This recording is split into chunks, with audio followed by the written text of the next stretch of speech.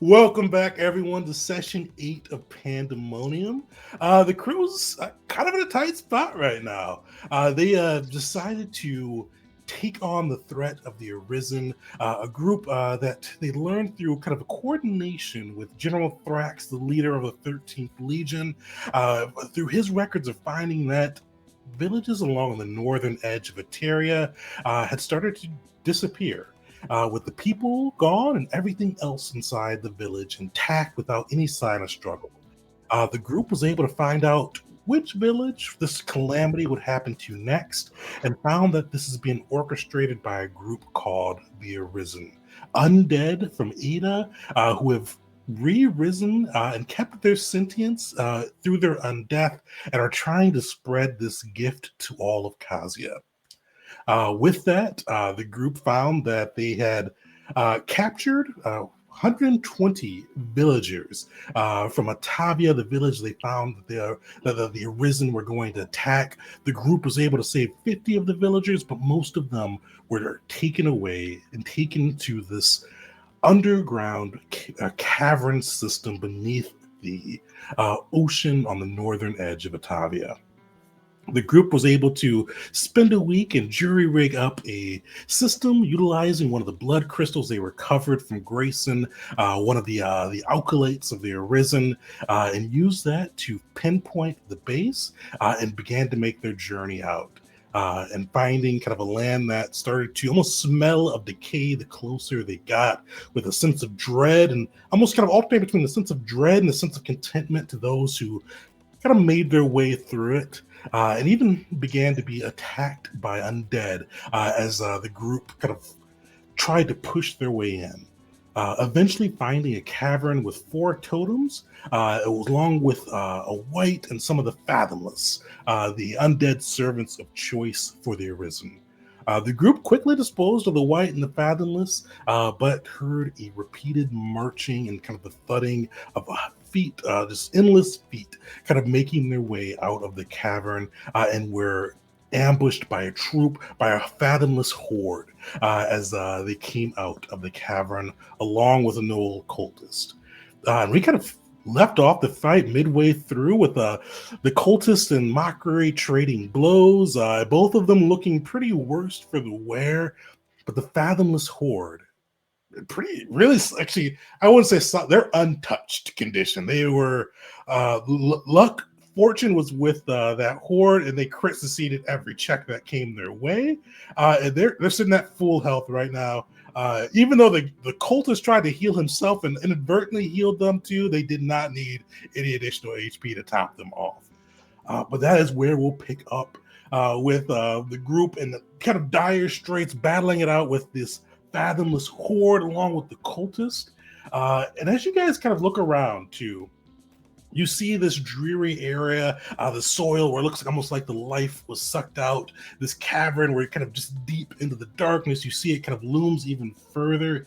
But one of the things that kind of catches your guys' eye as this battle commences, and we'll pick on Wisteria first, because Wisteria is actually going to be first to act on this side.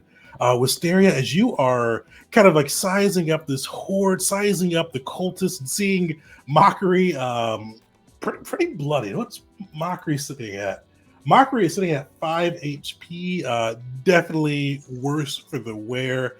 But as you see all of this and kind of all of this filtering through Wisteria's analytical mind, one of the things that catches your eye is you see above a flock of white and citrine doves, kind of just flapping overhead, almost seeming like they're circling the area. You see kind of one in kind of the head of the dove pack even has a tattoo of a spider on one of its wings. Actually, kind of a tattoo of a spider that's kind of like joined on its wings. You kind of see it like as it flaps, it looks like the spider comes together and apart. And you see kind of these birds just circling above. But Wisteria, what do you do? All right. um, which of the pillars. We disabled the 2 pillars on the right, but not the 2 on the left. Is that correct? That's right. So you guys disabled the 2 on the right. So the pillar that was causing the Arisen's buzz, the bugs that they utilize to incapacitate towns, you disabled that one, as well as the one that produced contentment. The ones that produce fire, as well as fear, on the left side are still open. All right. So first off, Wisteria sees the situation that Mockery's put himself in, and not wants to help out there however she can. So first, she's gonna try to recall knowledge on the null. I think she tried once already, so it's probably gonna be the harder DC. But I'm gonna throw that down, and if I roll below a 10 or lower, I'm gonna use a hero point to roll it. All right. Let's see there. You said you've done it once before?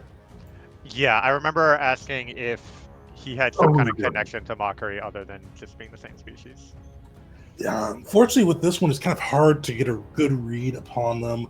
Unfortunately, they're not off guard. You see this creature just kind of twisted by whatever re-rose them from the dead, and it's really kind of hard to peg them down. Gotcha.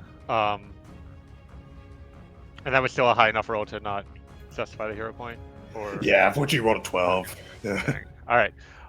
Well, regardless, I'm going to take a shot. All right. And this guy's all death's door. A solid hit could take him down. And that will hit. There's a hit. Come on, damage. Get him. Pretty good. You still hang on? Finish him. Nice. Mockery and him are having this like back and forth about like, what are you gonna do? Are you a coward or are you gonna fight on? And as like mid conversation, just a arrow pierces in it like through the Knoll's mouth, and he collapses back. And I just kind of shout out like, Mockery, you couldn't take care of that yourself?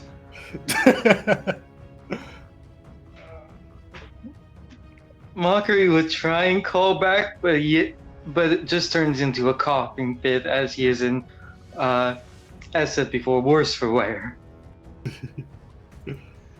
And for my last action, I'm going to start moving towards...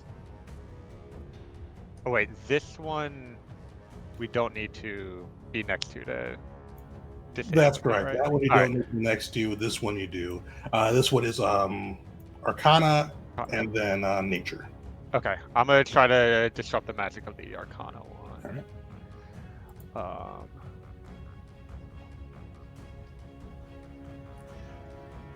That's the 20. Yeah, you and how does Wisteria go about that? You kind of see arcane runes and sigil across the totem kind of rising towards the sky. What do you do to disrupt them? So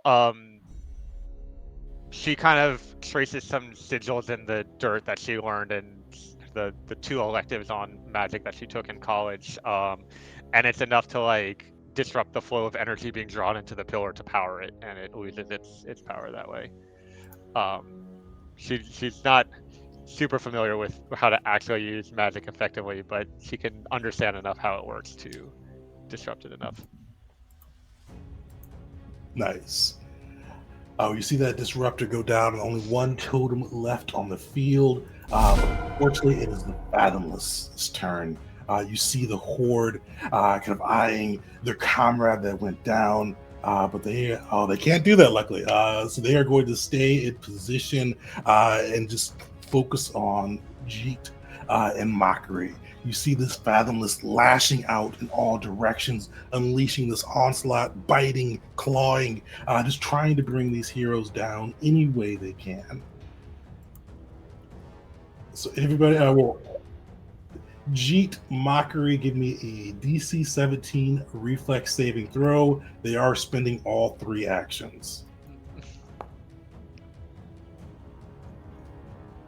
Mockery, you'll succeed. I was about to say, did you say 17? And then you said I succeeded. Okay, I'll take it. I'll hero point that. I'll definitely hero point that. Hero point. Because if I don't succeed on this one, I will fall, I think. Oh! It's a bad hero point. It went from a 2 to a 1. Well, luckily, when we play with the variant rule where your hero point can't put you in the worst position, so you're good on that. Oh, I don't think I knew that until just now. I'll take the failure. Oh yeah, you see them lashing out. Just unfortunately, either way. So yeah, Mockery, you passed, but unfortunately, it's still enough to put you down because it's a basic reflex. So half damage, and with your 5 health, puts you down to the ground. Oh shit! You guys see kind of just clawing through, and they bring Mockery to the ground, knocking him unconscious. Oh, I had 14 hit points, so still up. You know the noise whenever a dog gets like hit by something? That little whimper? That'd be what comes out of Mockery. All right.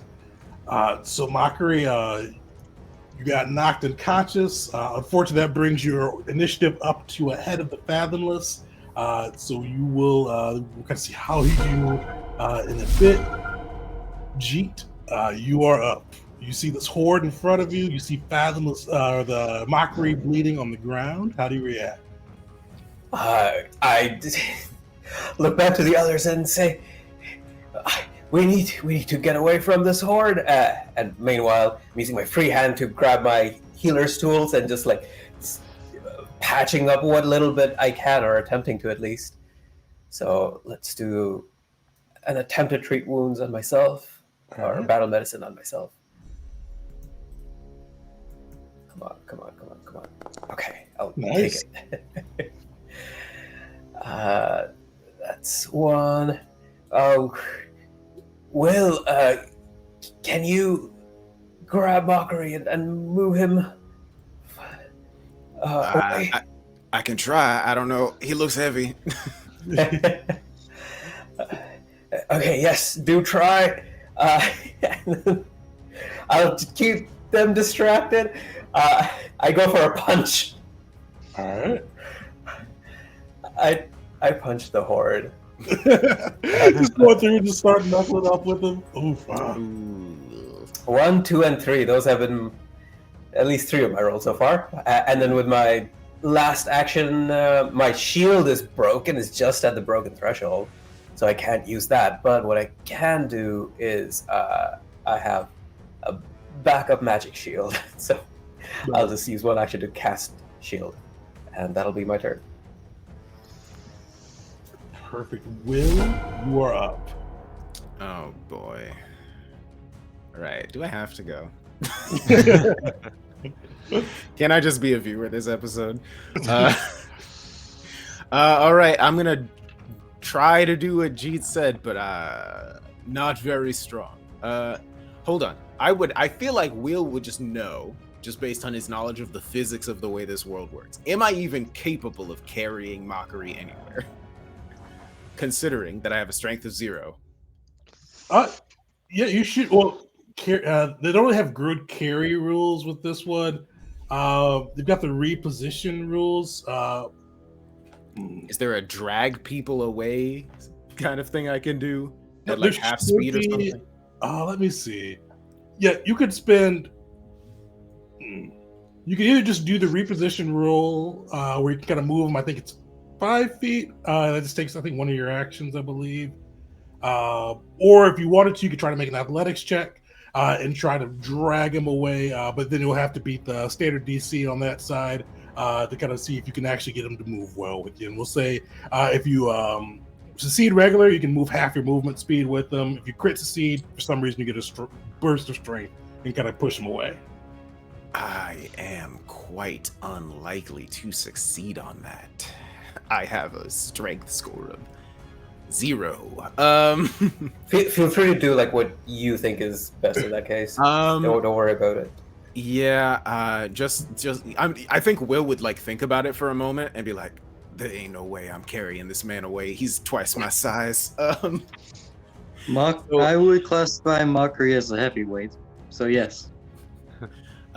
So instead, Will is gonna unleash a spell that I think you guys cast while I was gone, but I've never cast. I'm gonna cast Inner Radiance Torrent Nice. on these dang zombies. An NPC cast it on us while you were gone. Oh, see, I saw it in the thing and I assumed it was coming from me. All right, so I am going to cast it using 2 actions because I don't need to increase the range. All right.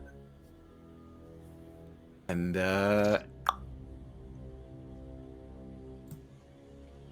I think they just need to roll a basic reflex save. And I'm going to roll the damage. I am no longer unleashing my psyche, so... He finally failed one. Yeah. All right. Not amazing damage, but not bad. 9 damage. How does that look as you unleash that radius? So this actually is the first time Will has cast this spell.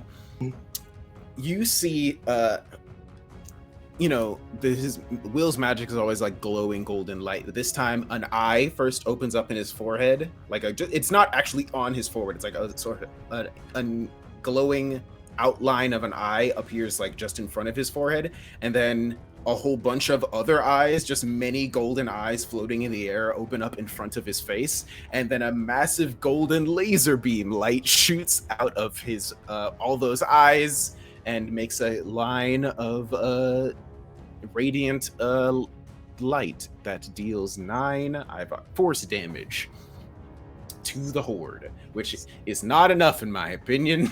I need more damage. I'm not saying the spell is bad, but right now we needed more damage. Well, that's the first hit it's taken throughout this whole combat. You see that light burning through, just dropping some of the horde as they try to kind of fight against it, but come crumbling to the ground. And also, too, as you guys kind of see, you all see kind of those same kind of swirling mass of doves with these white and citrine feathers kind of just floating around or kind of flapping their wings, kind of coming lower and lower. And you hear you almost hear, but more feel a voice. Kind of just almost not even just echoing through your head. It feels like it's through your heart, your head, through the air around you. And you hear it go, "This is not as I've foreseen." And you see kind of that swirling mass of doves kind of start to kind of almost twist her up a bit. And you see start to see like crackling of energy between these doves. You see the one with the spider kind of almost tattooed upon its wings, glows brightly. You see a familiar face get hurled out of this mass. It's not gentle at all. You see Bear first come bashing through, and then you see followed quickly by Belric, just chucked through, like somebody vacuumed them up and just dropped them out. But you see them both just appear upon the battlefield. Reminded me how high up that was. How far is he falling? Luckily, it's not a gentle fall, but it's not enough to injure him. It's definitely somebody that brought him, wanted him to be there and not hurt, but didn't really care if it was a comfortable journey, if that makes sense.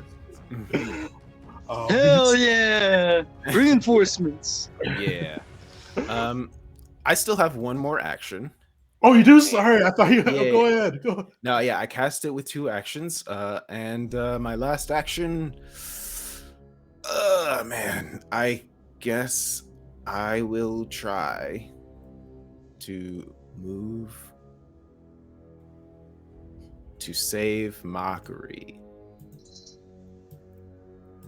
I need to select myself and not be on the measure tool. I'm going to rush over and just prepare to maybe hopefully grab him next turn, now that I've blasted these zombies with a blast. All right, that's my turn. Perfect. Belric, roll us initiative. And yeah, so you're still on your journey towards Erda, the Docent Federation.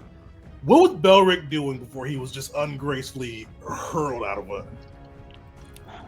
a? I would imagine he would be sailing on a ship and maybe either doing like a mundane task or enjoying like a drink at the end of the day. So I don't know what time of day it is, but I think that would be kind of the one. If it's night, closer to dusk, he'd be a beer or two deep. During the day, he would be very shocked because he'd be in the middle of like mopping the deck or something. Yeah, it's still like it's midday. So yeah, you probably still like kind of getting close to wrapping up your task, close to that beer at the end of the day. It's like a few more things, a few more areas of the deck to wipe, and you hear kind of like this. You see like a bird kind of swoop low at you, and like you try to bat it out of your face, but as soon as you try to bat it, like you just like 1 minute you're going to sunny boat, kind of just sun shining in your face, salt sea wind in your kind of just whipping past you. You swat at the bird, and all of a sudden you are falling through the air. You see your comrades around you. You see this horde of undead. You see mockery on the ground, but you're back in the fray.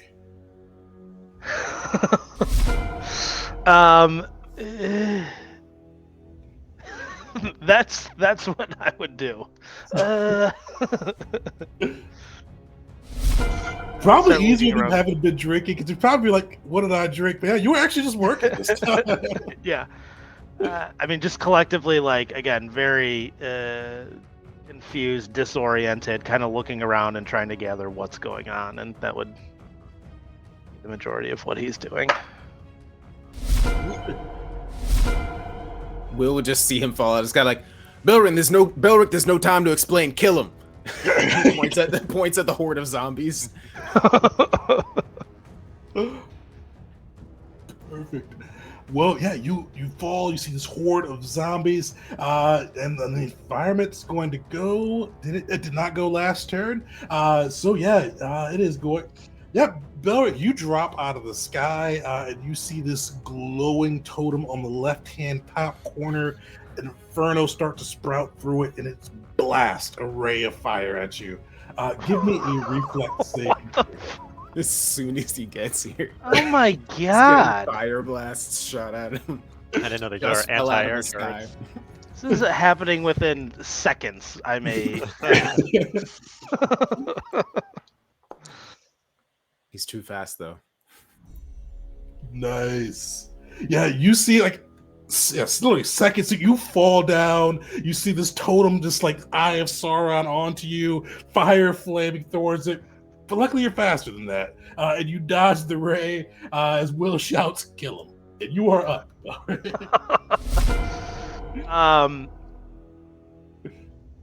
I literally need to take a turn, and I think I would like turn to oh my god, I took a week off or 2 weeks off and I'm forgetting things. I would turn to Wisteria, who's the closest to me. Mhm. And I'd be like, I don't know what the hell's going on, but tell me what to do. I mean, I'll probably start saying something like, we tracked the black and gold-eyed man here. We've already taken out 3 of the totems, just the one left. I'll take care of Mockery, don't worry about him. Shoot the zombies. Shoot the zombies. Okay. I will shoot the zombies. So I am going to shoot. I Yeah, need you to said take that. an action. I'll take an action to draw my bow, and then I will take my other action, my final action, to fire the bow at the zombies. Fathomless horde. Yeah. You still have you just use 1 action to draw your bow, so you still got 2 left. Okay. Right. Sorry, I gotta pull my sheet. The first Going action to- was Yeah, I said. Yeah, is it an action to ask Listeria what was going on? Oh no, that's talking's a free action. Okay, Unless you cool. get like crazy with it, but that wasn't crazy. All right. Cool. Spends Alright. the first action screaming. What the fuck? All right. Well, if that's the case, then I will spend my first action to cast. What is my Hunter's Mark thing called? Hunter's Edge. All right. Is that what it is? Or Hunt Prey? Sorry. What is it? Yes. Hunt Prey.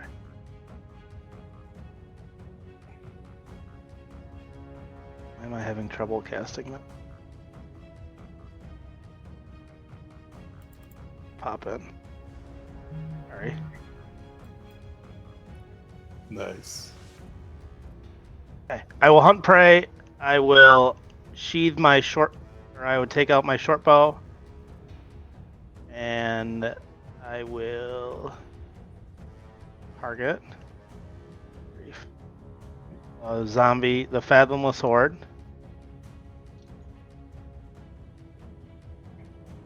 Strike. Nice. That'll hit.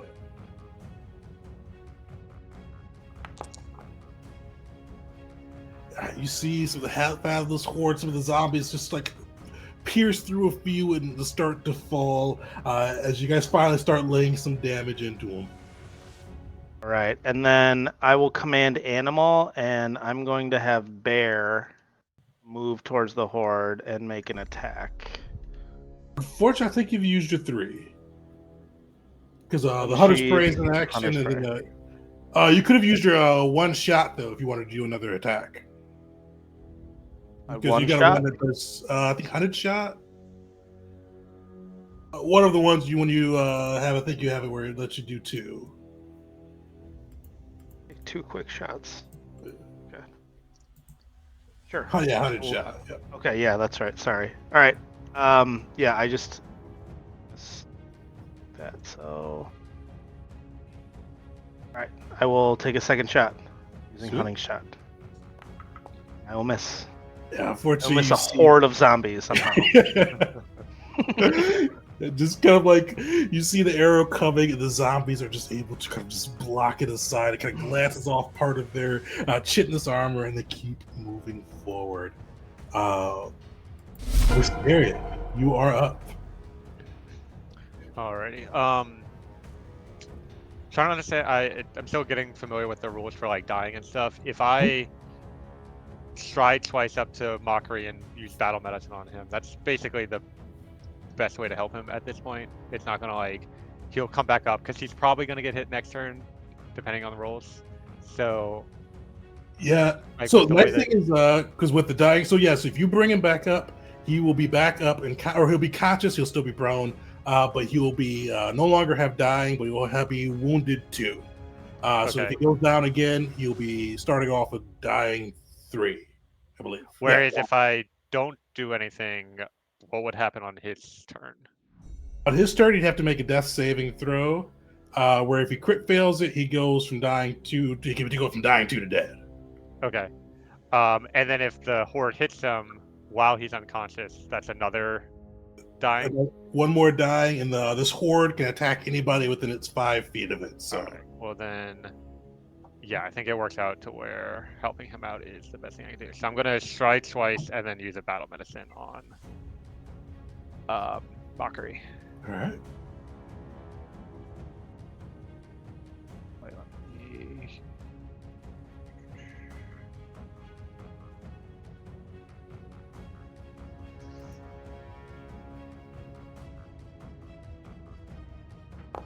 A 20. Solid. How's that look as you're patching up Mockery? She just runs over and says, "Look, Mockery, you're gonna make it through this. We are gonna learn so much from this battle. We've identified so many key weaknesses that need to be addressed, and next time this isn't gonna happen." So Mockery gets 8 hit points back. Perfect. Mockery. Yeah, you kind of come back in consciousness again. This time you see Wisteria kind of standing over you. You're pretty bladdered and bloodied, but you are back conscious. You are prone as well. And you saw the cultist die before you went out. What do? He will stand. All right. Crack his neck, look to Asteria. I thank you. I'll try and be a bit more careful next time. Now, And he charges the horde and he starts swinging. All right. Are you using one action to swing or both? Only one. He definitely wants to take a swing and then get out of there. That's probably a good idea. Good call. Oof. Hero point. Yeah, you You want to use rolled your a- hero point? You missed. Point. All right.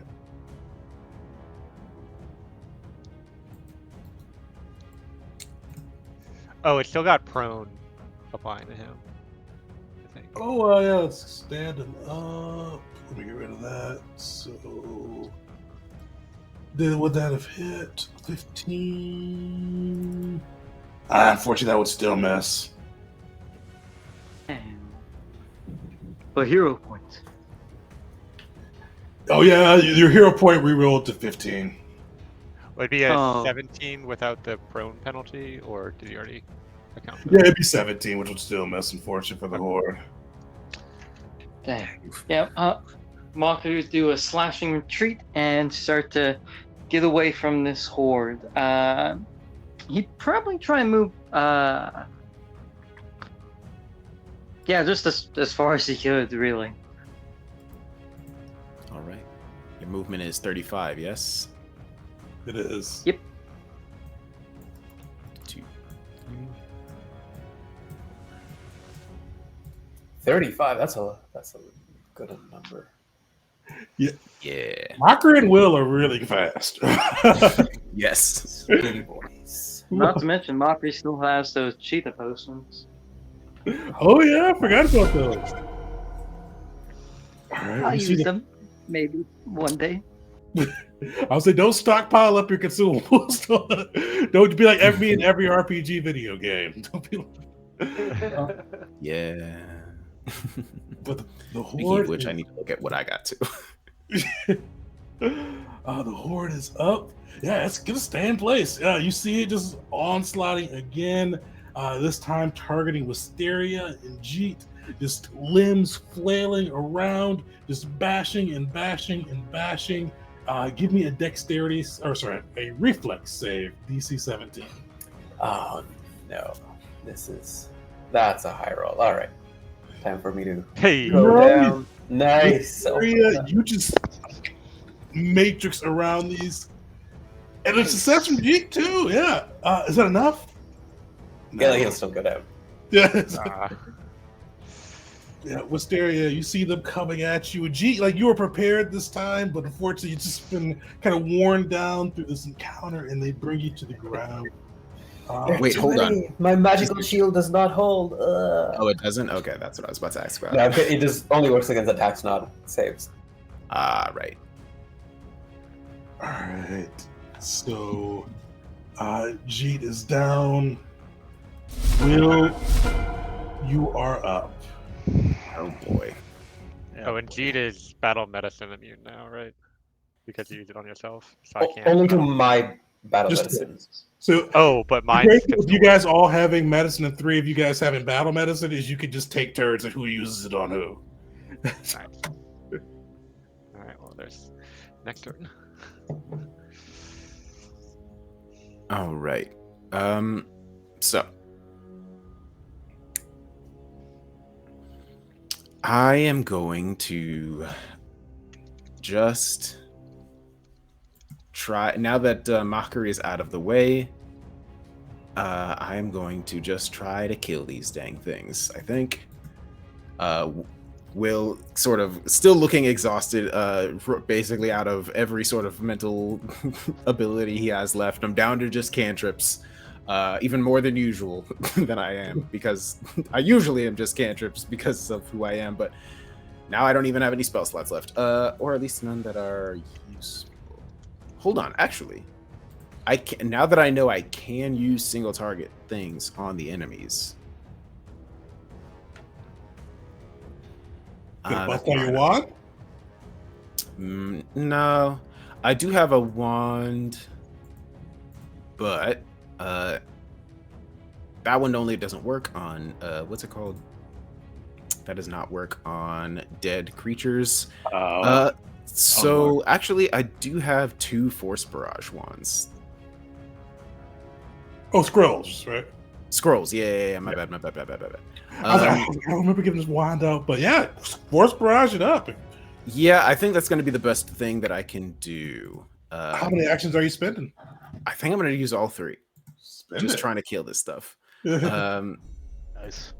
Just checking one thing to make sure that, just making sure that my own cantrip wouldn't be better. This would be 2d8 versus 3d4. +3. Oh yes, okay. So the Force Barrage would be better. So I'm gonna cast Force Barrage.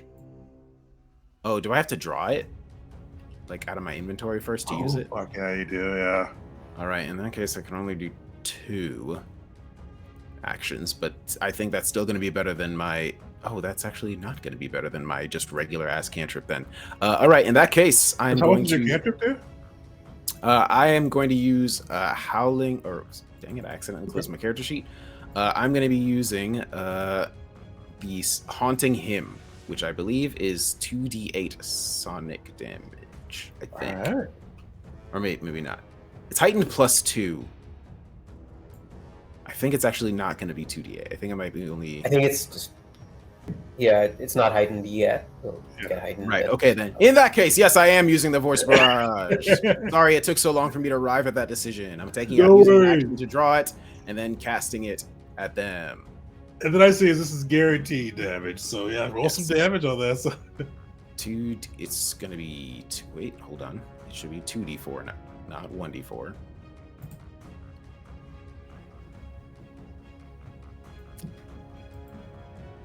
I don't know why it's only letting me do 2d4. Sorry, 1d4.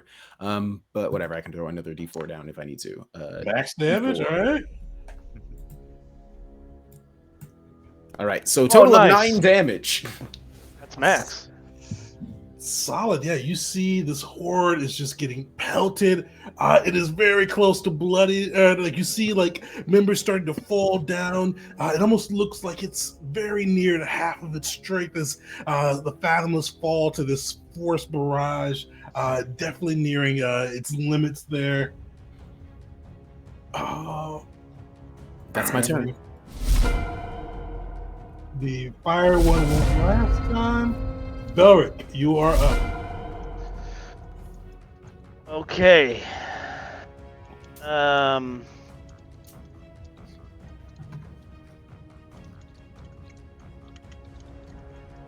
Who went down? Nobody's. Oh, Jeet's down. Sorry. Jeet's down, and Jeet's down in front of me, correct? Yeah. Right up here. Okay. I can help out Cheat on my turn if you want to focus on the horde. Okay. I'm fine to do that.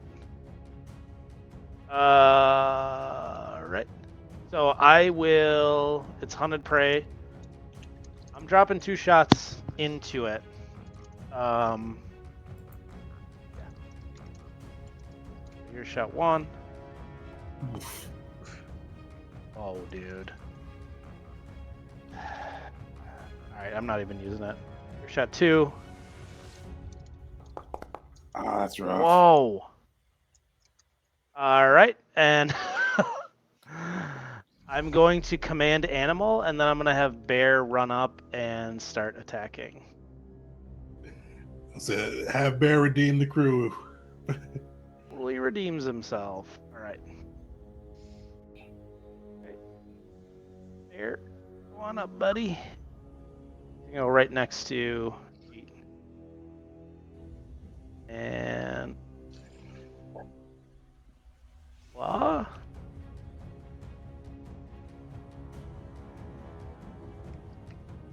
Right. Jaws. He's jawsing. Nice, on a hit. Finally. I don't know if this is Something about that seems wrong. Well, that's right. All right, cool. 9 damage. That's my turn. Sweet. So you bite into the bear goes through, just gnawing through kind of legions of these fathomless, and you do see like the horde starts to shrink. Like it is bloodied, and you see like it starts to get smaller. And I don't know if there's a foundry way to do this. We'll just do it this way. So you see it just shrink. The horde just start to fall back as you guys just shoot, and blast your way through with arcane might. Wisteria, you are up. All right, first I'm gonna do something that I haven't done yet that I'm excited for. I'm gonna smash some zombies with the reinforced stock on my crossbow that I recently Nice. acquired. Oh, nice. There we go. What a hit. A melee crossbow. Oh, max damage. Let's go. So that's 6, and then I'm going to stride over here and try to help shoot out.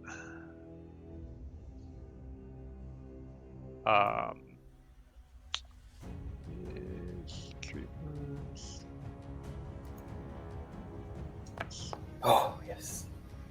Thank you. Tree Woods is going well for you guys today, yeah. I was prepared to use a hero point there if I needed it, but those are my reactions. And she just says, "Come on, Jeet, you've done enough healing. It's my turn to take care of you." Thank you, Wisteria. You see Wisteria hovering over you as she kind of brings you back to consciousness. But Mockery, you are up first. It will take you a stride action to get back in range, but you are able to get back in range. This horde is smaller. It is, for my usual terms, it is bloodied, but it has lost a lot of its members as you guys have started finally to be able to connect and unleash against it. Mockery will charge in. Did you say it'll only take one stride action? Yeah. Let me make sure. I think so. Let me make sure because you. Yeah. All right. So Mockery will he'll go into there. He'll swing with his greatsword, and I'll actually ask: would it be advisable for him to keep on swinging, or should he still get out of there? Well, you and Jeet both. Well, it depends. This is a gamble. You and Jeet both go before the Fathomless Horde. If you guys connect or both do some damage, yes. But if not, they'll probably put you and Jeet back down. Mockery trusts Jeet's capabilities. He sees an opportunity. He'll swing once with his greatsword, and rather than swinging with his greatsword again, he'll actually attack with his tail, which has the agile trait. Well, that would be good. Will Unfortunately, the agile trait still? Oh, it's already factoring. Cool. A little less damage, but a better chance to hit. And no, greatsword miss. both. Yeah, they both missed. missed. Yeah. Oh, Why is he able to? How are these guys so hard to That hit? It's a happened. horde.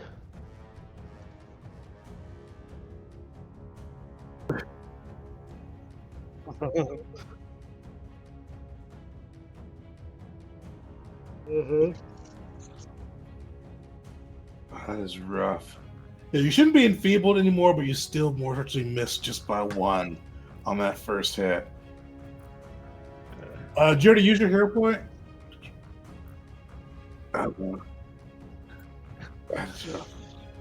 Okay. looks at this. How does it look? The missing. How does that look? How does this horde look right now? These are zombies, so like even like you're just kind of like hitting pieces of the armor, taking chunks off their flesh, but not like essential chunks, and they are just like still pressing forward, soulless black eyes looking back at you. We're going to need more firepower. And now be Mockery's turn. All right, Jeet, there is pressure upon you now, These guys are pretty. I mean, it'd be a good attack, but you could, depending on how this goes, you could potentially put them down. But it's gonna take some decent damage. What do you think, G? I think G plays more defensively and with a little more discipline. So he will first action stand up. Second action attempt to punch the horde again.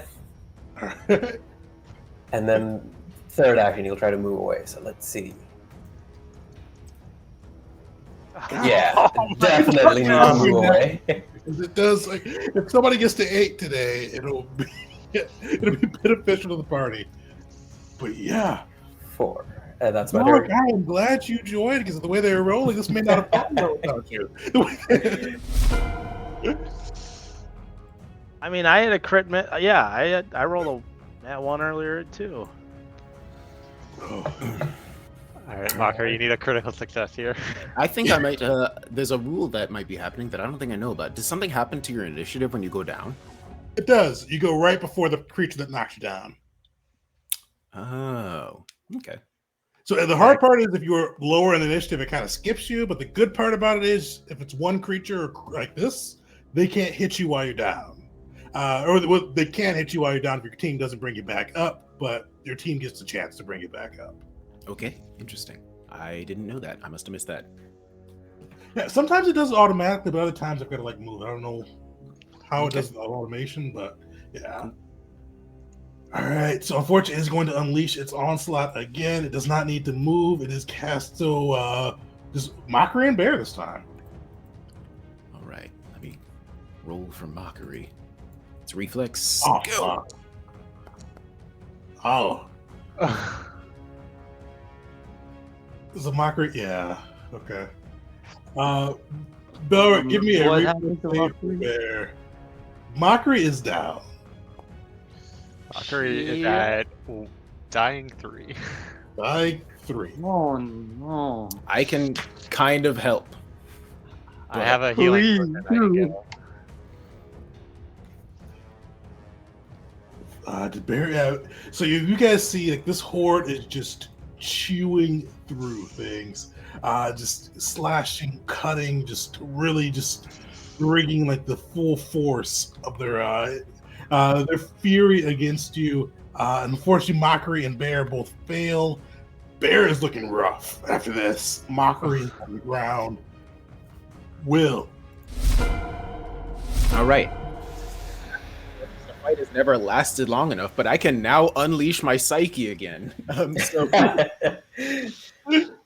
both seeing Mockery go down again, you just see again, you just hear the sound of a distant bell. The golden light shoots out of Will's forehead, and you just hear Rashanael's voice say, "It is not yet your time, creature." And I'm going to use unleashing my psyche. I've never done this twice in a single combat before. And I'm going to use my first action to use Restore the Mind on Mockery. So he is going to regain 8 hit points. It's not amazing, but it's something. Can you do that while I continue doing my turn? Because I just remembered that I have his character sheet. And then I'm going to use... let's see. Let's do... I feel like an AoE spell is probably best, right? There's not some special rule I don't know about that. Oh, no, yeah, AoE is probably the better way to go with these guys. All right, so I'm going to use Haunting Him again. And it's during the Unleashed Psyche mode. Okay. So it does a little extra damage.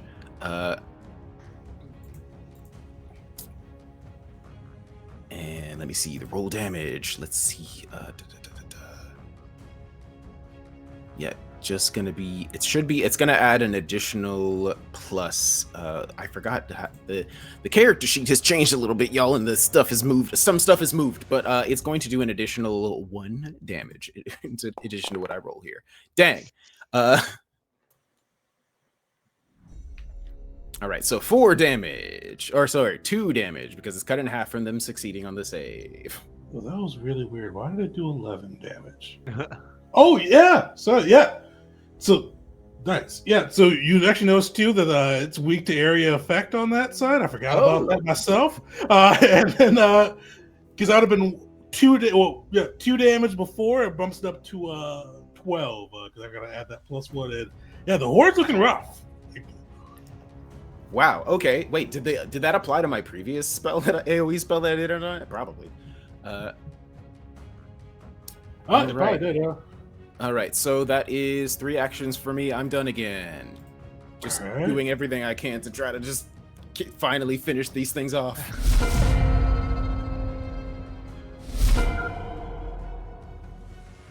Yeah. So it is a start for that. Yeah, you see the last remaining totem light up. It will this time. It targets you. You see the flames, the stoke, and you see the torrent of fire arc towards you. You know, I'll take it. It's fine. So you see it burn into you for 5 fire damage. All right. All right. Belric, you are up. Can you bring it home for the crew? Finish. Finish it. Who went down? Should I not help who went down and just fire away? Mockery's back up again. Mockery's back up. Jeet's up and he moved back. So yeah, nobody's on the ground. Nobody's dying. Let's go, dude. All right, I am going to. Hunted Prey's already on. I got the short bow out. I'm gonna use Hunted Shot. So that means my first action is gonna be 2 attacks. Yep. Okay. That'll hit. Oh, Nice. Sorry, I rolled 2 there. But, Both of it. damage 1. Jeez. Damage 2. Nice. Nice. Finish him. Finish this. Like you see these fathomless horde. They are like ichor dripping out from their wounds as you all have unleashed upon them. Just a few are still standing and continue this fight. Belric, how do you put them down? Yeah, I mean, I'm far away, but I'm just like, I'm Legolas in this. Like, I'm shooting a bow, maybe it's going through one guy's head and like getting another guy in the chest, and then I strike the other bow and it hits 2 guys, and yeah, the horde is down from there. Solid. You guys bring these guys down. And you finally get a moment to breathe. You see, and even this air is kind of filled with just like the smell of corpses and just decay. It probably is good to take a full breath and see all of your comrades battered, bruised, bloodied, but standing and conscious after this onslaught that went through. Yeah. What do you all do next after all this has gone through? A quick question: is Wisteria missing any hit points? 7. Okay, So not too much. I can use before my Unleash Psyche goes away. I can use the heal one more time, but everybody else is immune to it. So you gain 8 hit points. Yay! Thank you. I feel like Wisteria is just like looking fine. Like, why are you guys breathing so hard? All right, and then the sort of the golden light goes out again, and Will is again stupefied. His nose is bleeding at this point. Like, this is not good for him to be doing this multiple times in a row. Wisteria is definitely nervous about something else coming out of that cave. She doesn't know. I mean, we haven't found the black and gold guy's name. Whose name I have? Zorin. That was it. So we haven't seen Zorin yet, and she's nervous about them sending more out. So immediately she's going to start using battle medicine on those who have not yet gotten it. So she'll give it to Bear first because he's right there. I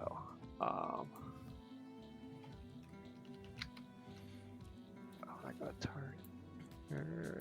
Okay.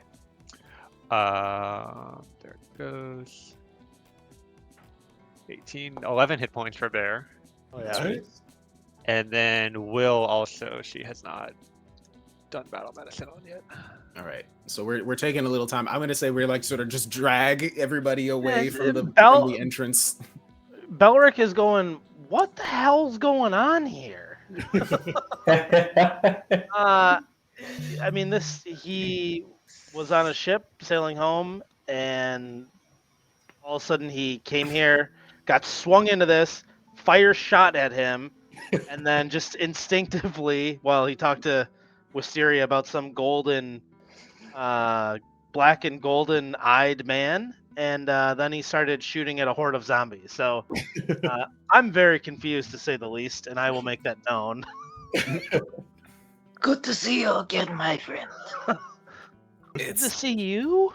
It's a long story. Oh wait, actually, this is definitely a kind of I don't know. Yeah, I have a weird spell that I'm literally never gonna use. Okay, what But is it is a spell slot. It's like never. It's a bad spell, but I get it for free. Like it's Mind Link. I can have the equivalent of a 10-minute conversation in one action. By mind, so I could use a first level spell to explain the whole situation to Belric. Is that worth it?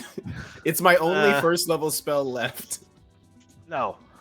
That doesn't feel. It's almost never gonna be worth it. You have exposition magic? Dynamic moment just to like catch up for like, like bust It out would be now, really never cool, gets- but I feel like we're gonna be charging into this place, and I want to have at least a spell left. Sure. So I'm gonna save it. I'm still reeling from the fact Will has exposition magic. I can cast exposition to give you 10 minutes worth of information in one action, but it's like a whole spell slot to do that, and it's absolutely not worth it. Does it have range? I have to be touching them. I was like, if they have range, it could be like a good, like if you're like planning on ambushes somebody, like the other person didn't know, you'd be like, hey, we're gonna do some crazy shit, but yeah, you gotta touch them. Do we need to take down this other pillar, this random fire pillar? Oh that's yeah, sitting we over probably here? should. That's absolutely true. With time and outside of like the rigors of combat, you guys are able to easily just like kind of disrupt the final pillar. But yeah, so what are you guys doing? So you guys do have time. I'll explain the rest rules. I mean, I know you guys do some battle medicine on that, depending on who's done battle medicine on who. You could use some of the rest or the 10-minute rest rules and stack those up for additional healing. Yeah, we definitely need to move away from the entrance of this and just like try to find an alcove to hide in and take a rest real quick. Yep. So I'll do battle medicine on everyone one round, and then I'll do 10-minute on myself just to heal. Will gets 22 hit points because I crit on my battle medicine. Sweet. Nice. I'm back at max. Yeah. All right, this first one is going to Mockery. Cool, 9 for Mockery. Then Wisteria, you're at full? I'm at full. Will, you're at full? Yep. Belric, you're full? I'm full. Bear needs a little bit, but let's do it. Let's do battle medicine on 8. Bear. Oh, nice. 13 for Bear. Fantastic. And then I'll do some treat wounds on myself. I can also treat anyone's wounds or do battle medicine too if needed. I think Alright, Mockery, I think, needs some more HP, but He's still kind of low, but I don't know how many times in a row you can do it. Maybe oh no, yeah, because Belk didn't use it yet, so you can only use it once per person per the time period. I don't think Belk's used it on Mockery yet. Okay. Will is going to use this time to refocus. Fair.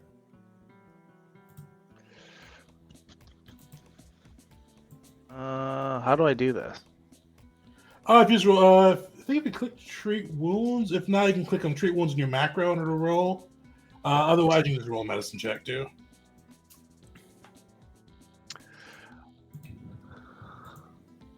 There it is. 7. You guys for are a Mockery. solid healing crew. I don't think anybody's failed a treat wounds check yet. I don't want to knock on wood. I don't want to jinx you all, but That was it. We're, that we're was pretty good at healing ourselves between fights. It's just we haven't really had any need to do that until now, really. All right, so how much time did that take total? so far it's just been 10 minutes as you guys have kind of went through 10 minutes, and it was like what 6 seconds probably as you guys have kind of went through and did some quick patching. Will, you kind of refocus your psyche, get your own kind of commune with Rationale to get some more power through the relationship. What does everybody else do during that 10 minutes actually? So I Or can he heal himself, I think.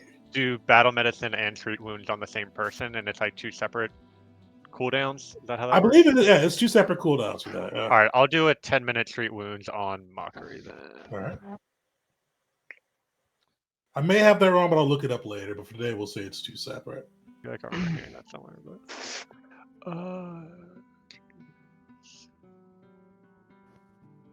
hey, 12 more points for Mockery.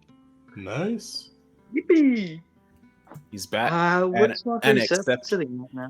He's now at 32 out of 41. Oh, that's Mockery has 41 hit points. Yep. Oh, and the nice thing too is if you Fake get king. somebody successfully restores your hit points with treat wounds, your dying is reduced, or your dying is reduced. So you've had, I think, 3 of them. So you're down. Or not down. You're out of dying or wounded, I should say. Nice.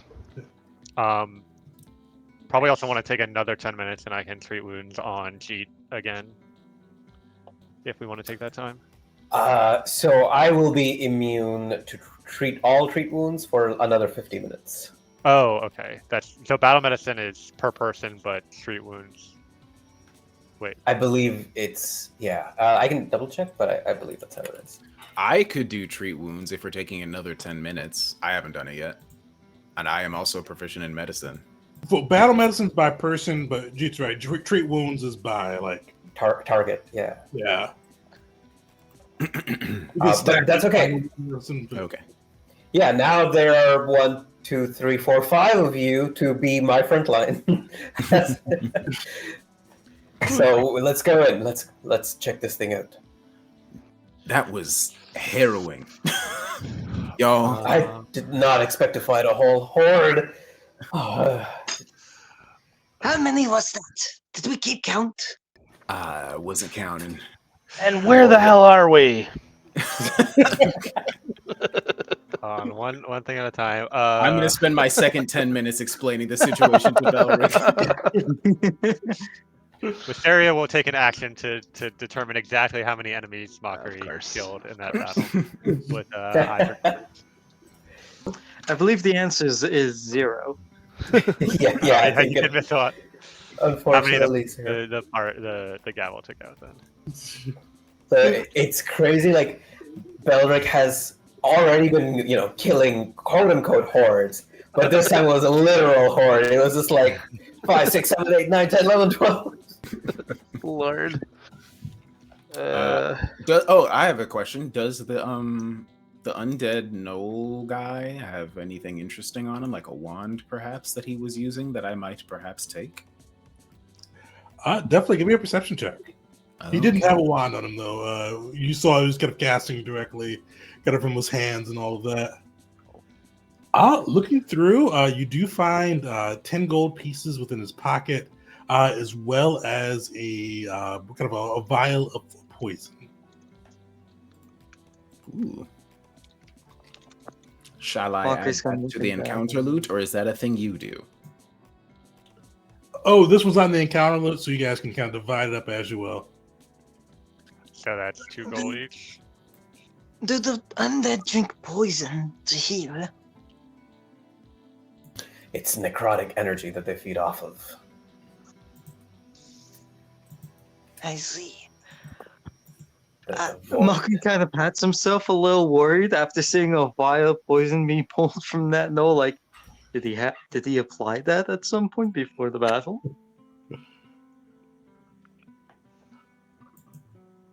All right, I will add 2 gold to my character sheet. All right. As much as I hate to say it, I'm simultaneously excited and terrified to be heading inside this place. But if that's what they're starting with, we got to be ready for more. Let's move. Well, before we head in, Gavel of Ivasera, I think we need to sit down for a moment and take a retrospective on what just happened. We need to analyze why that fight went so poorly and what we can do to prevent such a thing from happening in the future.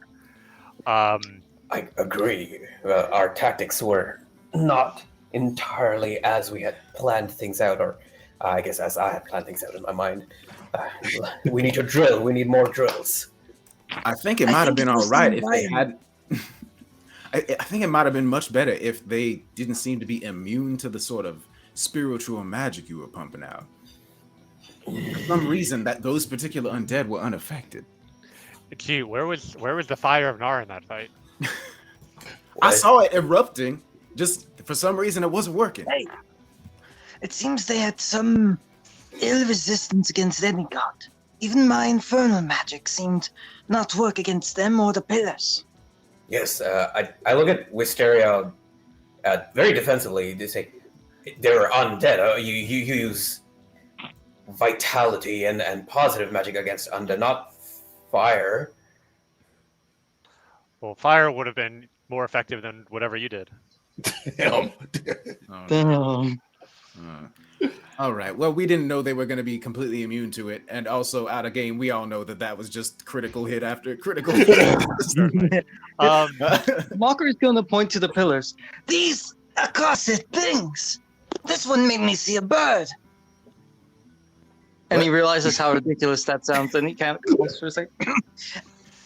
These Yes. things, I believe, had much to do with our lack of cohesion as well. They played upon our minds, sent fire out after fire. So that's why you ran away at the start of the fight. It made me see you all die.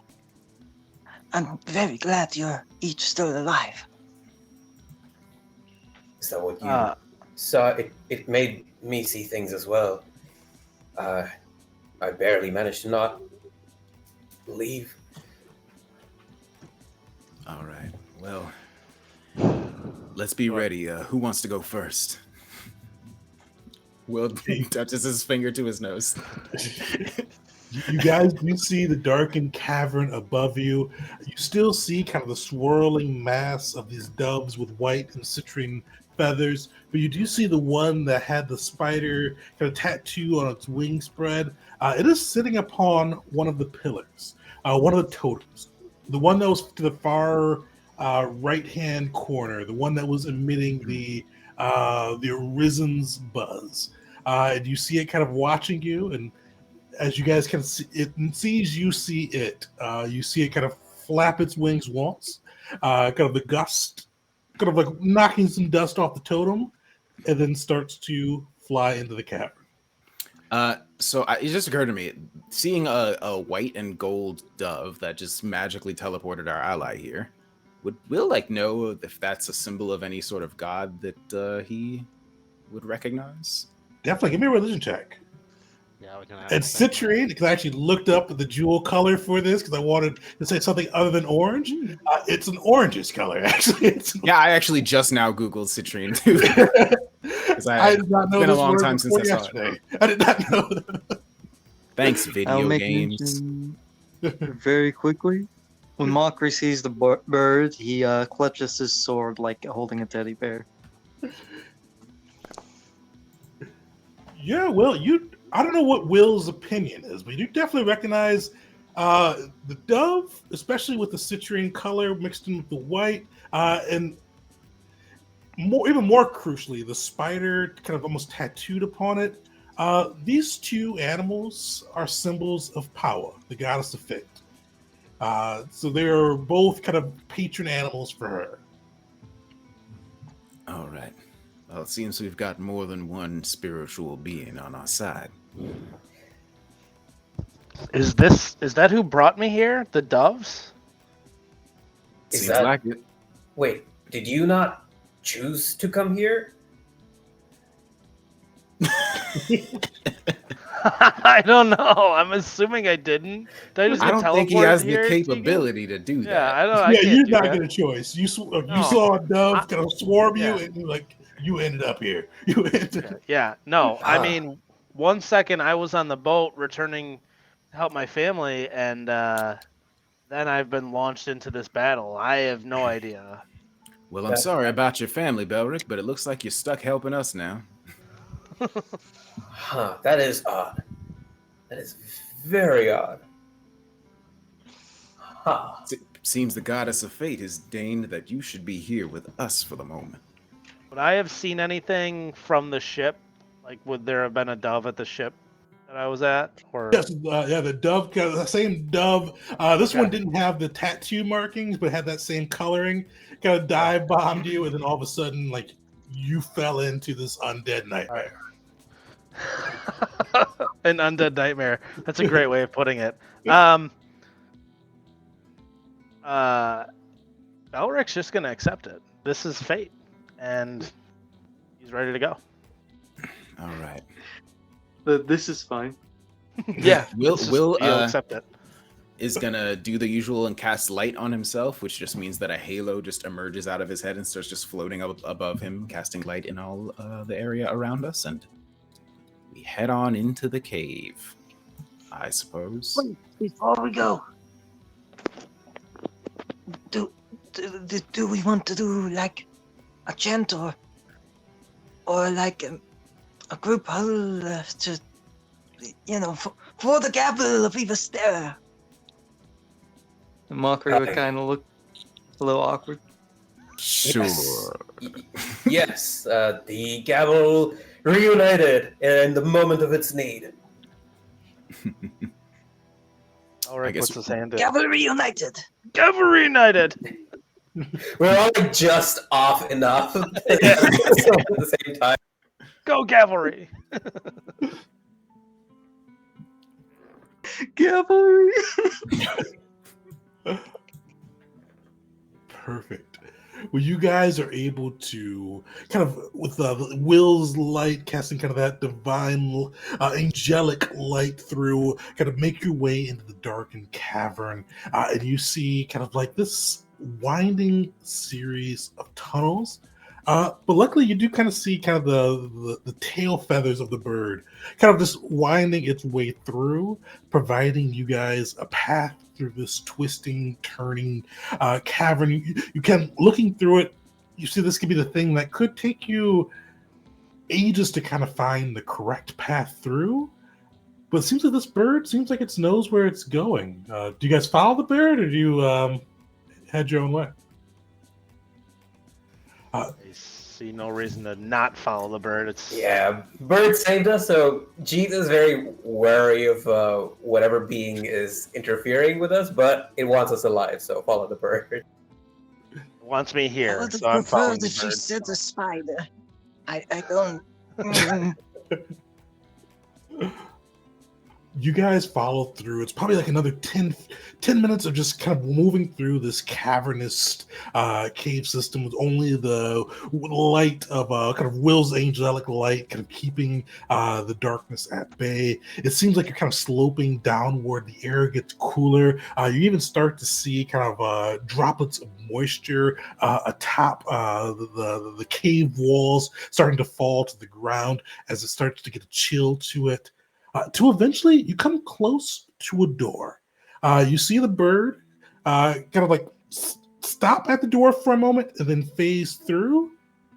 But before you guys can open the door, you do see an image appear in front of you. And this image, though, it's an image you've seen before. It's the image you guys came across during your brief conversation with Zarin outside of the cavern. You see him pop into existence, kind of able to see through him, but you do see him kind of popping in with his intricate staff, gold and crimson robes, and a gold and black eye. You see him holding his staff as he looks at you, and he goes, "I wish for this to be amicable. Harsh words were exchanged earlier. I feel like I may not have best explained the gift we are trying to give you. I Let us- think we get the gist of it. An eternity of undeath, correct? Yes? An eternity of life. You'll live forever. You'll never hunger. If you live upon the shores of Ada, you will never know fear. You'll never know true death. No hunger, no war, no disease. This is the gift the Endless wants to share with you. That all sounds This very sounds appealing, like the but worst possible thing.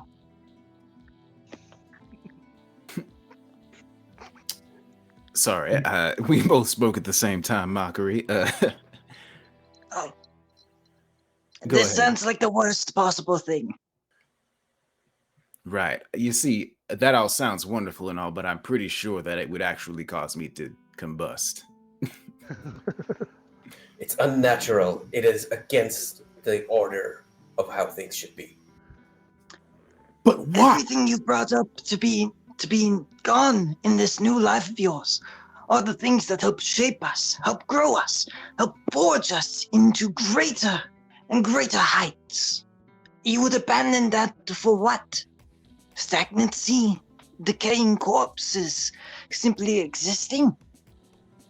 What life is there to live when you give up all that is life? You're letting the dogma of the gods cloud your vision. It's against the natural order because they willed it to be so. But we could be endless like them. It takes getting used to. But to live forever, to know we could bring true peace to the world. The Endless, he sees the cycle repeating. He sees war, chaos coming. He wants the world to be safe. We can Darn give it. that gift. If I take your gift, will you return all the villagers that you took from Ateria? Once they've been having the gift, they can do what they please. Are they given the choice of receiving the gift or not? Or is it being forced upon them? Forced isn't the right way to put it. People. Forced the is a gift word will with a very open your specific eyes meaning. to the Either. true existence. Forced is a word with a very specific meaning. It's quite simple. Either they're being forced or they're not, and that's what I'm looking to hear from you. Narrow-minded. We're trying to restore the world to what it could have been. Some people, yes, right, some people may be forced, but once they're forced, they see the true blessing of the gift and see what a world without the gods, where we are the Endless, where we live this forever, could be. But what does that life entail? What is there to live for? What is there to do?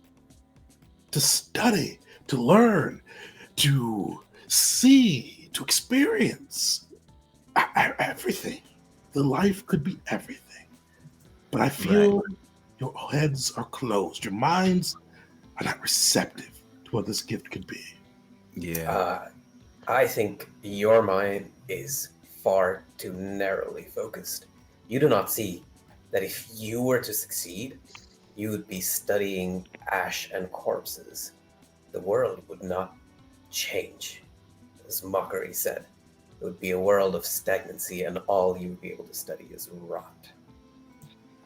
Plus, I'm pretty sure Thana would, like, completely destroy it, like, disintegrate everything on the planet if you were successful at that. Like, certainly Thana's going to have a problem with all of this. If you, the more successful you are, the more likely you are to attract her attention. And then once that happens, it's done. It's over. You get snapped out of existence. Jesus points with both his fingers at what Will is saying, like that. Unless it is that you have somehow found the way that you are confident you can deal with them, given you live in Ada, given the stories about it. Progress further if you want to see the shores of Ada here are true life.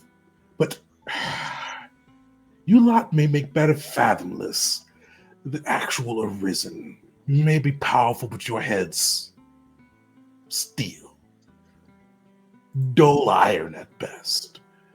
And you see he kind of waves his hand and he disappears. Well, I'm all for going in and killing more undead monsters, shall we? Not perhaps not today. Oh, Wisteria. She's kind of shaking her head and says, in another scenario, the idea of eternal life certainly has its benefits, but right now our objective is to retrieve those villagers so that we can earn the favor of General Thrax. So as long as that requires taking care of these Arisen, then I don't see any way we can get this gift. But things were different. I'd certainly investigate it and try to find out more about what it entails. Certainly, I'm all for it. Will's gonna stop in the middle of that sentence and look over at Jeet and stop well, right. Anyway, just not finish the sentence and try to change the subject. I thought Jeet's face and probably Rashadel in your head as well. Yeah, true. You're not considering pursuing this. If it were available, you're not considering becoming one of those undead, are you? Well, think about it from my perspective. For most of my life, the ruling of the gods has been mostly just oppression. So a way to usurp that, it has its appeals, but I'm almost certain it's a lot more complex than this fella seems to understand. There's no way he can just usurp the will of Thana and just completely ignore everything with no consequences. I mean, I would approach it like any other opportunity I've approached my entire life. Investigate all of the possibilities, determine what the likely outcomes are if I accept it or reject it, and see which of those paths leads to accomplishing the goals of my life. It was the same way when I went and recruited, different people for the gavel, and I, obviously there's some indications that there's some loss of free will involved in this transformation, and that would be a deal breaker for me. But if I can get a better understanding, and maybe that's not as strong as it seems, and I might have enough will to oppose it, these are all just possibilities that are potentially worth exploring, but not at the moment, not when we need to save those villagers so we can get our reputation stronger with General Thrax. Right. Whatever you may choose, I stand by each of you. For now, I think we should just make Sorry, go ahead. No. You go. Well, either way, I think we should probably give him as little time to prepare for our arrival as possible. Perfect. Well, you guys open through the next door, and you see. I'll throw it up. So you guys see this almost looks like a little laboratory in here. You see kind of alchemical equipment. You see it's kind of a 2-floor with kind of bookshelves and kind of alchemy equipment. But you see there's rows on the bottom floor filled almost like jail cells. And within them, 4 of them, you see 4 creatures that look like they're very close to being fathomless. You see they've got some of the scales and kind of this armor kind of across them. Their eyes are starting to turn black, but they have traces of humanity. But in the far 2 cells, you see 2 humans. And you see kind of one of them is wearing a tattered cloak. Looks like there's blood splashed across it. There's blood on his hands. He is like a low moan, but he is standing and he's kind of rattling the cages. You hear like, let me out. But you also notice that he has a pendant on his neck with a phoenix chasing a phoenix in a circle. And you guys will remember that as the symbol of the Reclaimers. Across from him, you also see another person imprisoned as well, another human. This is a dark-skinned man. He's got kind of what look like they were very nice robes. They look like they used to be ornate. You see a faded symbol for the University of Heka upon them, one of the premier magic universities within Kasia. And he is just sitting there he's like between like being bored and glaring daggers at the guy that just continues to just shout and plead for help. And just kind of just sitting there. But one of the things that probably catches your eye in the middle of the room, you see this ornate, like runic pattern.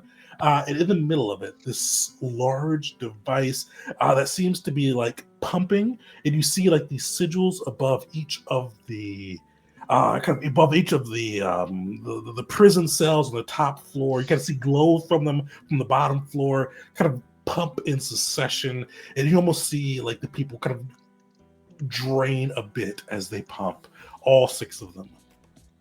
But actually, in sitting atop that device in the middle of the room, you do see kind of that same citrine and white dove. But before we get into that, we're gonna take a quick break. I'll come back 5 minutes later, kind of see how this all plays out for the crew. So yeah, everybody join us back 5 minutes, and we'll dive in. Welcome back, everyone, to part 2 of Pandemonium. The crew just found this almost eldritch alchemy lab. You see kind of rows and rows of prisons beneath, with 4 beings that look like they're near becoming fathomless. 2, though, one has these what used to be ornate black and blue robes with the kind of the symbol of the College of Heka, the kind of the magical university within the world of Kazia. He looks dirtied, battered, and very, very tired. But he seems his eyes look clear. His focus is there. But probably the one that catches your eye a little bit more, though, is you do see this man kind of rattling the cages, begging, like almost whimpering to be let out. Just like, let me out, please, please. And you see he is bloodied. Like he is, he looks like he may have been stabbed, cut. There's blood pooling on his robes. And he is wearing a symbol that you guys recognize as the Reclaimer's own, with a phoenix chasing a phoenix on it. And he is just pleading, let me out. He sees you guys come through the doors. He kind of rattles a little bit further. Please, please, you must, please. And there's nothing else? You're muted. Okay. Sorry. Wisteria whispers to the rest of the party, don't let either of them out until they tell us everything they know. I say don't let either of them, well, don't let the one with his Reclaimer symbol out at all. It looks like our enemies are also enemies of our enemies, but doesn't make them our friends. No, you have it wrong. Now, these Etarian brutes, they came, they just ran rapid, and I got away. And these undead, these monsters, they took me captive. I'm a victim. Please help, help. Leave this one to me. Oh boy. Mark is going to approach him. Sword resting on his shoulders. Do you know who I am? I don't. Here to Where help? are you from? You called them Etarian brutes. You're not from here. Where are you from? Cordinia. I came from Cordinia. But these men that I came come in, from Vessel. on their shields, and then they just bursted into my home, and then I barely made it out with my life. Mockery holds up a hand to try and stop him for a moment. I come from Vesenon. And what city did you come from? Vesenon too. And you actually see like he's got some tattoos kind of around his neck and arms. And you definitely recognize him. And Mockery has spent some time there. You recognize him as Vesenon prison tats. Serving time, I see. Got to see it pulled down. Not anymore. I mean, those old No, I myself was a thief back in Vesenon. Not a particularly good one by some people's standings, but I think I was good enough. That, you wears of pride. Why? And he points to the Reclaimer symbol, the phoenix chasing the phoenix. You see, he kind of looks at you and goes, Do you know what this is? Of course.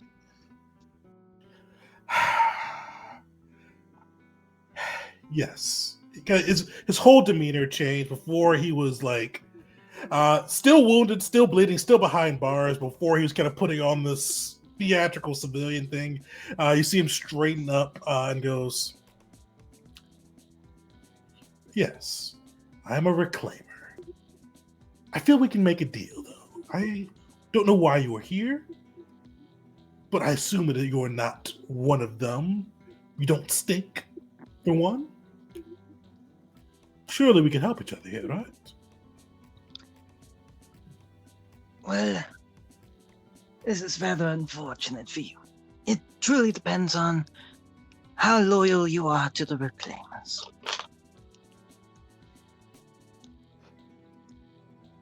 He waves his hand forward. Oh no, I want your answer first. Who are you to the Reclaimers? We could be friends of them, we could be foes of them. Answer truthfully. I am a mere servant of the Reclaimers. I wield some of their magics, but I follow orders. And you expect me to believe that, given the show you were putting on before? Someone of your capability, your acting skills, being a mere grunt. Oh, we all have our part to play.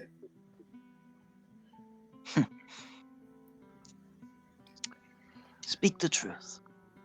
And you hear from the other jail cell, just like this snort, and it goes, "Bullshit." Guy was over here trying to boss the Arisen around and thought they would come with him to help take back his keep, as he called it. Thank you, my friend. Now back to you. Your keep, eh? Figure of speech. I live there. It's mine. Right? Do you not say my home? Actually, I usually don't. But that's neither here nor there. Wisteria, are we taking prisoners to Thrax? Well, it depends.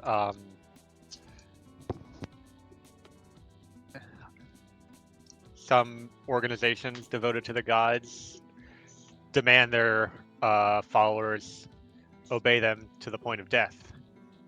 We won't have to do that here, will we? I say to the Reclaimer. You see, like, you pose that, and the mention of Thrax, he almost involuntarily flinches as he kind of just seems like he tries to straighten back up quickly, and he goes, "Do I need to be a prisoner? As I said, I feel we can come to some mutually beneficial agreement. I know where gold is stashed. I know a fair bit of magic I could trade. We just... Why involve those Tarian brutes? I mean, let's negotiate amongst us." Oh, we'll negotiate, but you're coming to this negotiation from a position where we have all the power. So I just want to make sure you understand that very clearly. Not to mention you've kind of muddied the water a little bit. You've already proven you are a liar and you will lie and say whatever you need to get ahead for a chance at freedom. So, better make whatever you say next count. Will, Mysteria, is all yours. So to be perfectly frank, you're not going to leave the jail cell without anything short of betraying the Reclaimers. You clearly have a lot of information about them, their locations, their plans. At a minimum, that's what it's going to take to get you out of the cell. Well, I could tell you what's left, or was our plan. We had glorious vision. We were utilizing the distraction with the Emperor being gone little helpful hints here and there, and we were using that to gather soul magic. And it was going so well until you see him spit that thrice cursed Thrax. He ran over one of our bases, and I gathered more of my followers to the last. And then he came, and I thought we could repel him. They were too much. And I escaped, and I tried to come and warn people that these undead were around, but they caught me, and here I am. Does it seem like he seems to kind of be implying that like the Reclaimers are done for, they're not a threat anymore. Do I get any sense that maybe he's like holding back, like maybe they have some kind of pocket resistance still somewhere that he might know about that he's trying to intentionally like play down or anything like that? Definitely give me a sense motive check. So this is for a secret perception check. All right.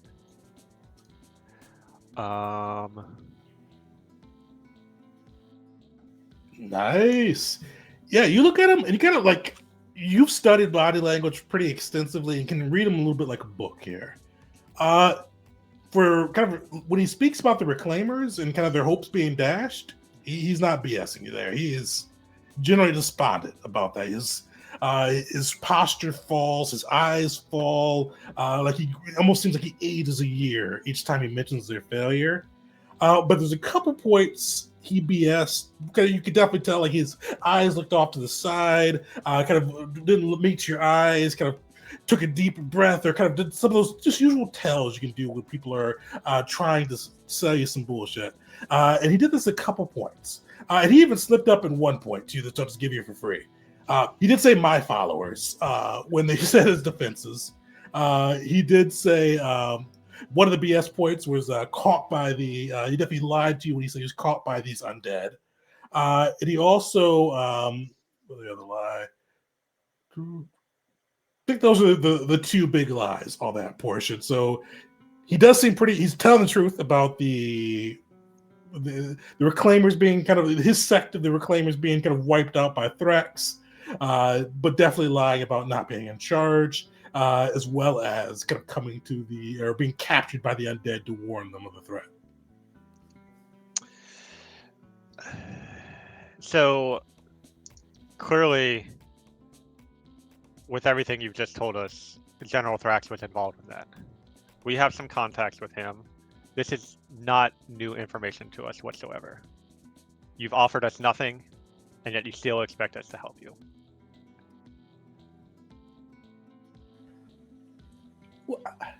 What do you need to know? I mean, I don't know how this general found us, but magic, gold, I can teach you how to. You see, points over to those creatures. I can teach you how to make one of those. Interesting that you know that. I've studied their processes. I've been captured. Sure. That actually could be somewhat helpful for learning how to dismantle them. Mm-hmm. Speaking of dismantling things, can I take a look around at all these arcane circles and whatnot and see if I can understand what all this is about? Definitely. Give me an Arcana check. Oh boy, I'm not good at that one. Maybe someone can help you though, or Yeah. I mean, souls and undeath. Hopefully, there's some religious aspect to it, so Right. I might try and help out from the religious side of things. Yeah, definitely give me a religion check to see if you can kind of aid him with this role. All right. I was hoping it was some sort of religious or occult magic, perhaps, but I guess I need to brush up on my soul magic. all right. Well, there's a 20 on every die. Let's see. Nice. Not a 20, but pretty near. Yeah, you take a look at this, and you're gonna hear Rashanael's voice in your head kind of like point out some of these pieces. He goes, dark, dark soul, and your own voice for Ashaniel, but basically she tells you this is dark soul magic. They are harvesting pretty much these people's souls, all 6 of them, right now. Turn it in. The fathomless are the end result, but you do see kind of like this inside that arcade machine. You do see kind of like floating energy within, and you do kind of guess this is probably some of that soul magic that has been gathered up like within this area. So it is happening right now. Yeah, when you guys walked in, you saw it like that machine pump. Those sigils flare up top, and each of them looks a little bit more tired, a little bit weaker. All right, getting distracted from the conversation a little bit by just like looking at all the glowing stuff. Will is gonna be like, y'all, it looks like there might be a bit of a time constraint on this. It seems to be currently draining the souls of these folks, so it seems like maybe we need to find a way to disrupt this machine quickly. As you say that, because the bird, this dove with kind of white and citrine feathers, was sitting atop the machine, you hear it kind of let out a caw. And as soon as it does that, you guys see, like, before, like, you saw the thing pumping, you saw the sigils flaring, you saw kind of like, even in the background, some of the arcane experiments kind of like just tweaking and buzzing and whirring. But the thing stops mid-pump. One of the arcane things that was dripping liquid stops with one of the liquids kind of frozen in place. Even the reclaimer that you guys were speaking to that was pleading for his life stops his mouth open, like kind of mid-plea. The other, kind of the one sitting before, freezes mid-place as well. Everything seems to have frozen in the moment. And you see this dove kind of fly into the air and then morph. And you see kind of like this radiant aura of like pure, like just orange citrine light kind of like dazzle the area. And you see a woman emerge from where before the bird stood.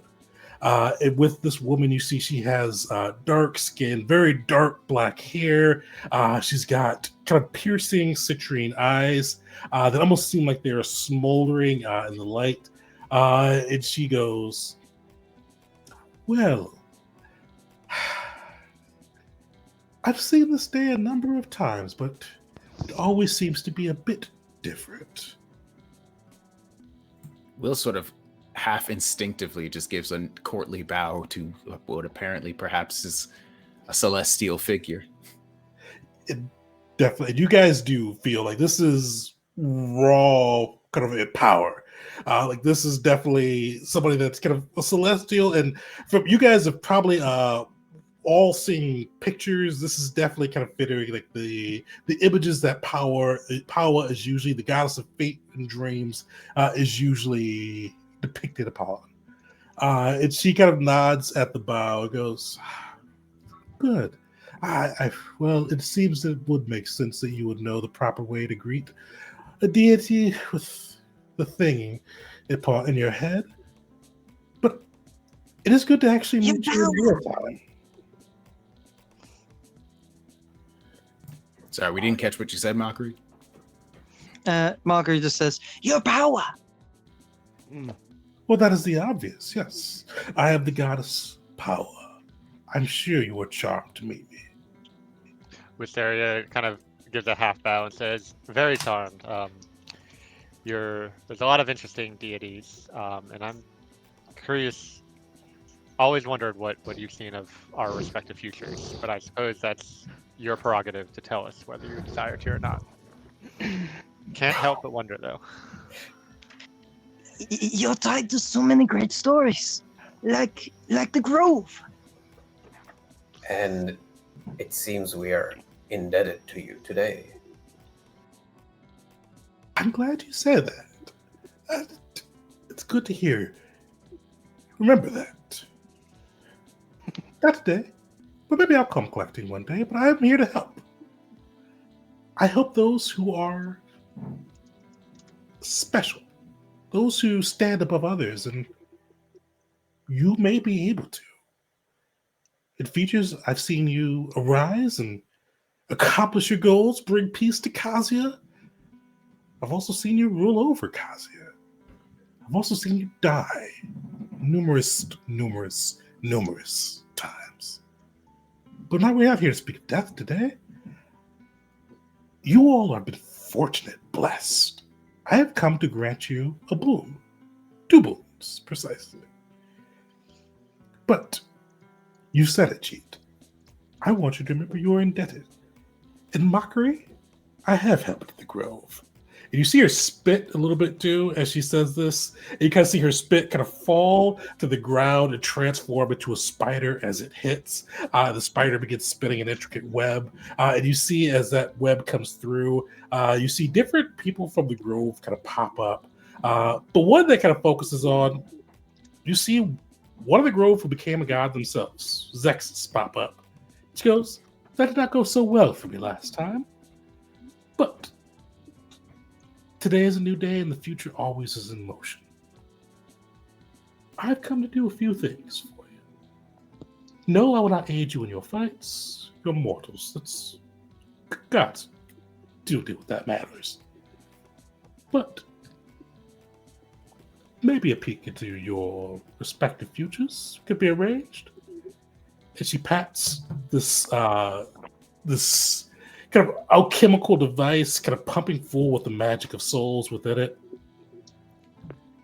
The souls, she kind of pointed to the 4 kind of near fathomless creatures, are nearly lost. And the souls they've gathered before from these creatures are truly lost. There's no way to reunite them. I can bring them to the afterlife, but I can also use some of the energy to bless you with a brand of magic I am known for. The magic of souls, the magic of bringing your own armaments into being. But Jeet, as you said it, you'll be indebted. I'm certainly curious. The best investments are always a sort of debt, and certainly investing with you seems wise. I have a question for you, Tegan.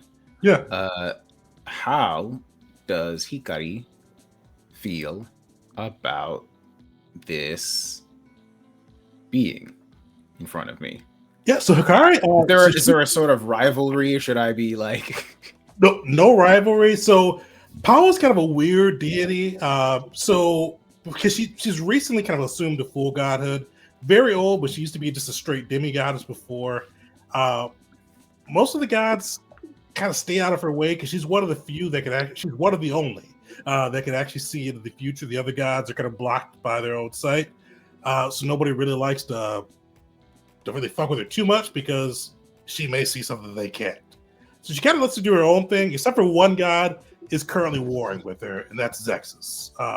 They're both trying to be the sole ruler of the astral plane, but right now they're in a war to both control it. Hikari doesn't really have probably doesn't not fond of her, but not hating her. Like it's more of a respect, or definitely it's a respectful relationship, but doesn't really like her. All right, then. Well, in that case, Will would probably just have a big old smile on his face that even he doesn't really understand. All right, and exactly what boon are you proposing that you would give us? The first is I'd like to unlock. I can provide you with, what do they call it? I think the real mortals call it soul seeds. I'd like to impart a bit of power upon you, or help you unleash your own power into being. And you see her kind of gesture towards this alchemical device, and you see it rupture in half, and you see kind of this magic twirl within it, and 5 orbs emerge from it and kind of hover right in front of you. And each of yours look a little bit different. Will, yours looks to be, it's glowing, but not with a radiant light. It almost feels like it has a feel of winning. It feels like hitting the lotto. It feels like playing a game of dice and hitting all 7s and 11s. It feels just like almost luck incarnate as yours kind of floats in front of you. G, yours kind of hovers in front of you, and you see flames kind of flickering off of it. You see, but it's not like wildfire. This isn't like uncontrolled flames. This is kind of that controlled burn, kind of purely like this is practical, just fully in control. This is when you feel your magic and your fire, kind of that fire touched within you, working just as you feel like. This is when you feel like you're at your best and can kind of command Nars magic, and you see that kind of floating in front of you, burning as well. Wisteria, yours comes up, and you kind of see it has like a shadowy hue. But one of the things you see is it kind of almost yours reforms itself, kind of almost every minute or so. One moment it looks like a shadowy rope. Another minute it looks like a knife. Another moment it looks like a jug. It kind of seems like it just keeps shaking, taking shape. And even as you think about different simple shapes, you kind of see it start to take that simple shape. Belric, yours, you kind of see the earth. You see like the earth that you grew up in, an earth of this dark, cavernous earth. But you also see bits of green and life kind of intertwined with it, kind of the raw like power of nature and the earth kind of showering through it. You can see that all kind of intertwining as you kind of take this in.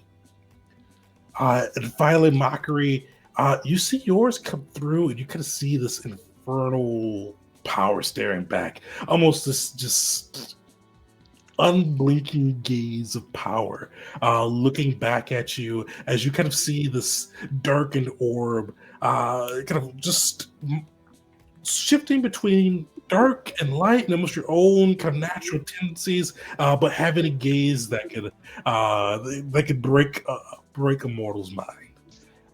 And you see all 5 of these kind of hovering in front of you as she goes, "These reflect yourselves. Using some of the power that these mortals left behind, I can give this to you." As I said, no cost right now, but one day maybe I'll call upon you, and you'll remember that this goddess has given you a boon. But this power is yours. As I said, I see you doing great things, and I favor exceptional people. You're above. You are the wheat from the chaff, the pearl from the oyster, and I wish to aid you in that. If I may, Gavin, taking the souls that are already lost, that I can tolerate, but these people here who are still withering as we speak, taking their souls, I have issue with that. Oh, and let me be clear. The power that I offer you here is from the souls that are already lost. Now, if you want additional power, we can add in those 4 pitiful creatures there too. I'd be happy to do so, but that power wouldn't be so clean. That power would both owe me a debt, a true debt, as well as there may be some lingering imprints upon your soul from these creatures' own proclivities. She's referring to the 4 fathomless? The 4 alive creatures, I think. The 4 people, we should say. All right. 2 of them were almost fathomless, and then 2 are not, right? Well, 4 of them are almost fathomless. Okay. The 2 on the other side are both, they're weary, they've been drained, but they're both still human. No, we do not wish. I do not wish to engage in dark soul magics. I do not wish to incur the wrath of Thana and leave breadcrumbs for Thana to come after me. Also, it would be wrong. So, we owe you a debt. And this clean flame that you offer, I am eager to embrace it, even if that increases my debt. What do the rest of you think?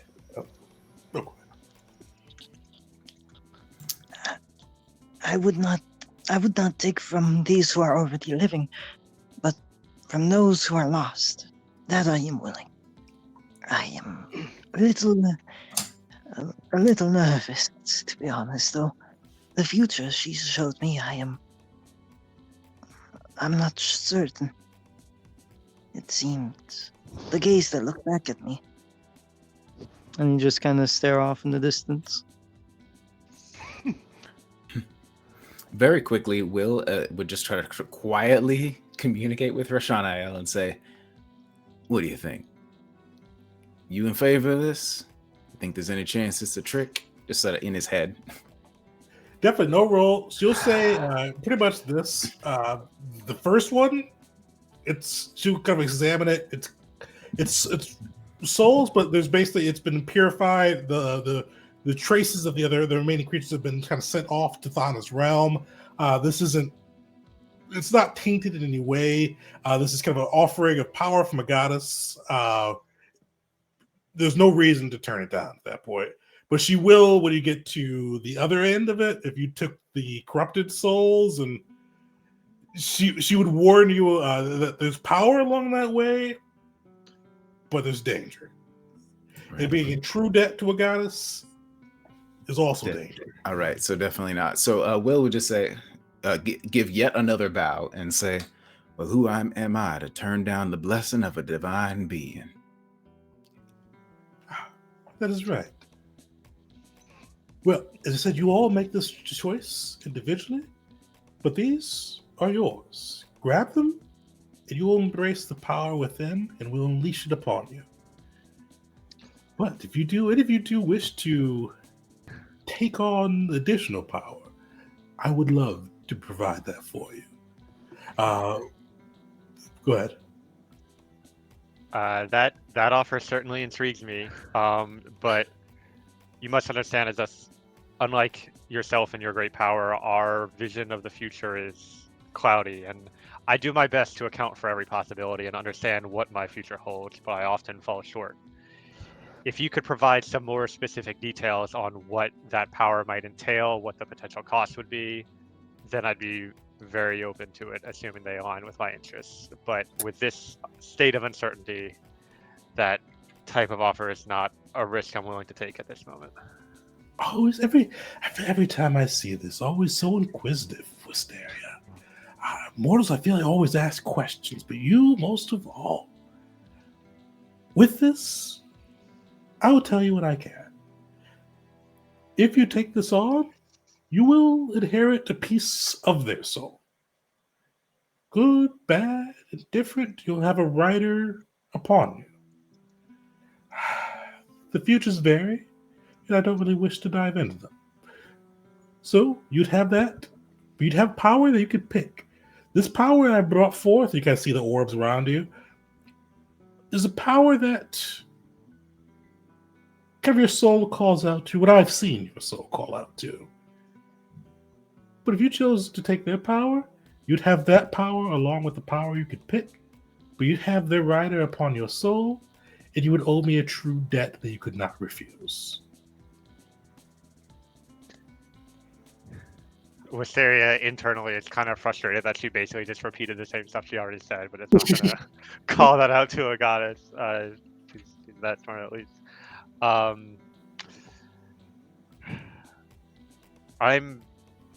Thank you again for your offer, but I'm quite proud of my soul and don't trust whatever individuals were foolish enough to get captured and drained by the Arisen to have much to offer my soul at this point. But I'll reach out and grab the orb that's in front of me. Yep, Will's already holding his. Perfect. As you guys grab these orbs, you kind of feel, each of you feel a different sensation as you kind of grab it and kind of internalize it, and you feel it kind of rush through you. Will, you feel luck unabandoned, just kind of run through you.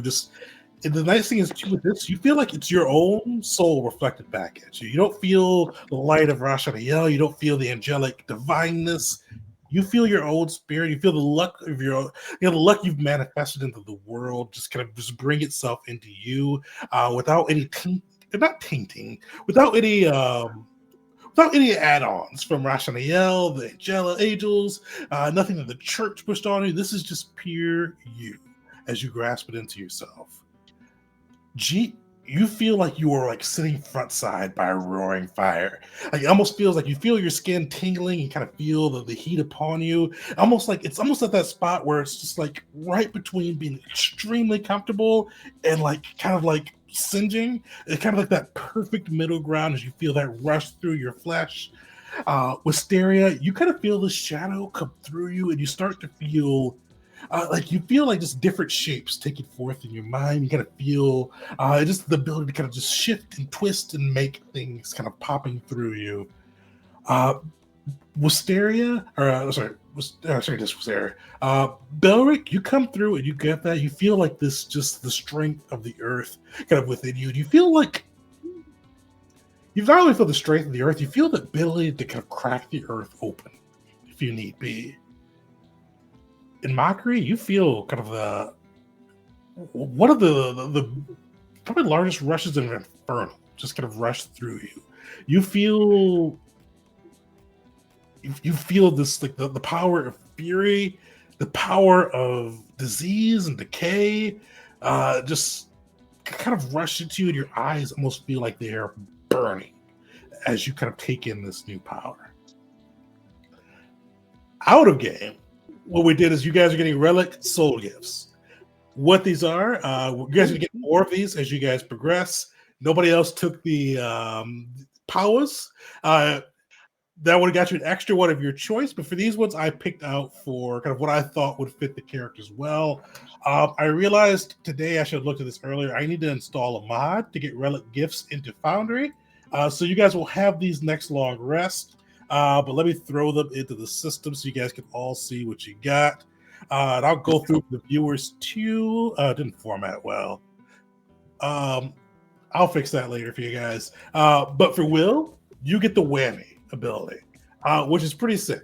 What it does is if a creature in front of you succeeds on a check, a saving throw, a reflex, or a saving throw, an attack, or a check, you can use a reaction and make them re-roll and take the worst of the two.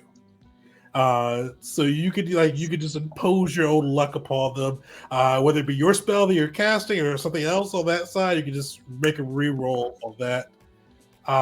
Wisteria, you got Shadowsmith. What that does is you could use, I forgot what's an action or two actions, and make a simple tool or weapon out of shadows. G, you got the flare bolt, so you could use 2 actions to throw fire at people, and it gets some pretty nice damage on that side. Awesome. Belric, you got Shattered Earth. What that'll do, I forgot the range on it, but you can make a 10-foot square of difficult terrain that when people walk through it, they may have to make an agility check or they will fall and take some piercing damage. Wait. I think it's like 30 feet or 30 or 60 feet. You could throw that out too. And then Mockery, you got Death Gaze. When you look at a creature, you can force them to roll a fortitude roll, I think, and it does some used to be void, but now it's unholy damage, or some void actually, void damage to them as you look at them. Nice. When can he do that? Like For an action or reaction? So for Mockeries, it's 2 actions, I believe, on that side. Belrix is 2 actions, I think, too. Most of them are actions, except for Will's, which is a reaction. Right. How often can I do that? I think yours is once per day. Okay. That's sick. What about for mockeries? How often can he do that right there? Can't remember if yours had a cooldown or not. Unfortunately, I don't have archives up right now, but we will, in between this session and next session, I will upload the mod that you apparently need for relics. I thought they would just be in the regular thing, and then you guys will be able to add these to your characters. Nice thing is these are soul relics, so they're not tied to a weapon or a piece of jewelry or anything like that. They are just literally a part of you. Very nice. Heck yeah. I wanted to call out when Mockery grabs hand and like infernal energy suffuses the room. Will you just hear Will just say, "Shut up, shut up."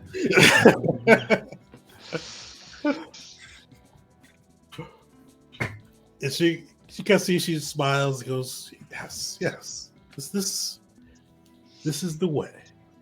I give one last gift before I go. One final boon from the goddess. And she kind of points to Asteria. You often speak of your future, and I'll give you some visions of your individual futures if you wish. Some likely leave the mystery, but I know some, especially exceptional beings, usually like to see.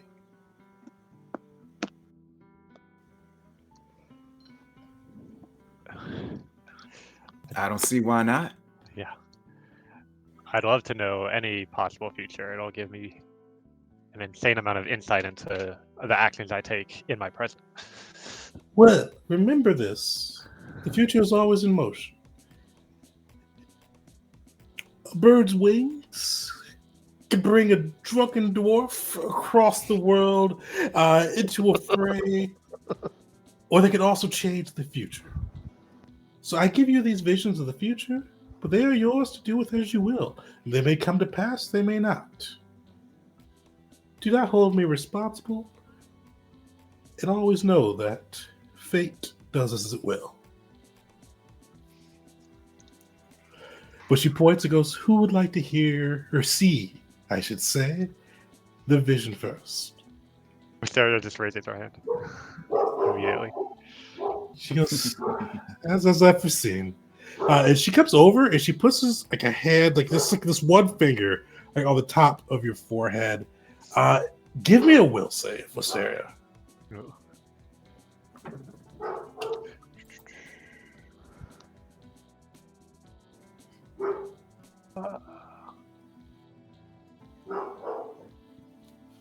Nice. Like it is uncomfortable. Like you see so many things like so quickly before it slows down, and she's like, kind of able to start like piercing through and start making sense of it. She goes, "I will show you both a vision of the near future and a vision of the far future." And she like the first thing you see is like this intricate. And all of this is like surrealist. Like it is like Alice in Wonderland like type dream shit. Like it is like all like not absurd, but kind of like bigger, more colorful, brighter, just very dreamlike and vivid at the same time. And the first thing you see is like this giant game board. And you see yourself kind of like almost like a chess piece on the board.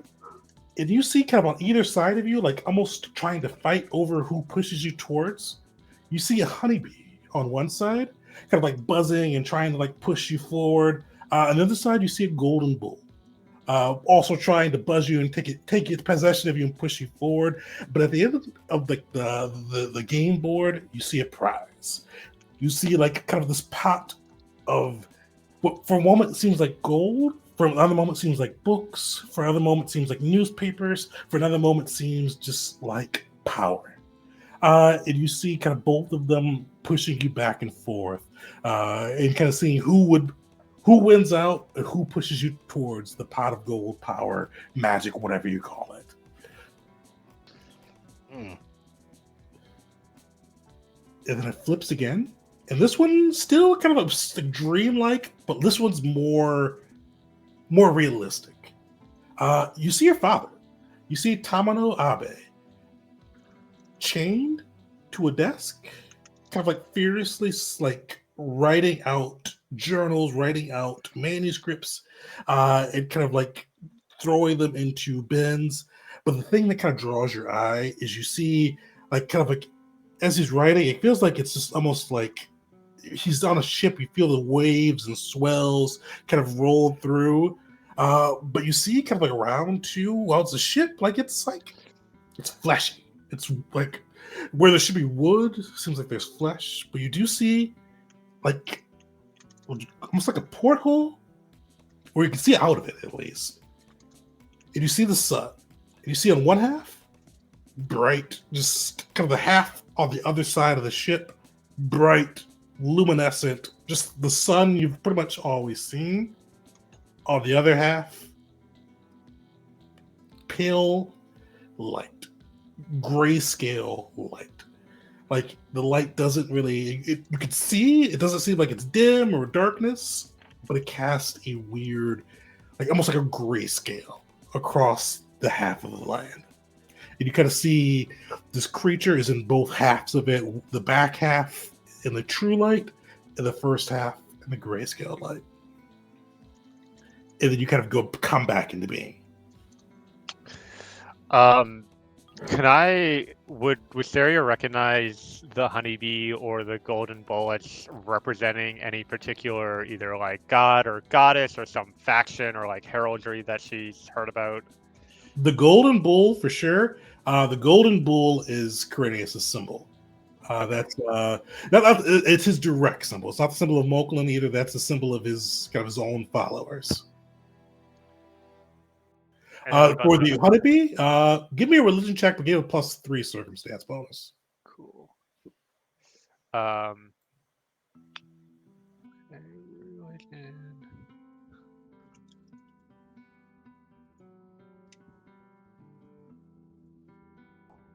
gonna use a hero point on that.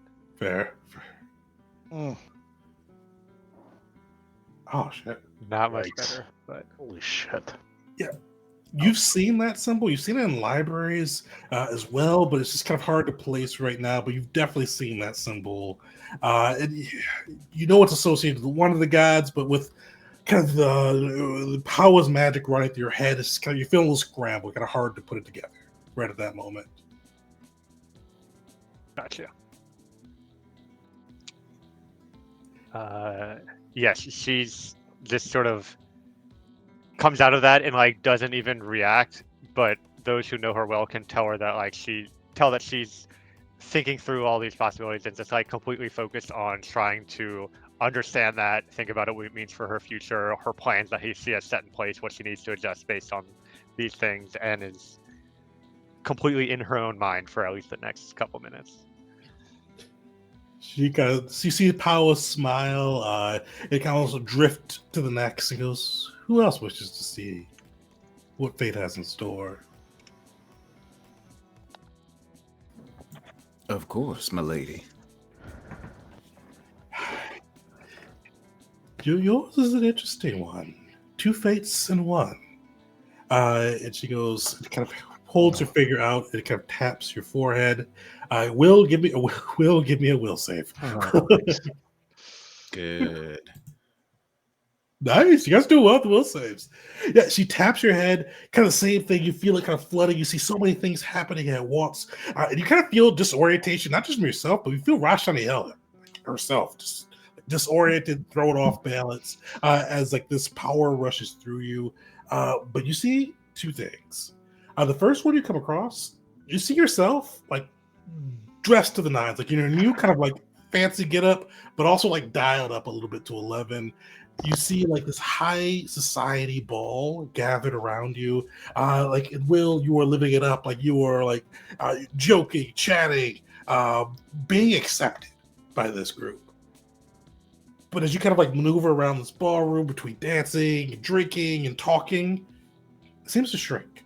And as it shrinks, you see the light kind of like coming through and like almost closing in upon you.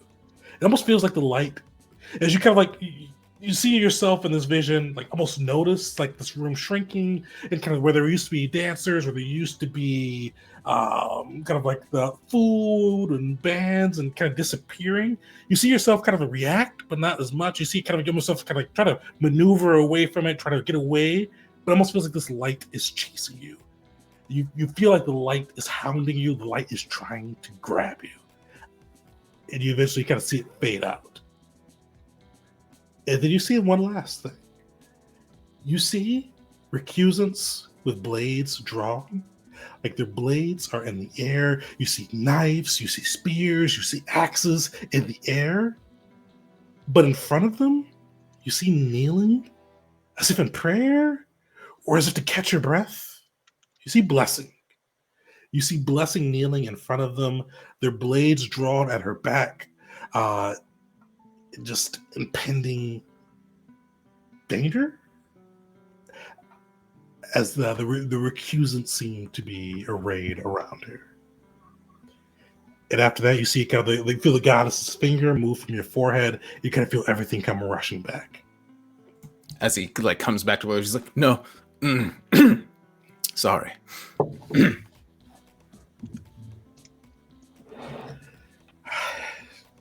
The fate of 2 for 1. But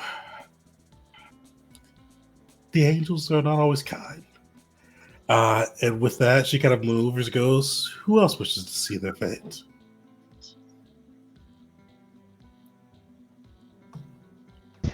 Belric will step forward.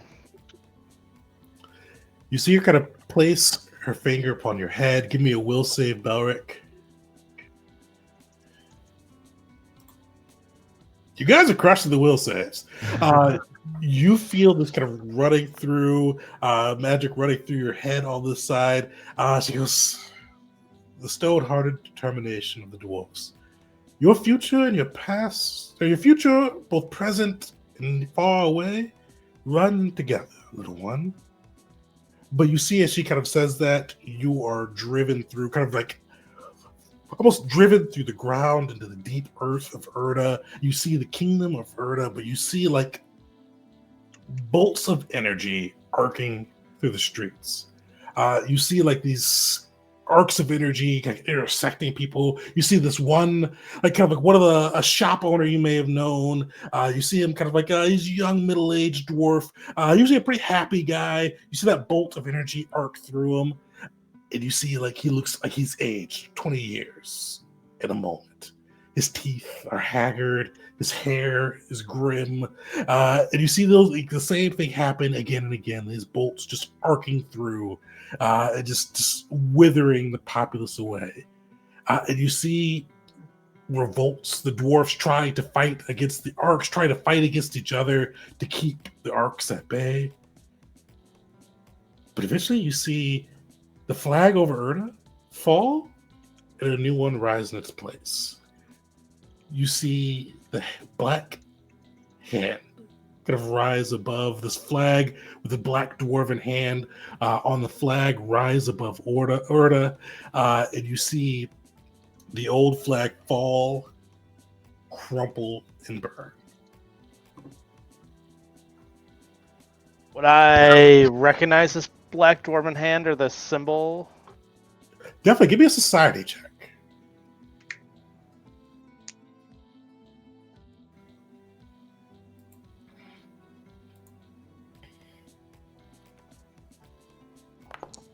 Nice, you definitely do.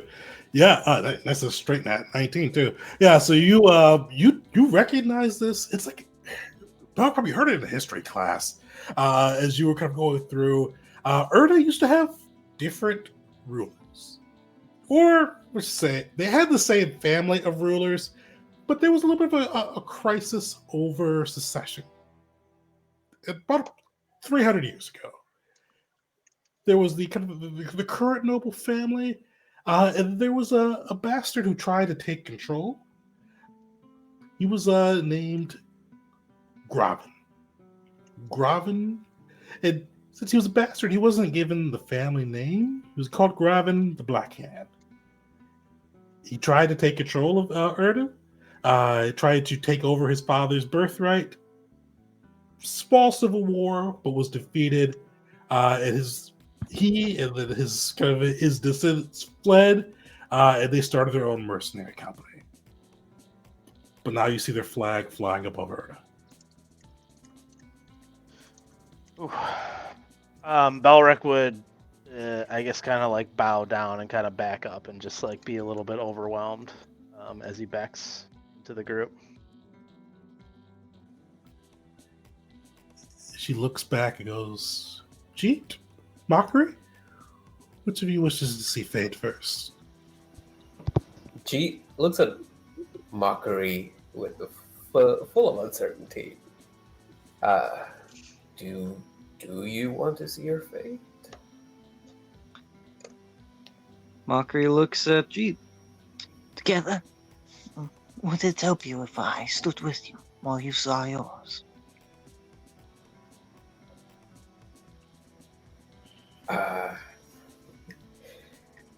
I doubt I'll see it myself, but I'll stand with you the whole time. Okay. that case, yes, I will step forward. There's this old play that Jeet had seen, which talks about self-fulfilling prophecies, and it was a tragedy. And so he is not actually like looking forward to seeing this in case it ends up being one of those things. But if Mockery is not afraid of fate either, all right, let's give it a shot. He'll step forward. Mockery put a hand on Jeet's shoulder, just to give him power. All right, G, give me a will saving throw.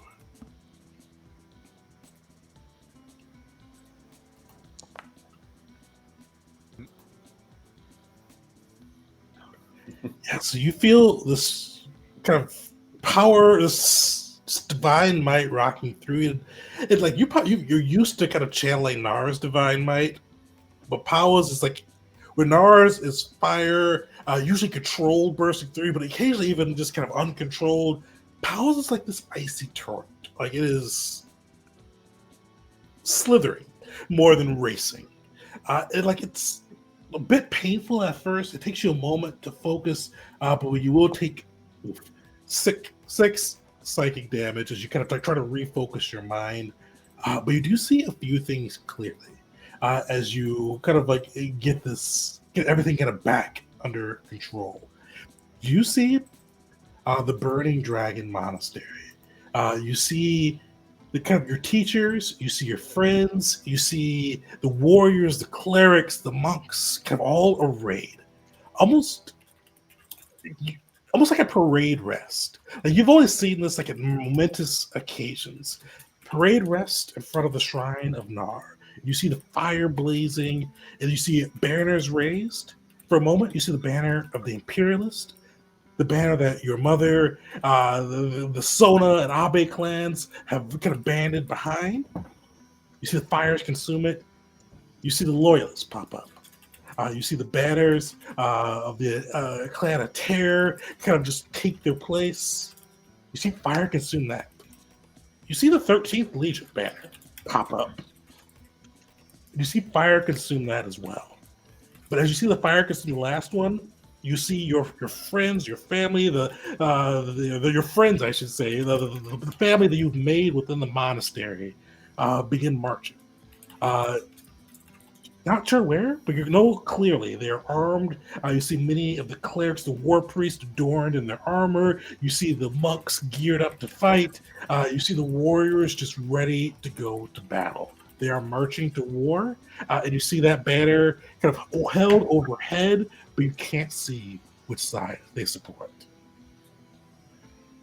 And the last thing you see as well as it kind of fades out and fades back in, you see like this almost ethereal place. You see kind of this purplish hue. You see stars like dotting the sky. Like just you've seen stars at night. These stars seem closer, brighter, realer in a sense. And you see like this floating platform kind of above the stars. And you see these people all adorned in these violet and black and purple robes, all wearing silver circlets on their head.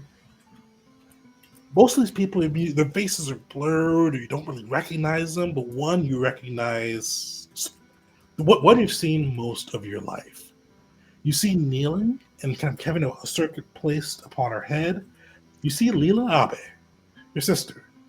And you see a circlet being placed upon her head, and you see she is wearing these same like black and purple and violet robes. And you see that her robe, and as you see it come into focus with her robe, you see all the other robes have this as well. You see a glowing violet coin adorned on the center of the robe, like this gold coin is glowing with a deep violet, just the center of her robe. You see the silver circlet placed above her head, and you hear her pledge loyalty to the one and the all and the all.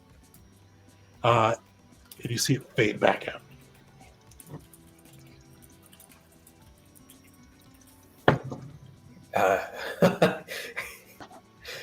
I'm gonna say he took like one bit of psychic damage each time the fires were consuming the banners, and then when he saw it was his sister, that was like the last 2 bits.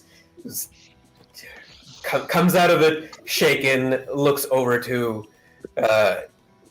Mockery, says, "You will learn, but it may not be good that you have learned, or what you will learn." Mockery would nod at that. No, go ahead. And you see as you like kind of look back to Bakari and kind of your eyes catch Pow as well, like she looks like not angry, but displeased. It's like, and you guys watched her the whole bit. Didn't seem displeased at all when the banners burned or when the group marched in. But as it went to the second half of the vision with those in the purple robes wearing the violet glowing gold coin, she had like a not a sneer, but definitely like a near frown upon her face. I believe it is my go. She goes, "Yes. Your fate will be most interesting to see, little hound. Will you be the monster? Will you be the champion of the Infernal? Who could tell? The fates seem to swirl and swirl and swirl." But she taps. If Go I ahead. may, before she does, if I may, I am no master. I am ever a student, ever a pilgrim, forever learning, forever serving.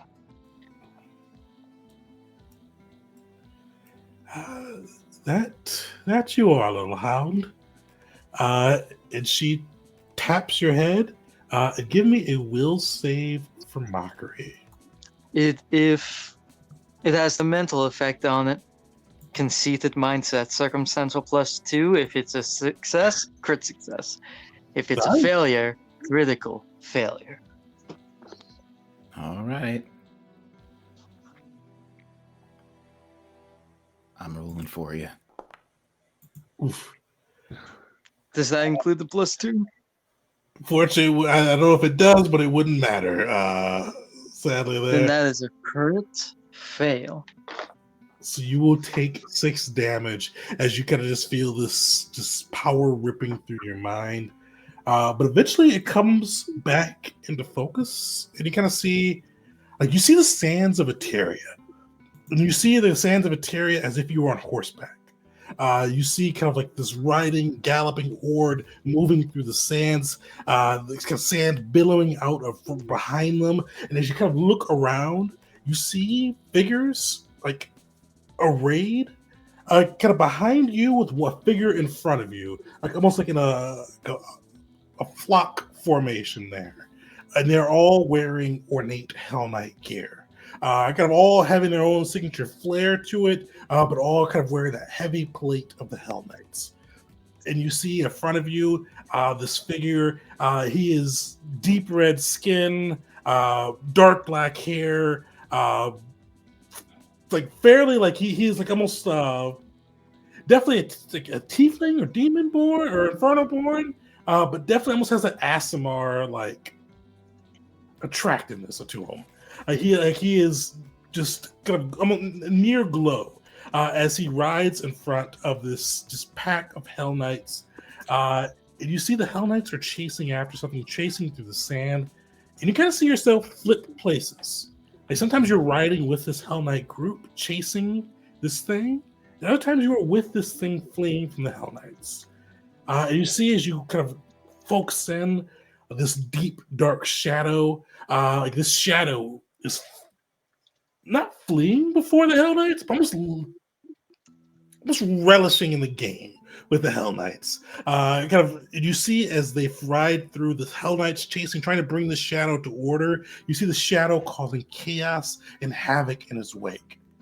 And sometimes you are with the shadow causing this havoc, and sometimes you are with the Hell Knights bringing order to it as they chase through the Eterian sands.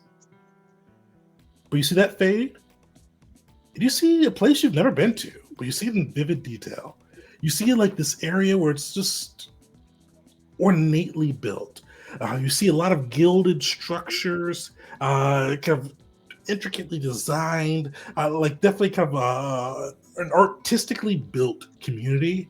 Where like even like their structures, their homes, their walkways, a lot of them are gilded, a lot of them have been decorated with pure care and definitely ornate, sometimes a bit gaudy. But that's not your focus when you see this. You see this creature, and almost like it's blurred at first, like almost like they put like the what's it called, like the Mari thing when they blur their face out. You can't see who it is, and you see like this creature that's blurred out, kind of like cutting through these like soldiers, just cutting them down mercilessly. You see these soldiers all bear a gilded rose upon their lapel, kind of a symbol upon their lapel, and you see like this creature just cutting them down, like left, right, unleashing howls out as these things drop in front of them. And you actually hear Paolo speak and go, "Oh, that magic is strong." And kind of snap her fingers, and you see just for the briefest of moments what this blurred out figure looks like. And you see this creature, or not creature, you see a gnoll appear, and you see a gnoll that looks very similar to what you used to look like. You see he's short, he's got the reddish mane, he is kind of boxy as well, but he's a gnoll. He doesn't have any infernal corruption. He's kind of what you may have looked like without the infernal corruption. And you see him just kind of same thing, cutting through these gilded roses, kind of cutting these soldiers down, howling in victory, and leading other blurs through the battlefield. And you come back into being. But something I should ask. That no was most definitely not Mockery, though. Definitely not Mockery. Looks a little older than Mockery. Yep.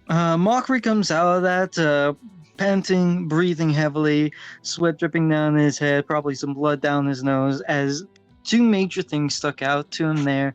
The first thing you'd probably hear Mother, probably pretty low, but anyone who's close by or just listening would hear him mutter, "So there is a future within Zozi." Before he immediately, his eyes begin to focus back in, and he says, that doesn't know. Who was he? He was older than I. Who was he?" I've given you a gift, and you ask for more. This is why people do not like mortals. Always asking. What have you done for me yet? What would you like it to do for you? For now, I'd like you to progress on. I want to see what you can do. Will you be great people? Or will you die in obscurity? I do not know. I wish to see. Well, I think I'd personally be very happy to move on now that we've disabled whatever this machine is. What are the people in the cages? Let's bring them with us. That is up to you to decide. And you see, we will speak again when I wish. And she like snaps. And you see her turn once again into kind of the citrine and white dove, and then fly off. And you see time kind of go back to normal. And you see the reclaimer kind of like mid speech, like yes, I can help. And you see the other guy kind of leaning back and just kind of watching it all. And yeah, what do you guys do with these people? Quick question. For those visions, did each of us only see our individual vision, or did everyone see all of the visions? You guys just saw your individual vision. Okay. So, I mean, first thing Wisteria will do is, what did she show you? Well, she showed me that a good friend of mine is in some serious danger, and it's the future that I would very much like to prevent, so I believe time might be of the essence at the moment. She kind of, because she's been thinking through things a lot the past minute or so while other people were seeing their visions, and she suddenly kind of realizes where we're at. And you're like, no, you're right. We are kind of on a time crunch, but once we have some downtime, I'm going to be asking each one of you about what we saw, because this will play heavily into our plans and the future of the Gavel in various ways, I'm sure. Certainly. But anyway, I think we were interrogating some people. I say we take them with us. I don't want to be here anymore, honestly, any longer than I need to be. But let's take them. The rest of these folks are probably fine folks that didn't deserve any of this. This one, at the very least, I don't know. We'll figure out something. But I think we should take them all with us. Well, 4 of them are basically fathomless at this point, so if we let them out, they'll probably just attack us. But Yeah, what happened to them once the machine was gone? What's their deal now?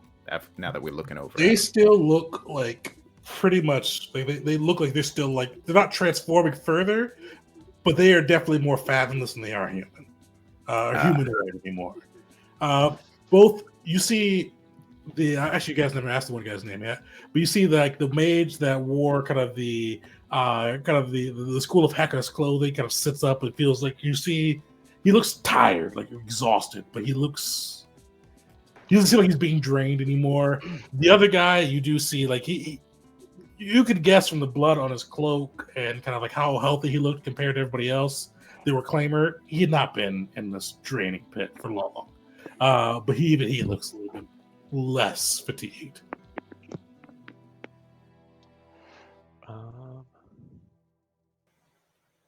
I'll ask the reclaimer.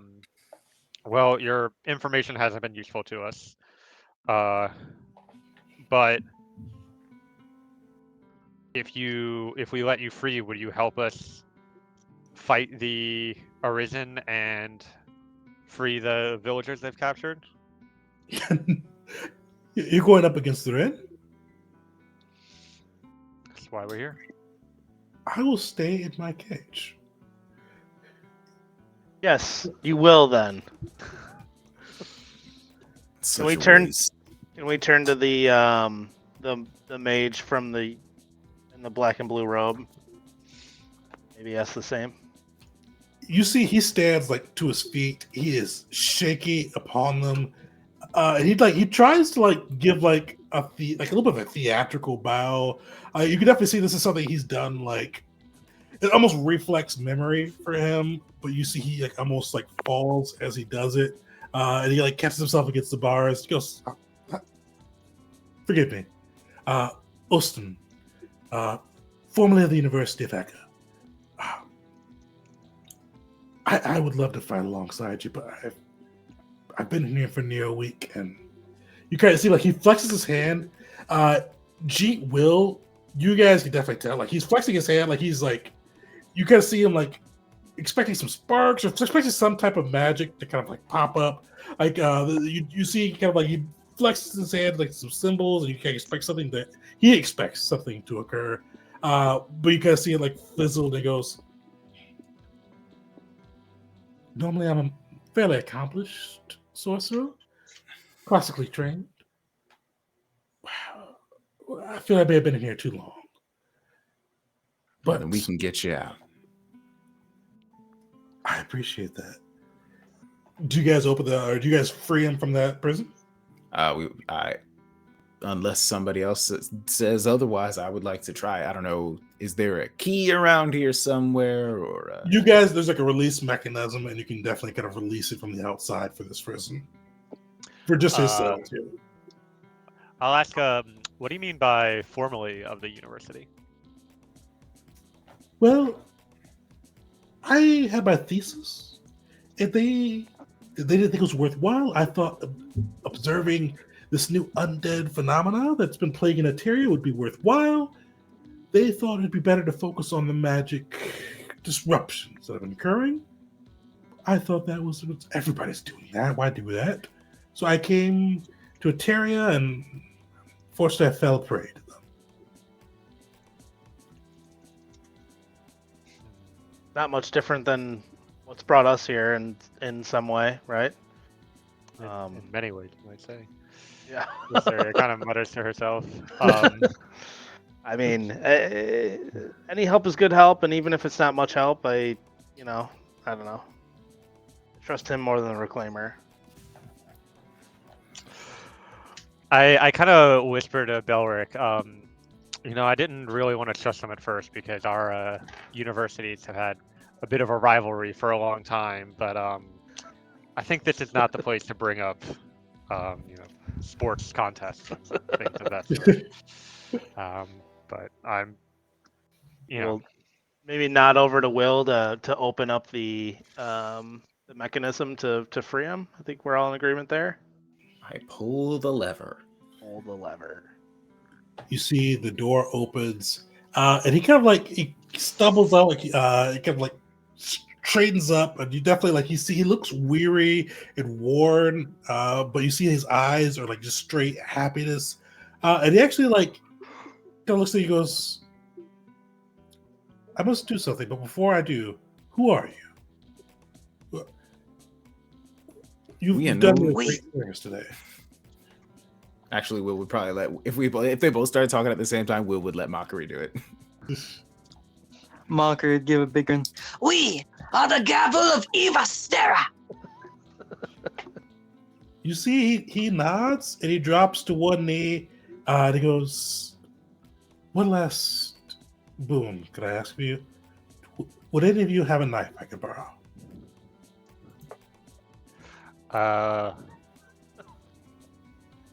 How? I mean, I'm you haven't sure. given us any reason to doubt him at this point, but Wisteria is still going to be a little suspicious. Does it seem like he has our best intentions in mind? Give me a sense motive check on that. Well, Wisteria does that. Mockery will ask, How big of a knife? You take a look at him, he's hard to read, but looking at his physical appearance, he is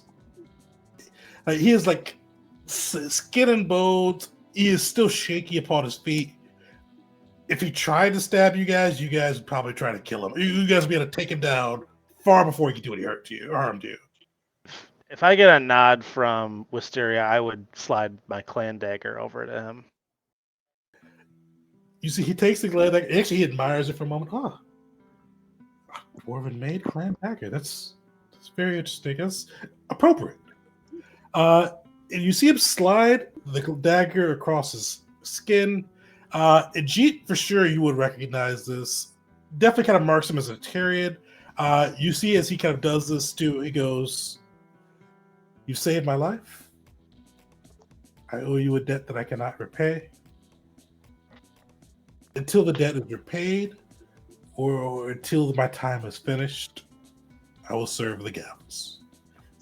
Definitely, that's an old, that's an old Atarian thing. When somebody done not just saved your life, it could be an old army buddy saving your life. This is somebody that's gone above and beyond for you. It's a little bit like a life debt, but he's kind of pledged himself to the gals. His name's Ostin. Ostin, yep. All right. So y'all, I think I have some business to attend to. He's gonna look at the four basically undead creatures. Y'all want to have a look around this room, see if there's anything interesting you might find in here. Sure. Wait, for what? do you think those other undead, they had some intelligence? Do you think these two might have any chance at all? The arcane arts are something I'm not particularly knowledgeable in, save for what boons I've gotten from the gods. Is there no way to save them? That's what I'm gonna see if I can speak to him, see if there's anything left inside him. If not, then I suppose I should put him out of their misery at the very least. Mockery will kind of give a sullen nod of respect to Will, and then go over to a bit for later to the Reclaimer. It will, as you look at these creatures, will give me a medicine or a religion. check as you look at these creatures. All right. I am better at.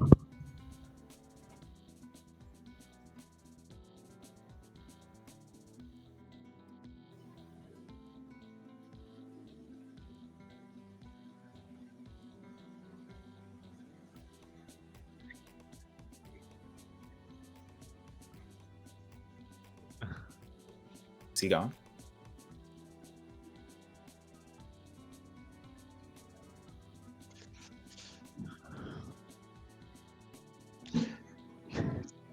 You look at the Fathomless and figure out that actually, if we let them go, they will serve us and be our friends, and they're also deal 30d6 damage on every attack against our enemies.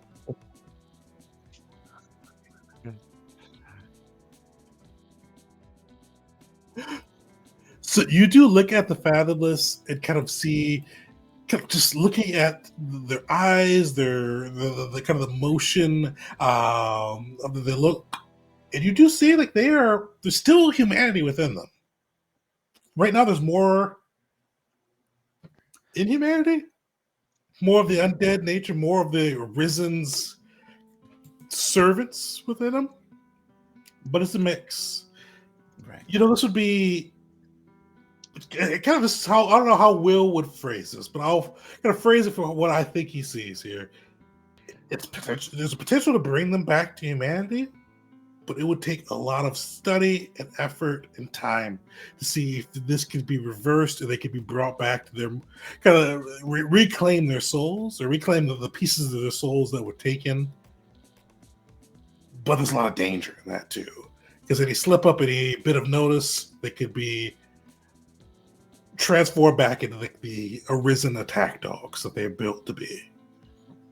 And if I try to speak to any of them, are they even capable of responding to me? They are. Like you speak to them, and like it kind of like almost tortured. Like for a moment they'll speak to you normally, then their voice will like change. Like they'll be like, "Yes, I was a painter back in my village," and it'll just go, "But I am now a servant of the Arisen." It kind of filters back and forth. Hmm. Well, I feel like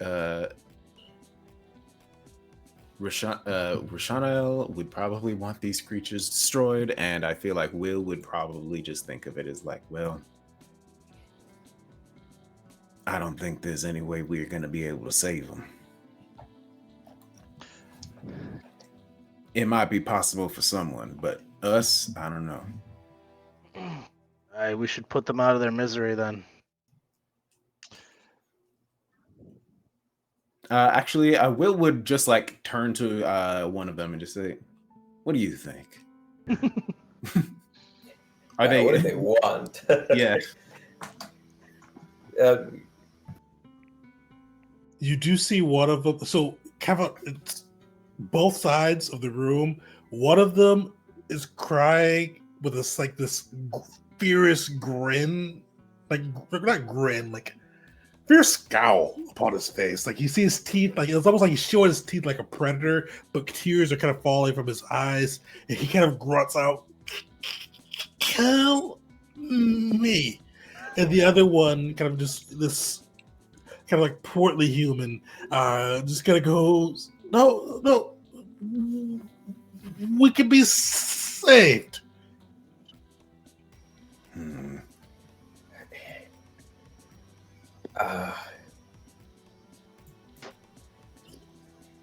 Do we have place in the gavel for people like these? Fathomless? These are people who are going to be popping up more and more as these undead spread their corruption. There is a possibility, if they are not servants of these. And Galena just gestures to everything around. That they can be saved. And if we can save people, I believe we should. You're right about that. One problem, though. Are we ever going to be able to march these folks across the desert? I can take up One of them on my horse. No, that is no. No, we're not compromising the efficacy of our troop by having these people. What I mean is, we. Compromising the efficacy? Well, sorry, speaking like Wisteria here. We cannot let them slow us down. What I mean is, we need to start thinking about having chapters or outposts of the Gavel in different places across Ateria, people who can gather the news and send it to us and things like that. Our own information network. And if there are people who have nowhere else to go that no one else will accept, we could take them in, and especially if there's a possibility of a reversal. Imagine if we created a cure. For sure. Wisteria gives a long sigh and says, I was completely thinking nothing other than trying anything for these Fathomless would be a waste of time and resources. But if we did succeed, it would certainly do a lot for our reputation to not only have stopped the undead threat, but reverted it. Austin, you said you were studying the undead here. How much do you know about the Fathomless process? And how do you think there's any chance of you figuring out a way to undo it? You're asking the Reclaimer? No, I'm asking the mage from the university. Austin, Oh, yeah. okay, thank you. Yeah. So he looks back and goes, Austin. "Well, I did learn a few things. I don't know if this can be reversed. It would take study. But this process for the Fathomless, I was told that I wouldn't. When I came across the undead, and initially I tried to study them, but they noticed me and they didn't like me studying them, and I called upon my arcane might, and I burned one of the Arisen, as they called themselves, and I gave them what they call the true death, and they were very, very angry. And that's why they decided I would be a Fathomless and not given the gift. More I can't say. But if this is the goals of the Gavels, and you can see him hold up his bloody hand, I will do my best to aid. This isn't the goal of the gavel, by the way. Mm-hmm. I feel uncomfortable killing somebody who has done nothing to us, doesn't seem to have any ill will towards us or anyone else, and also is a prisoner. So this one, Will's gonna point at the one gritting their teeth. He's like, I think we can get rid of, but then perhaps it's gonna be slow going getting back anyway. Might as well take what we need and take these folks with us. Austin nods. I can watch the rest for you while you do what else needs to be done. Wait, was that the mage or was that the Reclaimer? Oh, that was Austin's the mage, yeah. Austin's the mage, yeah. Oh, my bad. A mockery wouldn't have laughed like that. You talking about perhaps making this a sort of base of operations for us? I wouldn't stay here a day longer than I needed to. I'm just saying, if you proceed forward, I can watch these while you go forward. We need to keep going to kill the Arisen here, right? That's Maybe we should just send someone back here. You know what I mean? Get back to Thrax, tell them about what happened here, and they'll send help, come collect what's here. I mean, that would be valuable if we don't succeed on our own. If we can succeed on our own, then we want to do this with as little help as possible. Is there... okay, actually, this might be out of the question, but is there a clear way forward?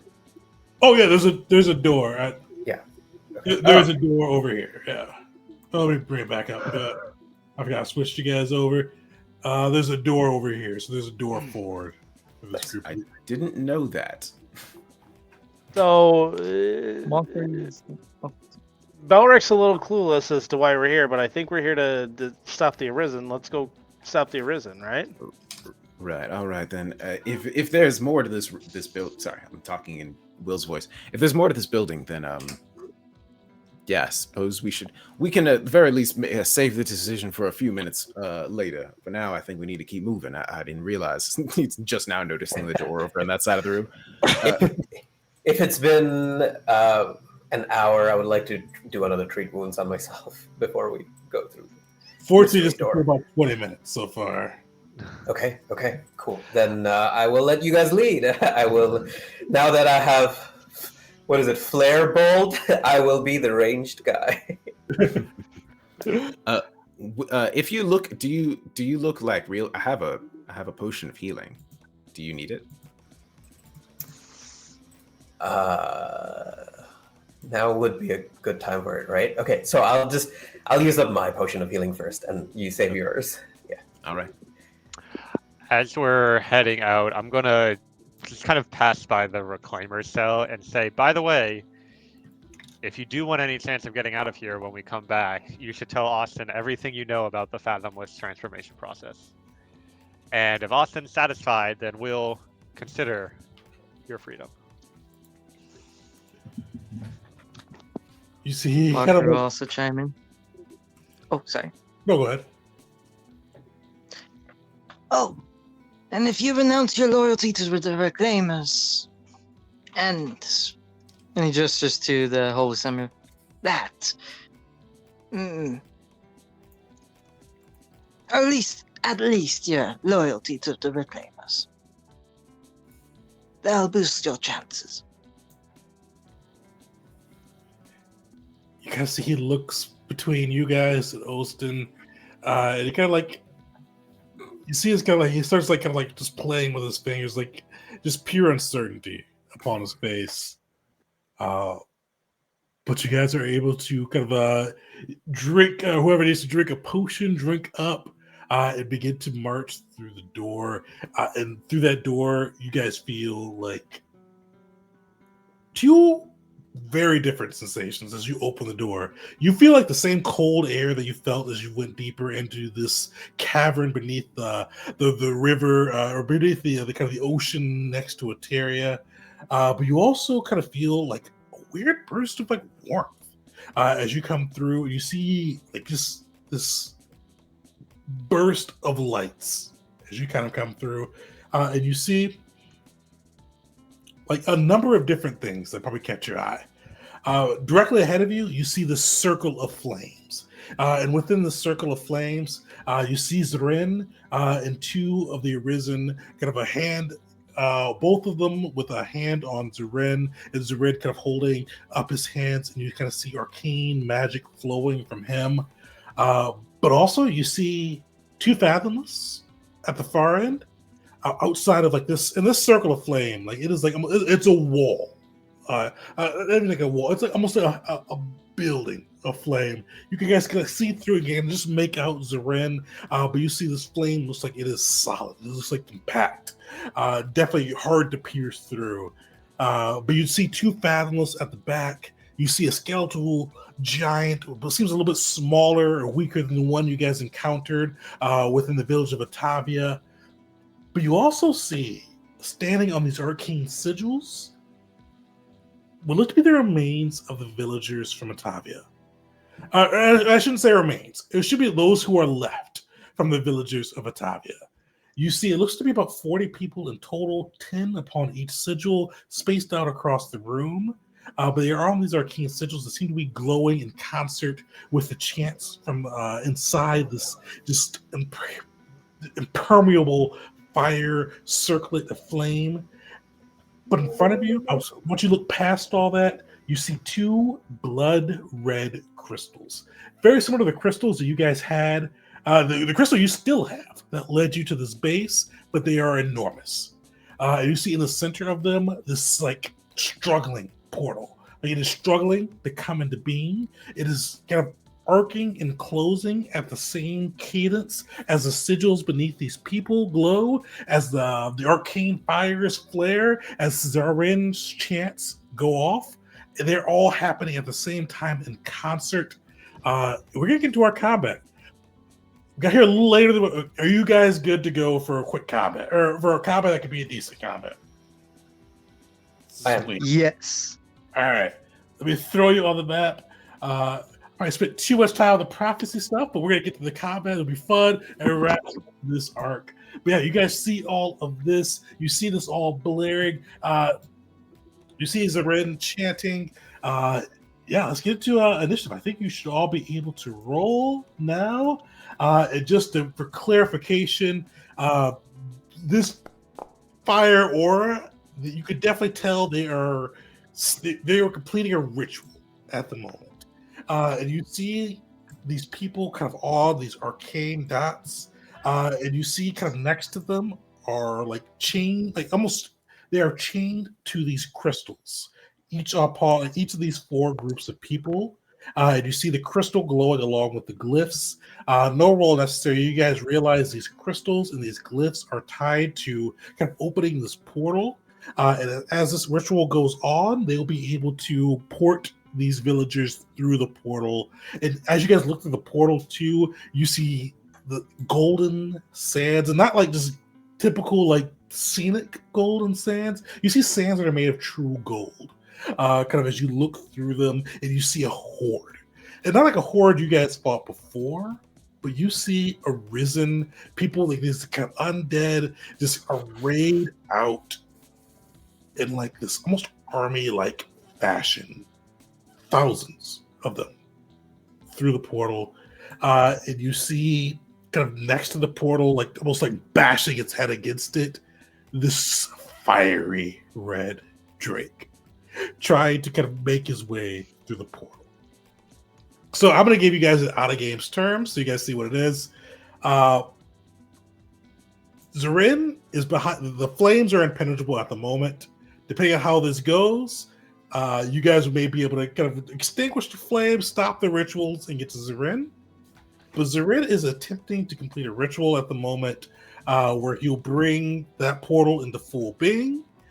The Drake and potentially others can make their way through by sacrificing, or not by, but by porting these mortals into the wastelands of Ada and utilizing that magic to kind of help kind of strengthen the portal. So you guys see kind of the folks are outside the flames, fair game. There's going to be a ritual going to see if they can kind of get those pieces sacrificed and the portal opened. Your goal is to stop the portal. There are crystals that are kind of physical crystals in being. You guys can do something clever or try to break them. All up to you all. But yeah, that's kind of the realm of the fight. If the ritual goes off, the Drake will come out, and the Drake is going to be a really, really hard fight compared to even Sarid and his crew inside. So let's get it. I think you guys have all rolled. Do I need to roll my guys? Oops, I did not put my guys in. Let me put them in. Be right back. All right. I am very hyped for this. Yeah. Is it because you are at full health? It is because the session has been amazing so far, and I feel like this is going to be the moment where either we're going to be badasses or we're going to have our asses kicked. Yeah, either the dice finally like turn in our favor, or ... We had such a streak of being badasses up until that horde fight before. Let's bring it back. Yeah, I'm let's grabbing bring it back. Yeah. Belric is here. The bear is here. I think we can do it. Let's go. Perfect. So I see a couple people are gone. Let's take a quick 2-minute break. Come back, and we'll get into this last fight. So come back 10:27. So see you guys in just a quick second. All right, yeah, we are diving in on this side. Wisteria, solid initiative. You are up first. You see kind of this all around you. You see the swirling flames, this portal that is struggling into being.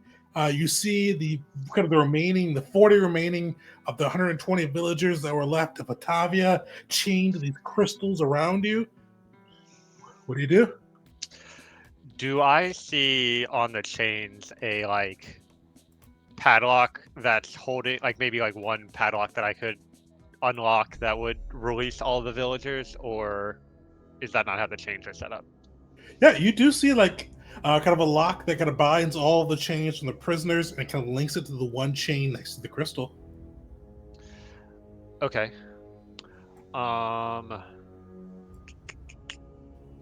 Yeah, we're gonna go for that. I'm gonna stride twice over to this group, and then use my third action to try to pick the lock with my thieves' tools and free these villagers. Nice. Would that be a thievery check or something like that, or? That would be. Okay. I believe. I'm gonna use a hero point on that.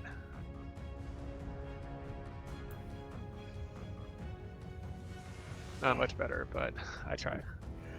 Unfortunately, the lock is not great. It's kind of rusted iron, but it's a little bit more sturdy. That you feel like you could easily kind of if you got another chance to pick it, you'd be able to kind of pick through pretty easily. But right now, it is stymieing you. It's going to take you longer than you expect. All right. Well, that's my turn. All right. You see the Fathomless kind of marching forward, uses one of its actions to get closer, and you see it lift its hand, and you see this kind of arcane energy swirl around. It is going to pick on poor Jeet, and you see spirit bolts forming within, and it leashes out two of them at you.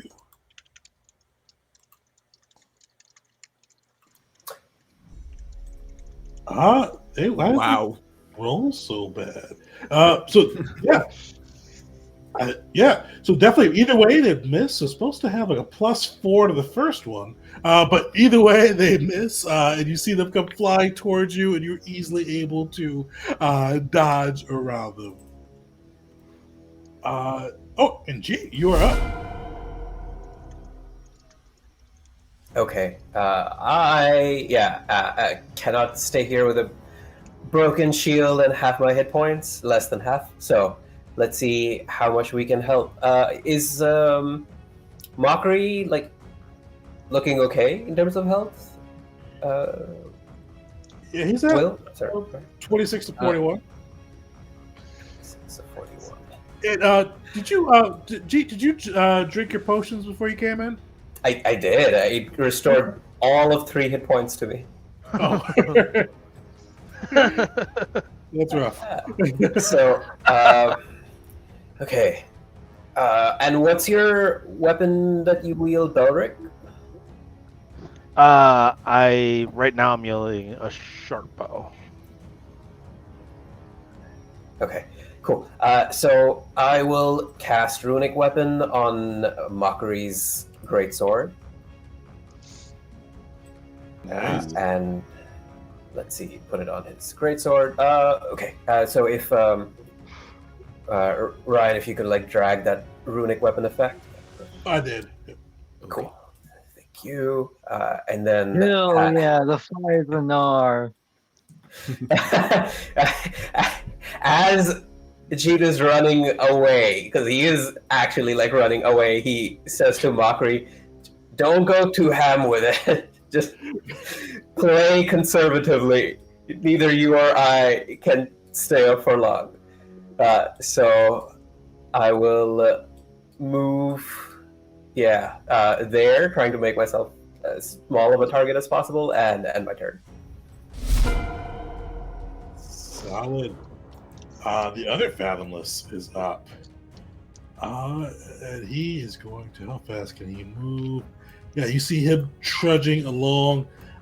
Similar vein, you see him reach up and kind of start to gather his spiritual energy around him. He is going to shoot at you, Wisteria, as he sees you trying to free the prisoners. And see if his thing will roll correctly. Oh, that's why it does. Okay, there we go. Luckily, it hit that 2 versus that nat 20. You see it fly overhead, easily missing past you. And I did throw a nimble dodge on that, so. Nice. Yeah, and you see the other one, like you were just dodging as you're still trying to pick through that lock as these Fathom Spirit Bolts just strike overhead. But the Skeletal Giant is up. Sounds bad.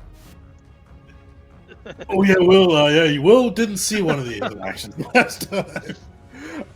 These guys are pretty rough. This one does look weaker or smaller than the one that you guys came across at Atavia, but he is big and aggressive, and he is going to use his what's it called? The terrifying charge. And he is going after you, Will. You see him lower his head, and just bullishly rush after you, and just kind of rush in with his horns, trying to pierce through you. Ow. Fortunately, that will hit. So you see he kind of pierces in, kind of cutting through a piece of your clothing, kind of just this bit of blood comes gushing out. As he deals 5 damage to you, but he also gets to make a demoralized check with this since it hit. So you see him look at you, and you see him look and just glare and say, "Your death comes soon, and your death will be true." And he is going to demoralize. Crit fail. So he is frightened himself. Is that how that? Oh wait, is that how that works? Yeah. Let me make sure.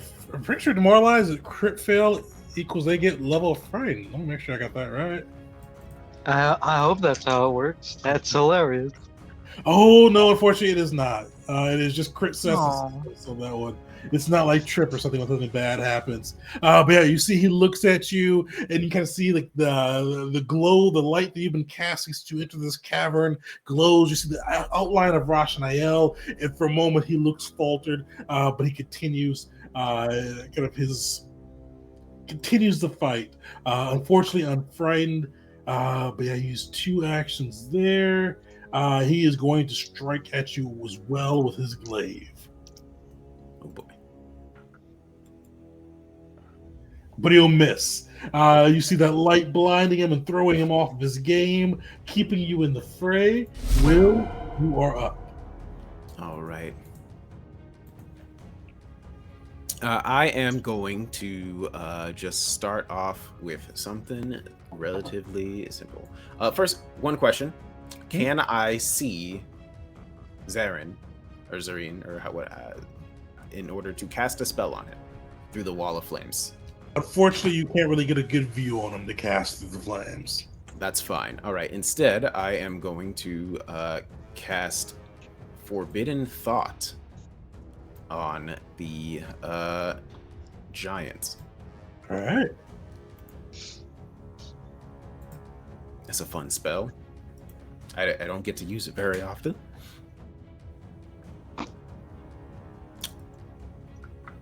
You'll fail. Fail. All right, so I have chosen Strike as my... I should have said that before I cast it, but I chose Strike. So if he takes the Strike action, he's going to take 2d6 mental damage. Nice. Oh, sorry, 3d6 mental damage now. Sick, yeah. Titan. And that lasts until... How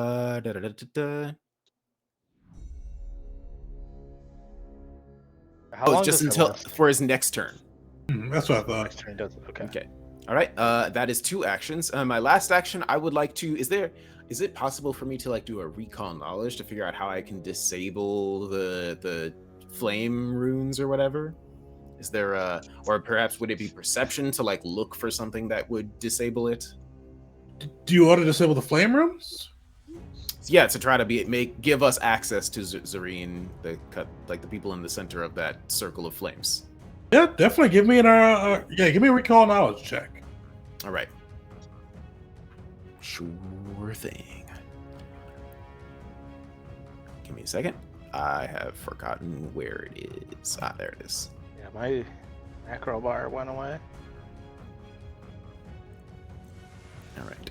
Yeah, looking at these flames, you can definitely tell like they're arcane in nature. You can see like they're connected towards these crystals, but outside of like destroying the crystals, Will's struggling to see a way to kind of break through them and unleash threat. All right, cool. Just okay. That is going to be the end of my turn. One cool question. For some reason, it's showing -1 in the macro for that. For some reason. Oh, sorry, I just clicked it again. But yeah, it's showing a -1, and I'm not sure why that would be. But whatever, it's probably nothing important. That's going to be all 3 of my actions. That's the end of my turn. All right, yeah, you see the skeletal giant kind of clutching his head as you get that forbidden thought off. But Belric, you are up. Yeah, he just hears, "You will not strike us." All right. Well, I'm a little confused on. I don't really know what to do, so I'm just gonna start shooting the skeletal giant. Okay. So I will cast. Pray. Sweet. Sorry, target hit. I don't know if I need to do this again, but I will anyway. And then I am going to also, on this one, use haunted shot. Nice. So I will strike once. I will strike twice. Crit, nice. Yeah. True crit. Right. Crit. Got him.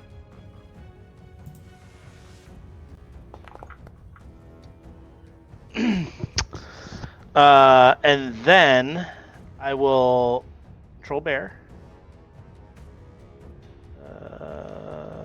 And bear is going to go over here. And then bear is going to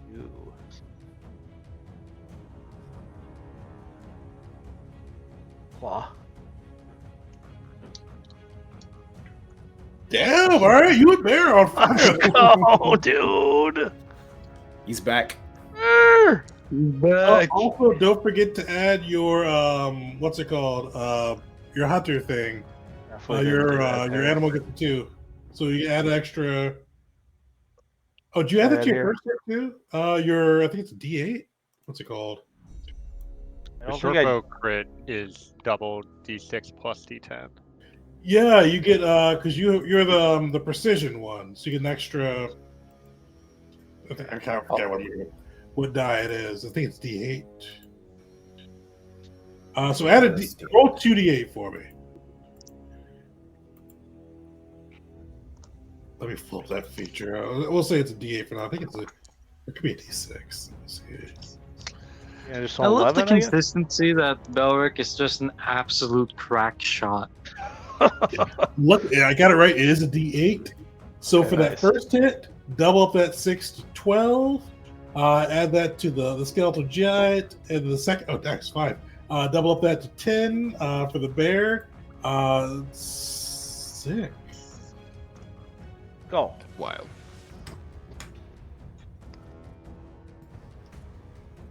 All right. Yeah, so the giant is looking rough after all this. Cool. That's my turn. All right, Mockery, you are up, and the giant is luckily right next to you. All right.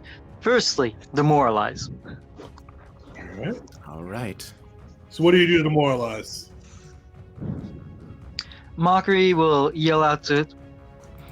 You dare strike out at us? You dare strike out at my friend?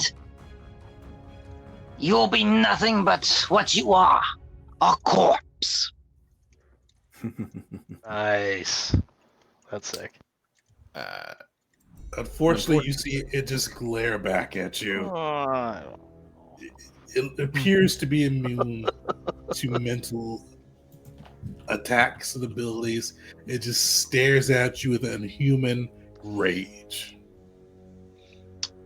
Shame. In that case, Mockery's just gonna start swinging. Boy. Great sword. And you got some sort of buff that. Well, yeah, we Okay, already. yeah. Oh, you got it. Hits. Double Let's see. the die. Nice.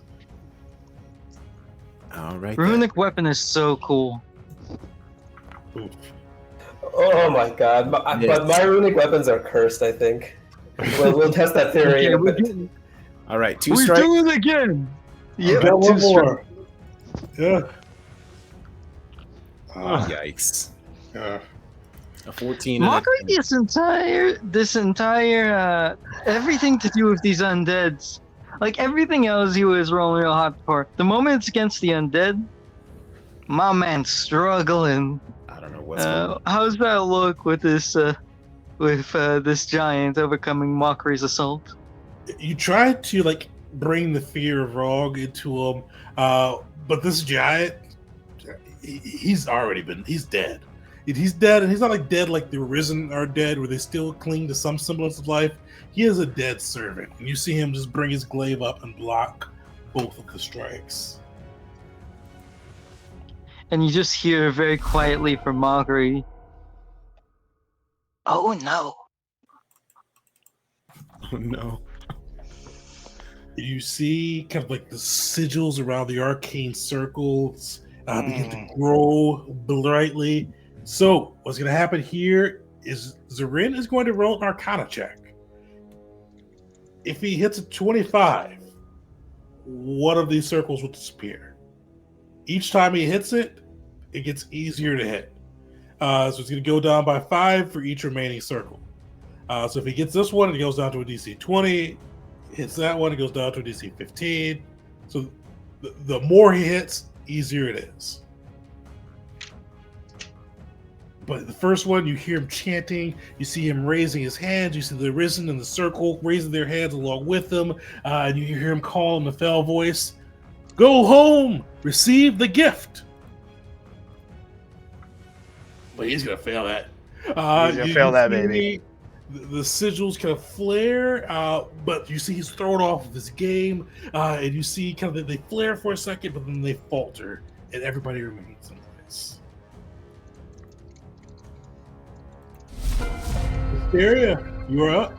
All right, I'm gonna give another shot trying to What? pick the block.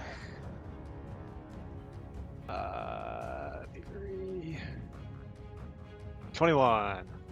Solid. Yeah, you're able to easily unchain these guys, and you see they're unchained. Like they're still chained together, but unchained from the crystal, and they are able to move and kind of move away from this arcane sigil and crystal. Cool. All right, I'm gonna do a recall knowledge check on the ritual going on here, and specifically what I'm trying to figure out is, are all 4 circles with people on them required for the ritual to happen, or is it just easier having all 4? Like, did I just completely stop it from happening, or did I just make it harder for them? Definitely. There's that. Nice. Yeah, you look at these and you kind of guess, and you see kind of that Drake bashing its head against a semi-formed portal, and you realize that it needs at least 3 of the 4 to bring the Drake into being. Okay. So that was 2 actions. Wait. Say that one more time. Sorry. How many? 3 of the 4. So they need to consume 3 of the 4 groups of villagers for the Drake to kind of come through the portal.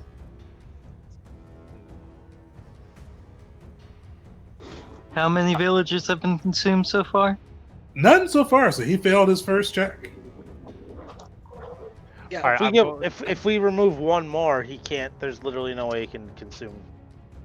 Right. So that should be our priority. Yeah. I mean, I can take care of that on my next turn. Unless someone else can get to it sooner. But for now, I think I'm going to take a shot at the Fathomless with my quick drawing my crossbow for my 3rd action.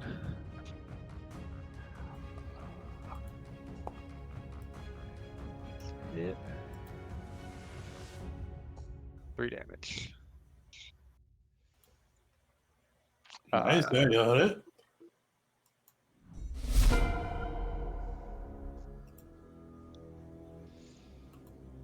That's my turn. All right, you see that crossbow go through. The people freed, and which Fathomless is that? That's the Fathomless over here. You see, unfortunately, you can't flank due to the flaming wall of fire, but it does use an action to move forward. It just starts hacking and slashing at poor bear. No. Never mind, he's fine. Both will miss. Whoops, that was targeting G. What's Bear's AC? I think it's 16. Hold on, sorry. All right, so the first will miss, the second will hit. 18. Sorry. 18, yeah. So unfortunately, that second will hit for just 4 damage to poor bear. Where? All right, Jeet, you actually hold on. Let me do this real quick, just to make sure we get that in there. With these guys being freed, we are going to have them roll some initiative to see when they can get out of this aura of the crystal. So let's roll them in. Come on, higher than 7, higher than 7. Higher And than 7. Again.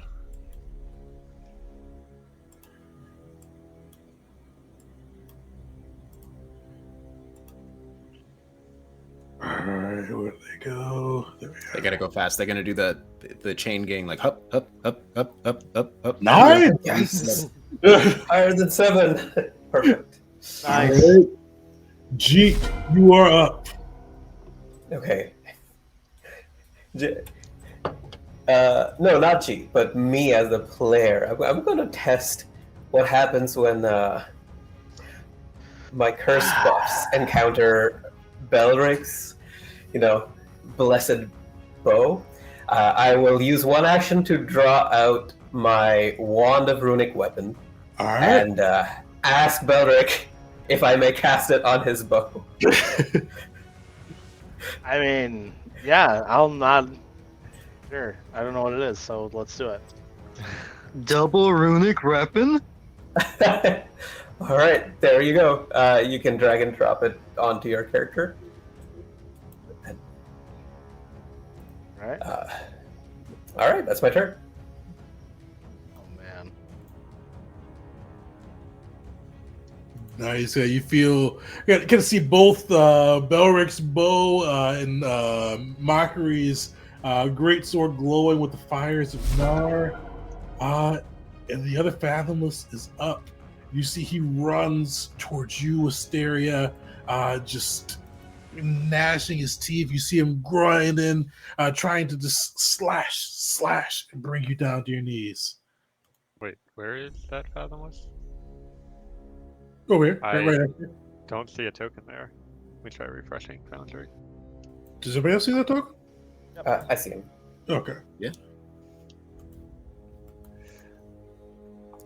But she can't be touched. Yeah. Beat These Toad. animals are struggling to hit. You see they're just slashing, and Wisteria, you are far too quick for these creatures. The giant up. Oh, what is he going to use this attack I didn't get to use last time?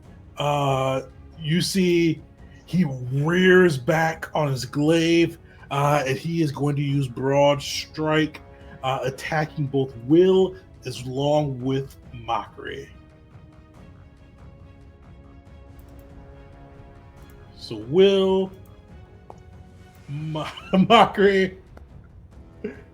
Oh, so Will, luck is with you still. Mockery, unfortunately, not with you right now. It crits you. So Will, you die. Reaction, I command. Hold on. I do have something. Those are both strikes, correct? It Yeah. says two yeah. strikes. Every time he makes That's a strike, true. he takes 3d6 Fight Good mental call. Oh, nice. Is it for everyone or is it the first At one? least If the creature attempts, blah blah blah. Yeah, 2d6 mental damage before the attack goes off. Sorry, Yeah, 3d6. So before the first one, 3d6 mental damage. All Go. right, give me 3d6 and some matter. Nice. All right. hell yeah. And it goes off before the strike settles, Yes, it goes off before the strike goes. and it's for each attack. Yes. Will, you don't even need to roll. He had 11 HP left. The second one will kill him no matter what. How does this look? Nice. All right. Holy shit! You just saved Mockery's life. And while you describe it, let's just Papa. see how bad this would have been. 23. So, Holy shit. Well, yeah. So as he raises up his weapon, you just hear, all of you hear just. Well, actually, probably it's just quiet enough so only Mockery and Will hear it, and Bear. But I don't think Bear cares. But you just hear, "We told you, you will not strike us." And instead, as it raises its weapon, it suddenly just grabs its own head and just drops the weapon, and it's like a skeleton, right? So it's the top of his head just blasts open, sending bone shards everywhere. Nice. That's sick. You killed a monster with its own critical hit. I have been Yeah. waiting for Forbidden Thought to work this whole game. It's such a cool spell. That's so cool. Mockery will just quickly. Oh, sorry. Go ahead. Well, I was gonna mention real quick, Tegan. I refresh and I see the other Fathomless next to me. Wisteria would have shot the one closer to her. I think it was just 3 points of damage rather than the one on the other side of the map because she didn't Okay. realize there was one in front of her beginning of the book. But yeah, Yeah, I thought that was the one that he applied it to. that's Oh, what I did thought he? too as well, yeah. I had targeted the other one, so I wasn't sure if it did it. Oh, But okay. Mockery's gonna quickly just say aloud. Thank you, Rishon. You have my gratitude. And I bet Rashaniel loves that. Yeah, Jesus. All right, yeah. Giant is down.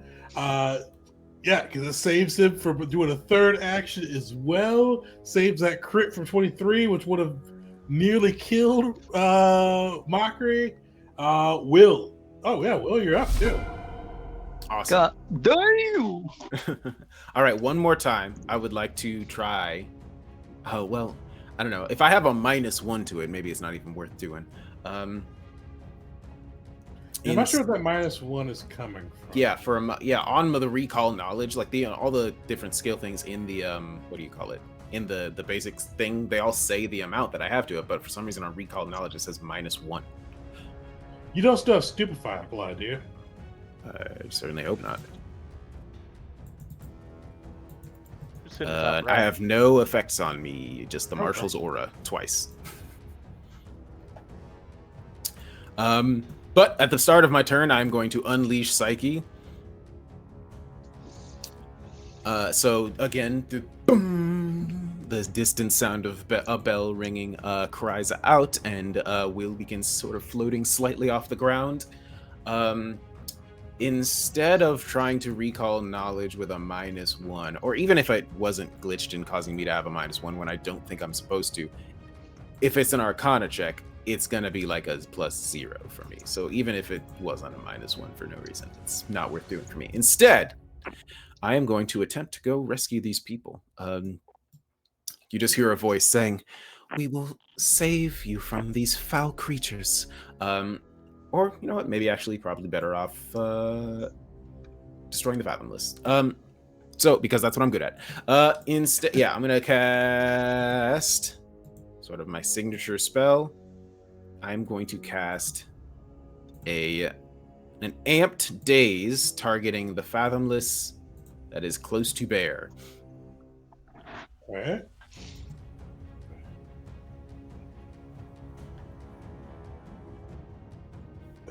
Will save. He'll fail. Nice. All right, rolling damage. Oh, and whatever this, he also gains minus. He gets 1 weakness to mental damage. So whatever this number is going to be +1. So 5 mental damage to that Fathomless. Sorry. Nice. And he has 1 weakness to mental damage. I don't know if anybody else has any mental damage. And then I am going to use my last action to try to start moving towards the other people that I can save. Okay. So 2, 3, 4, 5, 6, 7. Yeah. All right. That is 3 actions. That's the end of my turn. Perfect. Belric, you're up. Okay, I am going to start with Bear. Hold on, sorry. I need to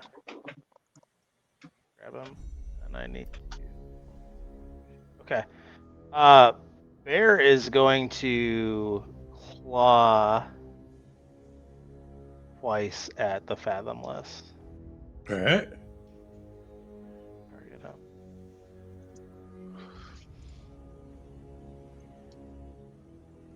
One.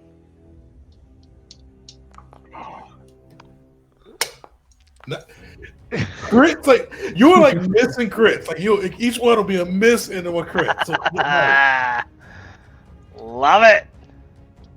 all right. This is why we suffered last combat, because Belric wasn't here.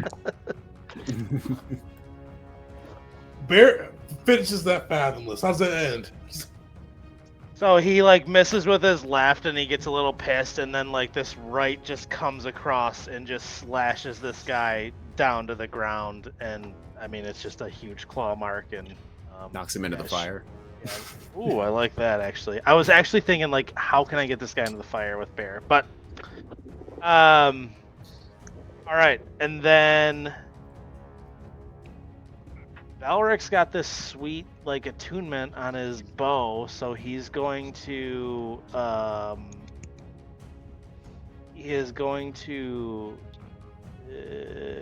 mark. What's the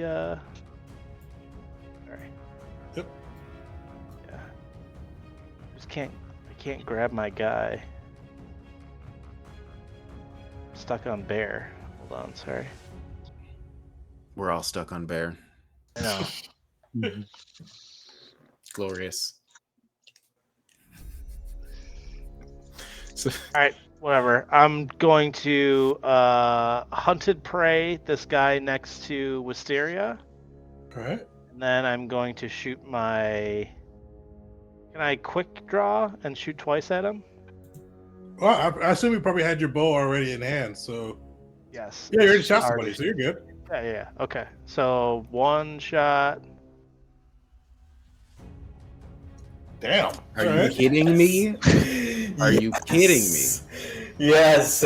Ah! Did he crit again? He This crit is again. like not a natural crit, but a regular crit.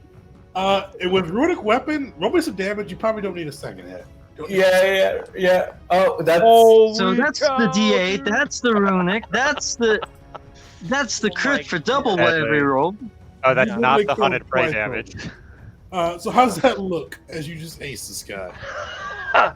So he's looking over. Bear swats him down, and then he pulls out an arrow and then just casually shoots over at this guy, right in the back of his head, and he's down. And that'll be my turn. Thank you. You have another action. I do have another action. Oh no, because he No, bear because attack, I hunted prey. Yeah. Yeah, the Oh, hunted I prey. see. Yep. I would have had a second So- attack. That was sick. So it's not me. It's not Nar's fault. It's just that Nar's blessing doesn't play nice with all of the infernal gods. Which makes sense. Makes a lot of sense. Mm-hmm. Oh. Uh, You see the Belric villagers. just being absolute MVP. Sorry to interrupt. Oh, no worries. Yeah, you see the villagers as the ones that Wisteria freed just start chugging along, like pure gratitude in their eyes, and they just run through the door that the party came through and disappear from the map, clearing out that group of villagers. There are 3 groups left. What's up? Zorin is going to cast another Arcana check, same thing, DC 25. He'll miss. Ooh. The dice are being counted. favoring Belric, but being nice to you guys. The other group's not well so well, but it's being nice to you in the situation. You see him gather arcane might around him, but fortunately, you see he's just like he's struggling to be able to call upon the villagers, giving you guys some more time. And with that, yeah, all the Fatalists are dead. Tegan, how tall is that? I know we can't see like anyone in there, but how tall is it? Like and the reason I'm asking is like, could I toss something into it? And initially, like this was like it was like almost like a dome, Yeah. of fire. But seeing that his Fathomless has fallen, seeing that he can't like bring these last villagers in there. You see the flames fade all in one motion. You see Zarin grab his staff. You see the other creatures risen, grab their knife. There's one that's like kind of looking more elvish, one that's looking more orcish. They grab their weapons and they prepare for battle. We are getting to phase 2 of this. I apologize for this going later, guys, but we should be done fairly quickly, hopefully. And throw into the last combat for this. All right. The cutthroat. I think I forgot the rule for Jeet. Do you remember the rule for ties? I think his PCs go first for ties, or what's the rule? No, it's enemies go first. Enemies go first. Okay. If it has to do with mockery, he does have the pilgrim token feat, which allows him to go first rather than the enemy. Unfortunately, that was tied with Wisteria. Yeah, there are specific player options which let you go first on a tie, but otherwise, normally enemies go first. All right. Yeah, you see this cutthroat dart back, whip out her short bow, and you see her kind of draw back twice, and you see her like almost cockily aim at Belric after seeing him just annihilate a couple of her the Fathomless allies. You see her draw back and attempt to bring him down.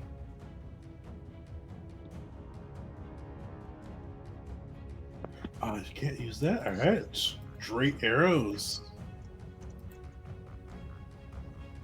You see the first goes wide, but the second connects for max damage on Belric. So you see that come flick through. Why did it be a risen cutthroat the damage? So you see it pull the bow back, blast it, and kind of arrow lodges into you, Belric, as this arisen cutthroat goes to work. Good idea. Wisteria, you are up. So were you saying that like the Zarin is basically giving up on the ritual to deal with us now, or does it seem like he's still focusing on the ritual and the two are risen? The arcane, the glyphs are still glowing, but it does look like he is ready for combat. Kind of Wisteria can make of that as she will. Yeah. Let's see.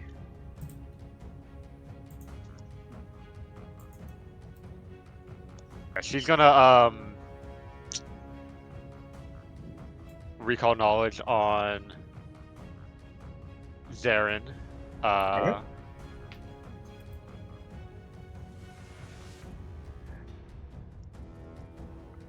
No hero points left, but and wants to know if he has any resistances.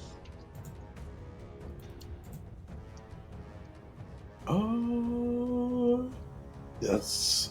Yeah. So he is off guard. You do see he has quite a few resistances. Piercing, slashing, cold, electricity, and fire.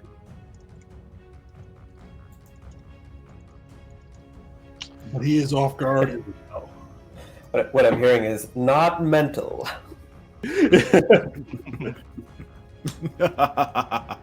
Alrighty, I'm going to take a shot.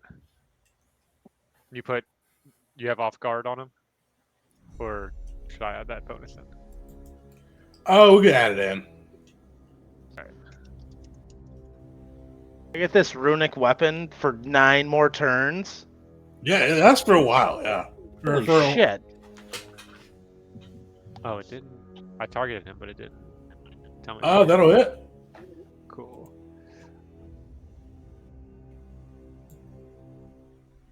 It's pretty clutch, cheat.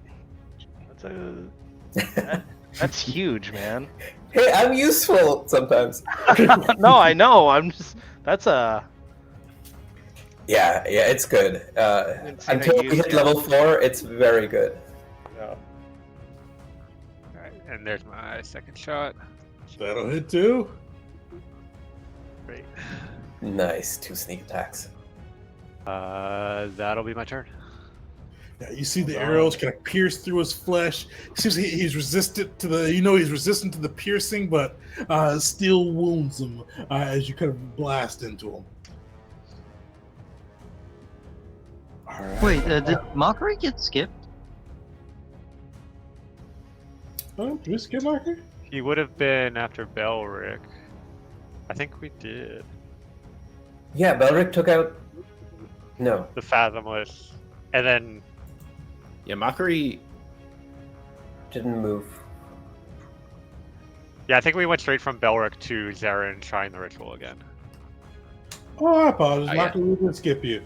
So Mockery, you take your turn now. What do? You see Zarin as well as an arisen orc in front of you.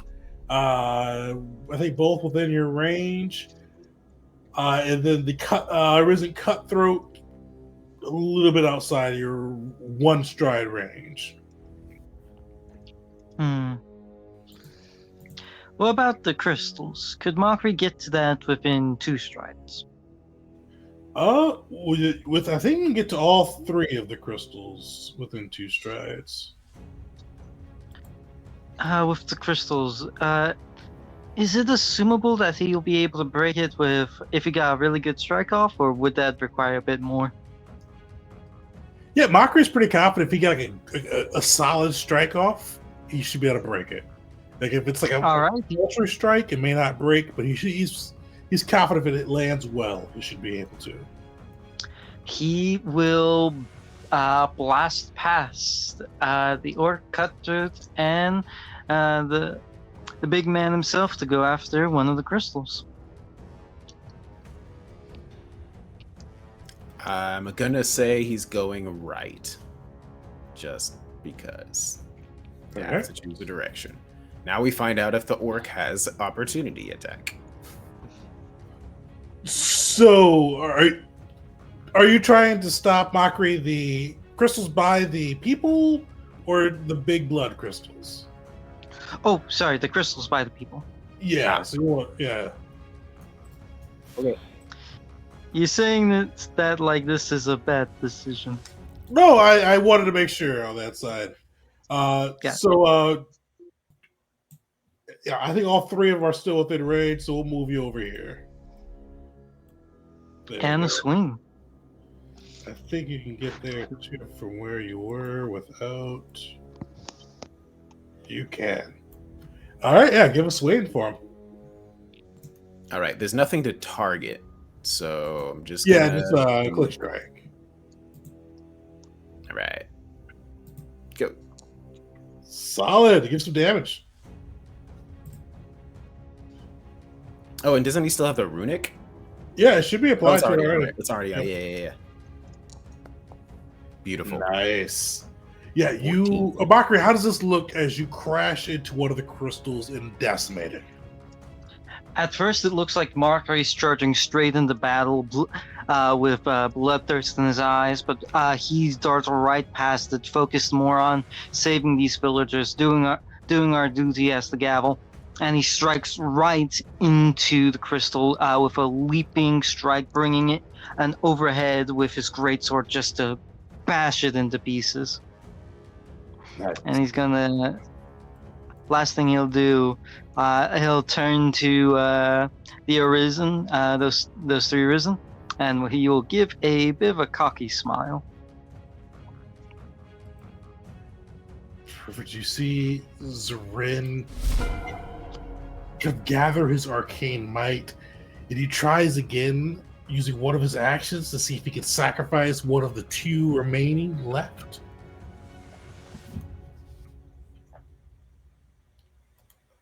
It is not Zarin's day. You see, just kind of the stress of the battle. You guys get behind Will, stops him from being able to do so. But you see him kind of wave his staff around. You see this arcane might begin to swirl through, and you see 2 and then 3 bolts of energy begin to form around it. And he is going to cast Magic Missile at 3rd level.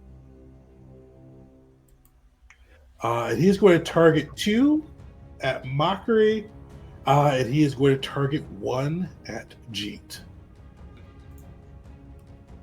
So first 2 Mockery.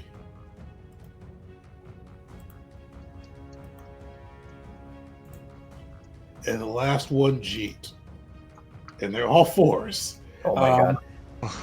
Shit. He may have 3 more missiles to spare.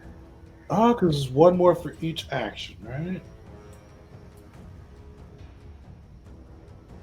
Wait, what? Oh, yeah, so he's got 1 more to spare.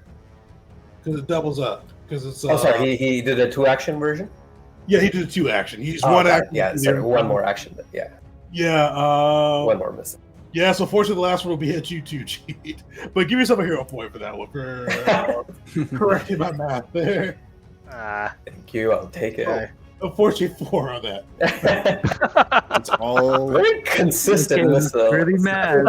He's pretty mad. How do I get his dice?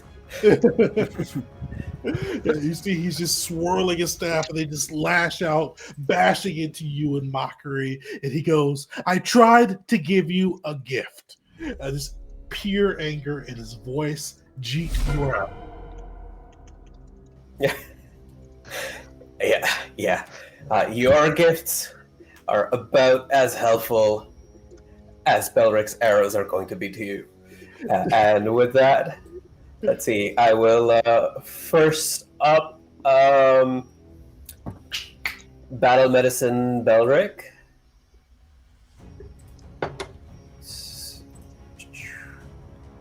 I need him to stay up as long as the fight is ongoing. Oh, okay. Well, at least it's not a crit fail. Sure. And second and third action, we are okay. We're still doing okay. You could hero point that battle medicine if you really want to give him. Oh yeah.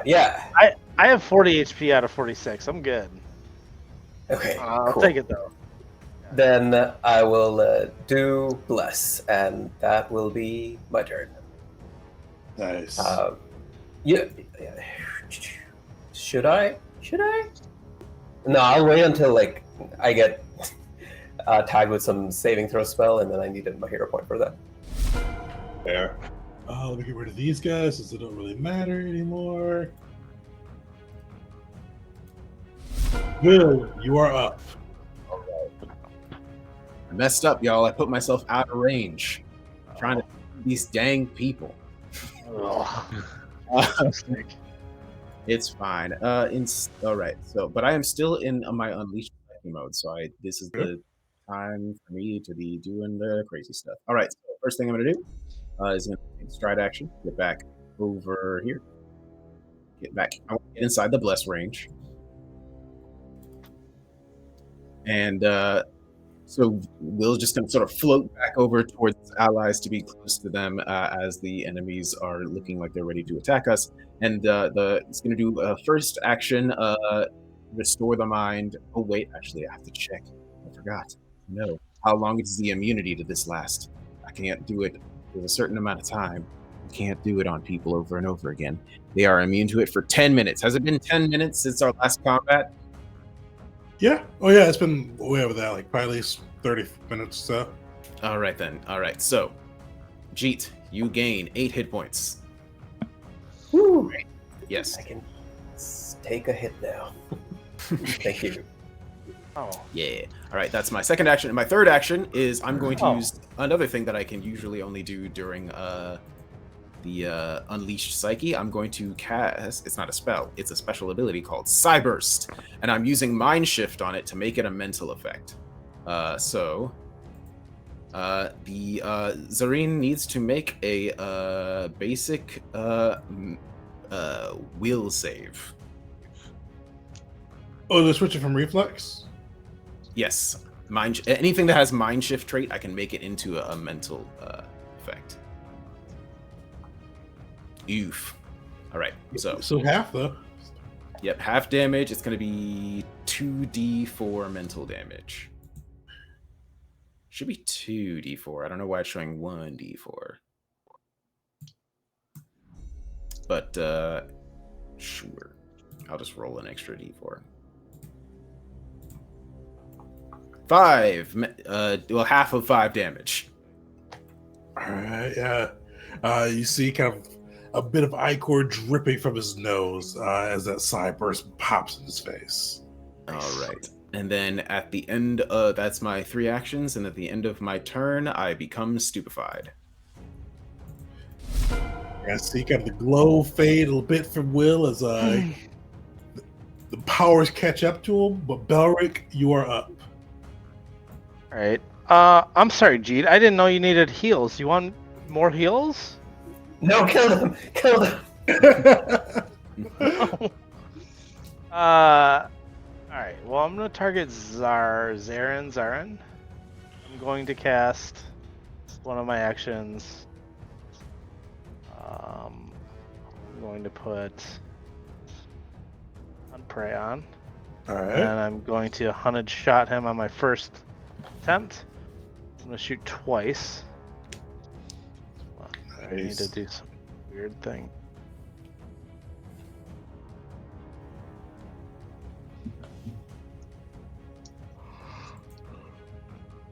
First attack on hunted prey this round. Okay. Turbo. That'll hit. That'll hit. Alright. What's going on?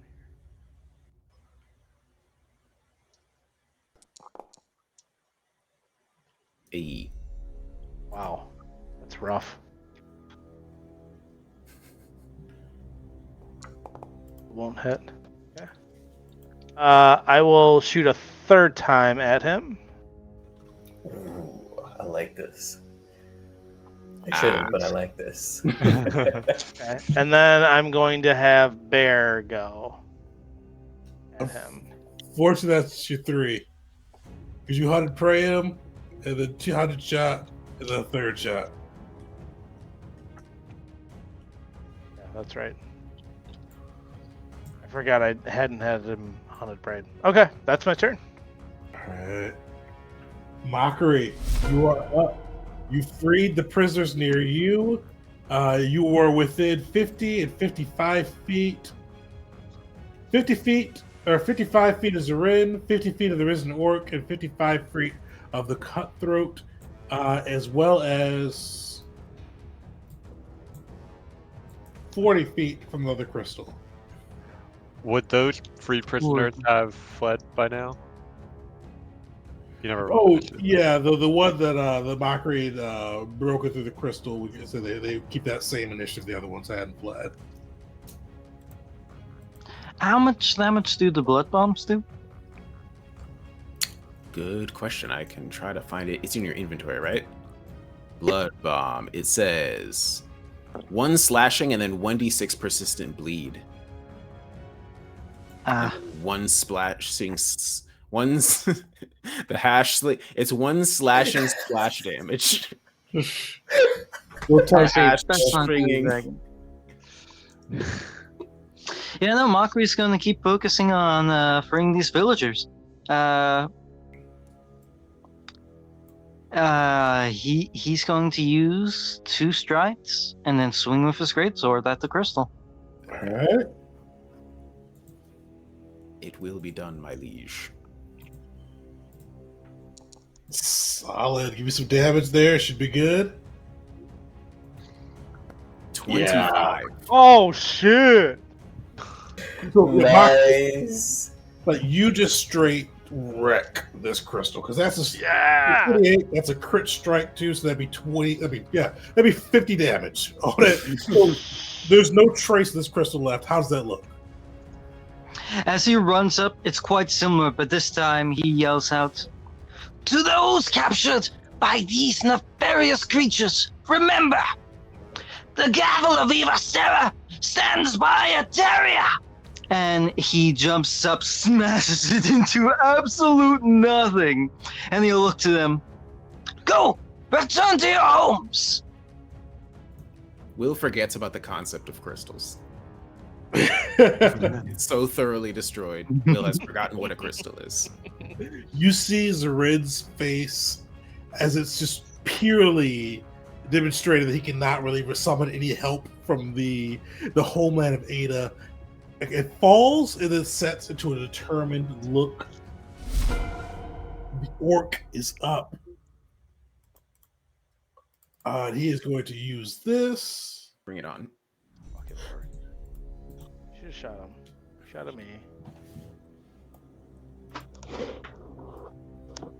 You see him just start frothing at the mouth, like just rage bubbling uncontrollably through him.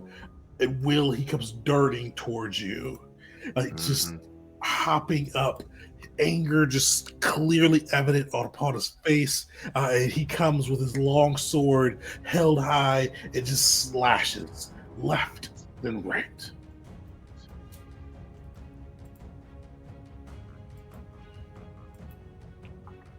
I knew what I was doing. I had to get myself in range to be able to hit our friend next turn. So second will miss. The first will connect. For 6 damage. I'm fine. All right. Cutthroat is up. Oh, could she do anything crazy? Reconsider. He is moving in closer, but you still see she is focusing upon Belric. Bow pulled back twice and just unleashes 2 quick strikes with a short bow. Out of here, dude. Luckily, both will miss. Nice. Wisteria, Dance. Throw you down your are- weapon. First, I'm going to. How far is that? Yeah. Stride up next to Jeet. Finally, for the first time in the entire campaign, get the benefits of Bless. Really? All right. I've always been off in some corner when he casts it. I'm pretty sure. I'm gonna then recall knowledge on the orc. Specifically, I want to know if I recognize where he's from, and I think my orc lore will help me succeed on this. Okay.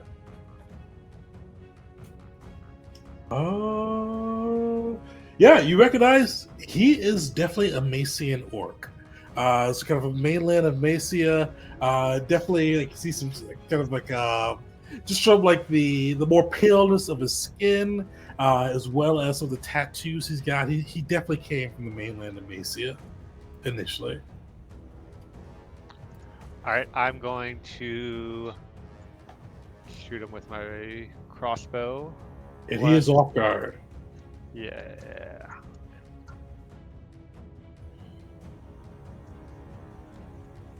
That'll hit. Oh, look at that. Maybe it comes Just to hits. 21. That's my turn. Alright. Zarid is up and he is furious. You see that he is completely given up on trying to kind of bring in the reinforcements from Ada. And he looks at you, Mockery, and he goes, "You will experience the true death first. There will be no gift for you." And you see him raise up his staff, swirl it around, and rather than like these arcane bolts, you see this green arrow form upon it, and you see him whip his staff, and you see it hurl towards you. And he is going to cast Acid Arrow, but that'll miss. by one. You see it Holy whipping towards you, and you were able to just narrowly avoid it. Mockery, is he amongst the freed people right now? Or did they already ran away? The ones by you have already dipped out, yeah. Ah, got it. I wanted to see if the possible flavor of one of them pushing Mockery out of the way for the hero. Yeah, so it's like maybe one of them will shout as they see you kind of come across there and will just give you a heads up this is coming, and you're able to just narrowly dodge aside before that last one hits you. And you see he's just fury upon his face. He uses his last action to cast a first rank force barrage upon you.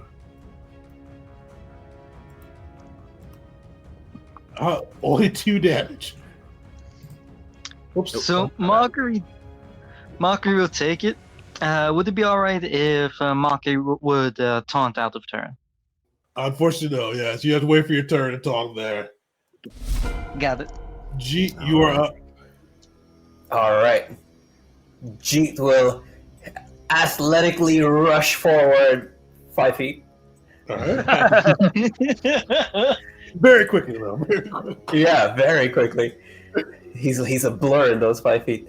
And then he will attempt to trip this arisen orc. All right. Where is you? Trip. Let's Yeah. Go down. And then, his bless aura now can also cover bears, provide people flanking.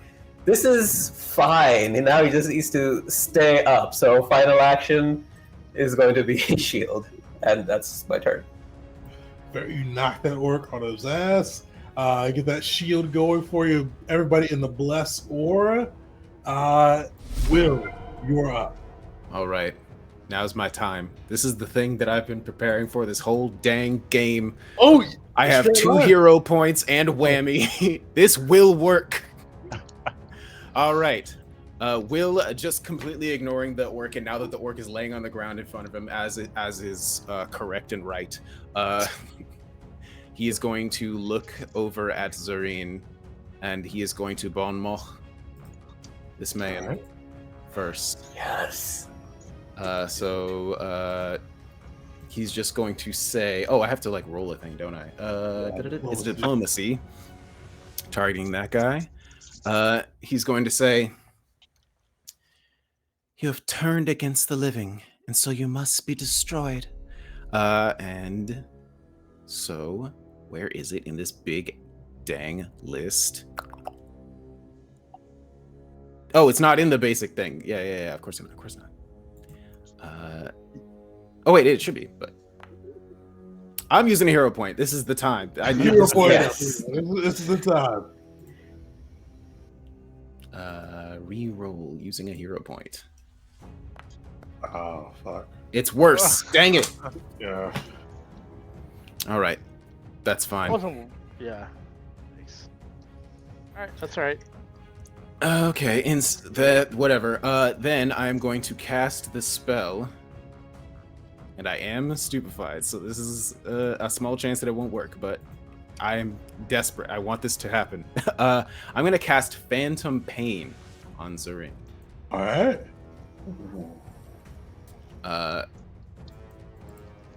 But I first need to roll. I think it's just a flat.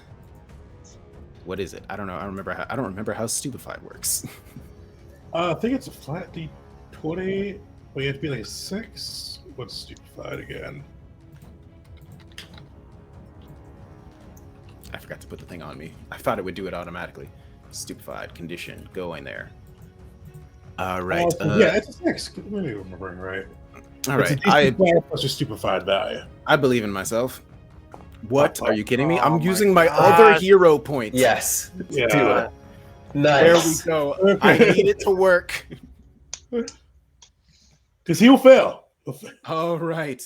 So now he is instead of Will doesn't do anything. He just sort of floats there, but this Zareen just sort of something that you've seen perhaps happen before, just looks up, and you can see it's almost like he's looking at something above or behind Will, and a look of horror crosses his face. And so he is now hit with, where is the spell? Yeah, he got us. Looks like sicken 1 and roll me 2d4 damage, and then he'll take 1d4 persistent damage. 2 damage. Oh boy. Well, Nice. that's the less important part. He's sickened, and he's gonna keep taking persistent mental damage. Nice. We got there. See him looking up in horror as he sees this like unholy appearance, and he's definitely thrown off of his game. Oh, it's a very holy appearance. Oh yeah. Holy it's for sure. For you. Be not afraid kind of situation, except she's telling him to be very, very afraid. Yeah, from most people's point of view, very holy. From his, he's definitely seeing like the devils of his nightmares there, with the deities being fully unleashed upon him. Belric, you are up. What do you do? Yeah, I mean, seeing Zarn that distracted, he's looking up and he looks like an easy target for me right now. So I am going to hunted shot him. I think he was already hunted shotted, right, last turn? Yeah, you already had a shot him, so you're. Hunter spray. Hunter shots is when he gets to do 2. So yeah, you're good. Oh, my bad. No, I got them mixed up. Everything is hunters. It is, yeah. All right, what'll hit? What'll miss? Nice. All right. Second shot, or I should say third shot. I'm going for it.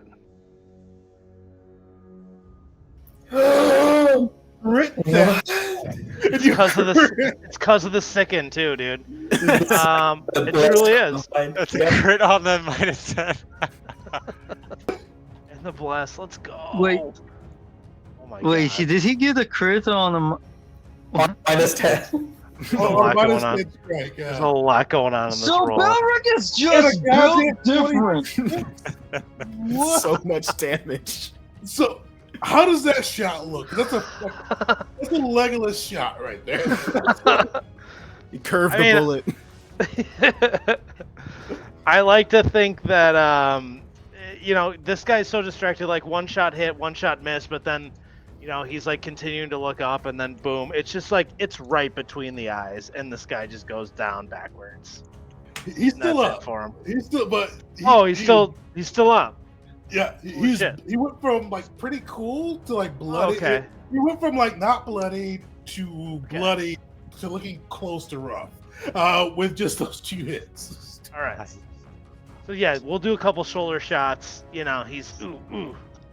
And he's still a little bit starstruck. And then I still have Bear. Bear's just gonna Bear's gonna go after this guy. Okay. Get some flanking in. Oh god. I can't do that. If you put him right here, that might give Keith some flanking for later.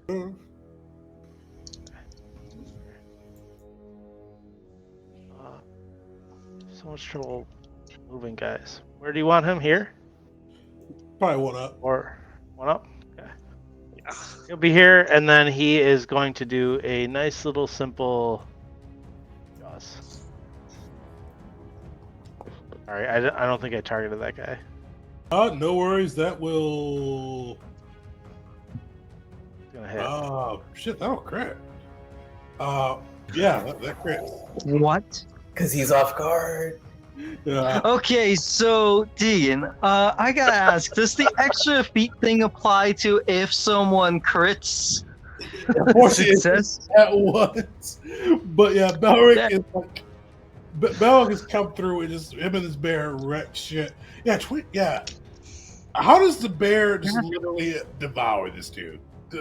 Oh, yeah, so he just like kind of, it's slow actually. He like just kind of like moseys on up, and then did I use Jaws? Yeah, he just like bites this dude's head slowly and crushes it, and he's done. Hydraulic press. Yeah, hydraulic press. I love it. Oh no. I forget. You see just Undead flesh just devoured and like hurled across the battlefield. Mockery, you are up. You are, because that guy's dead now.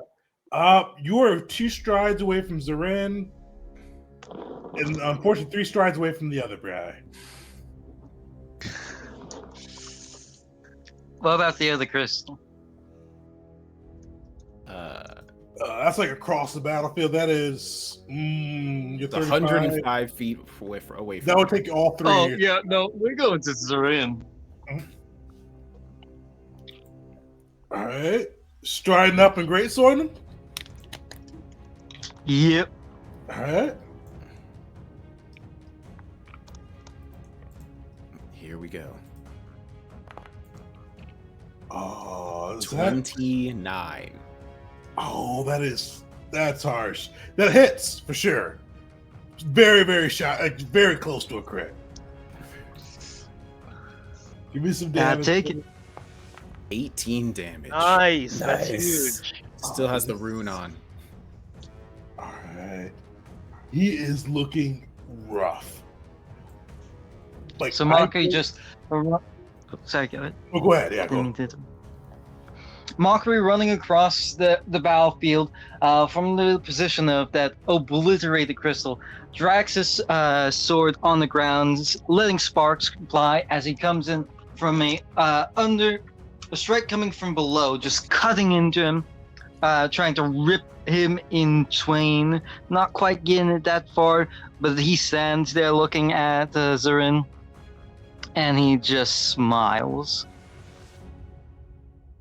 And he'll say, About those gifts, I say, return to sender. You see true fear in his eyes, and you even see his expression start to change. Eyes begin to focus upon that portal. The other arisen cutthroat uses an action to get in between, into flanking with you and Zarin. You see she uses an action to drop her short bow and draw a sickle in the final action to slash at you, Mockery. That one is going to hit. That's going to hit. reaction, I am command. All right. So she hits you for 9 damage, and she kind of uses that to kind of sneak in, and you see kind of that mental command come over her, and she is looking. She was near bloodied before, but now she is bloodied and rough. You see ichor dripping from her nose. Hysteria, you are up. You see Zarin is looking flighty. What do you do? All right, I'm gonna try to finish off that cutthroat. I'm gonna recall knowledge on her. Has Wisteria reloaded? I have 1 shot left. This Nice. is what I'm Oh, planning to do. okay.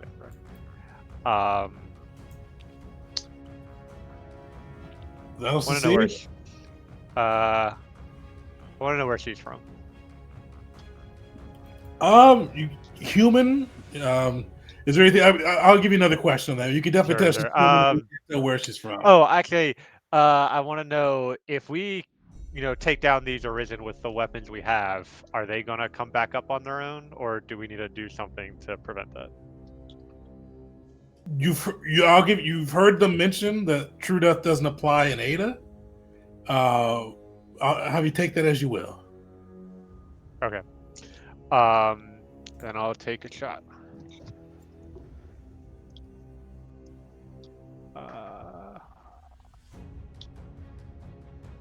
And I got off guard. You said it was a success? Yep. Cool. There's a hit. For 8 damage. Nice. Looking very hurt. Alright. And then I'm going to drop my crossbow here. Stride 5, 10, 15, 20 here. And prepare to draw melee weapons next turn, if there is a next turn. Alright. Yeah, you see Zarin You see he kind of looks around at the failed folly of what was his great ambition, and you see he just starts to run. He turns around, and you see him dart into the portal. And you see the portal. Can anyone react to this? Can anyone react to stop him? No? Okay. Unfortunately, yeah, that's the way. No one has attack of opportunity. Yeah. You see him jump in the portal, and it's like the portal is like. Piece of shit. It's not like a strengthened. It's not like a good portal to jump in right now, since he was not able to complete his sacrifices there. But he jumps in. You see his form twisted, mutated, and kind of absorbed within. But then he disappears. He's still taking mental persistent damage as Yeah, he's that's true. over there. Oh, Maybe yeah, it'll kill him. mental persistent. Well, how much is that? I've already forgotten. I think it's like 1D. It's A D4? 2d4? Was it 2d4? After I the think the 1d4 initial would- persistent, roll that 1d4 as he's running away, because that matters. If you hit a 4 here, it could be a whole different Oh story. my god. Oh my god. It's actually 2d4. For the Yeah, persistent, because it's heightened +1. Oh, Yeah, it's 2d4 damage. But- all right? let's see it. On average results. Or... I believe. Hey! Damage. Solid. Yeah, you see him running to the portal. Will, how does it look as he comes crumbling to his end? As I'm gonna say, he's like running backwards away from Will because he's just still staring up in horror at something that none of you can see.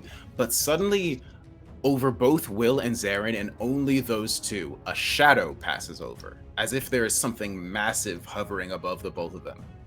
And Zarin just looks up and starts muttering to himself as his eyes roll back in his head, and he simply falls over. It's almost like he went to sleep.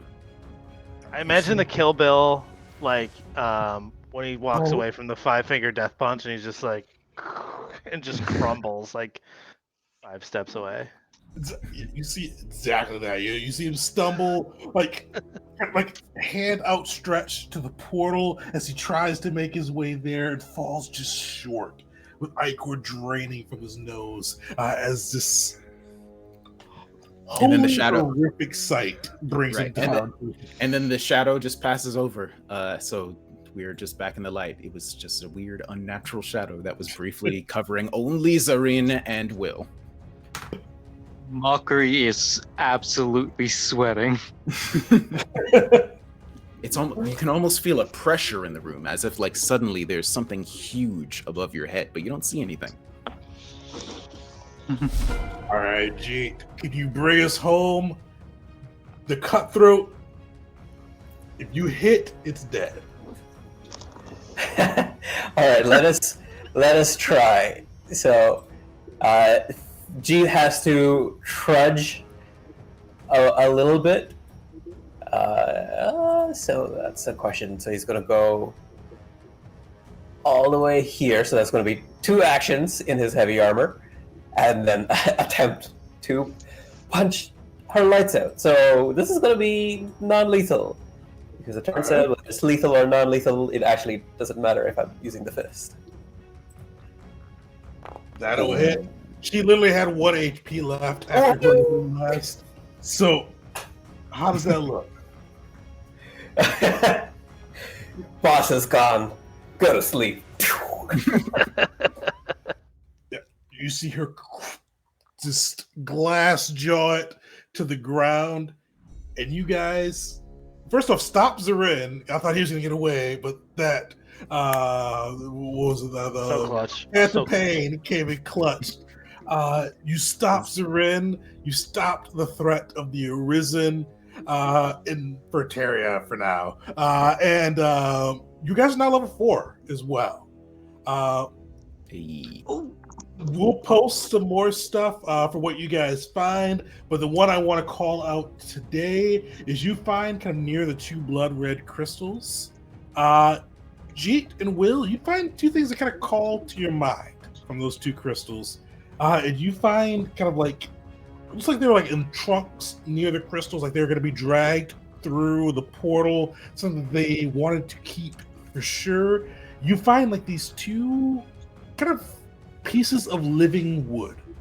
And you guys both recognize them, no role necessary right now, as being able to be utilized to build personal staffs with them as well. So you guys will be able to add that in, build your personal staffs for that. I'll shoot the rules out for that. We're going to use the rules as written, but a little bit more lenient. You can pick from spells within the same kind of guidelines as usual, but you don't have to have them. They can just be part of your magical tradition. So that for Jeet, Divine, Will, Occultism, you can pick those and add them in for the spell and cantrip. There'd be a level 1, so you can get 1 cantrip and 2 spells. I'll throw the rules in, but I wanted to make sure you guys had time to throw that in. Because for my martial guys, we're doing an ABP. So you guys will actually have your damage bumped up an additional die for whatever weapon you use on that side. So everybody gets some cool shit, as long with the runic stuff. But we are super over time, so we will wrap up here. And actually, as you guys see, like the last Arisen fall, you see kind of a dove feather with kind of that same white and citric kind of coloring, citrine covering fall, and you just see Belric bamf the fuck out. Like he's just like, you see he's there for one moment, throw it away, and Belric, you are back, same mop in hand, right where you left off. No. On the vessel, taking you back home as the wheels of fate turn. But yeah, that's the session for today. Thanks everybody for hanging out, and check in next time.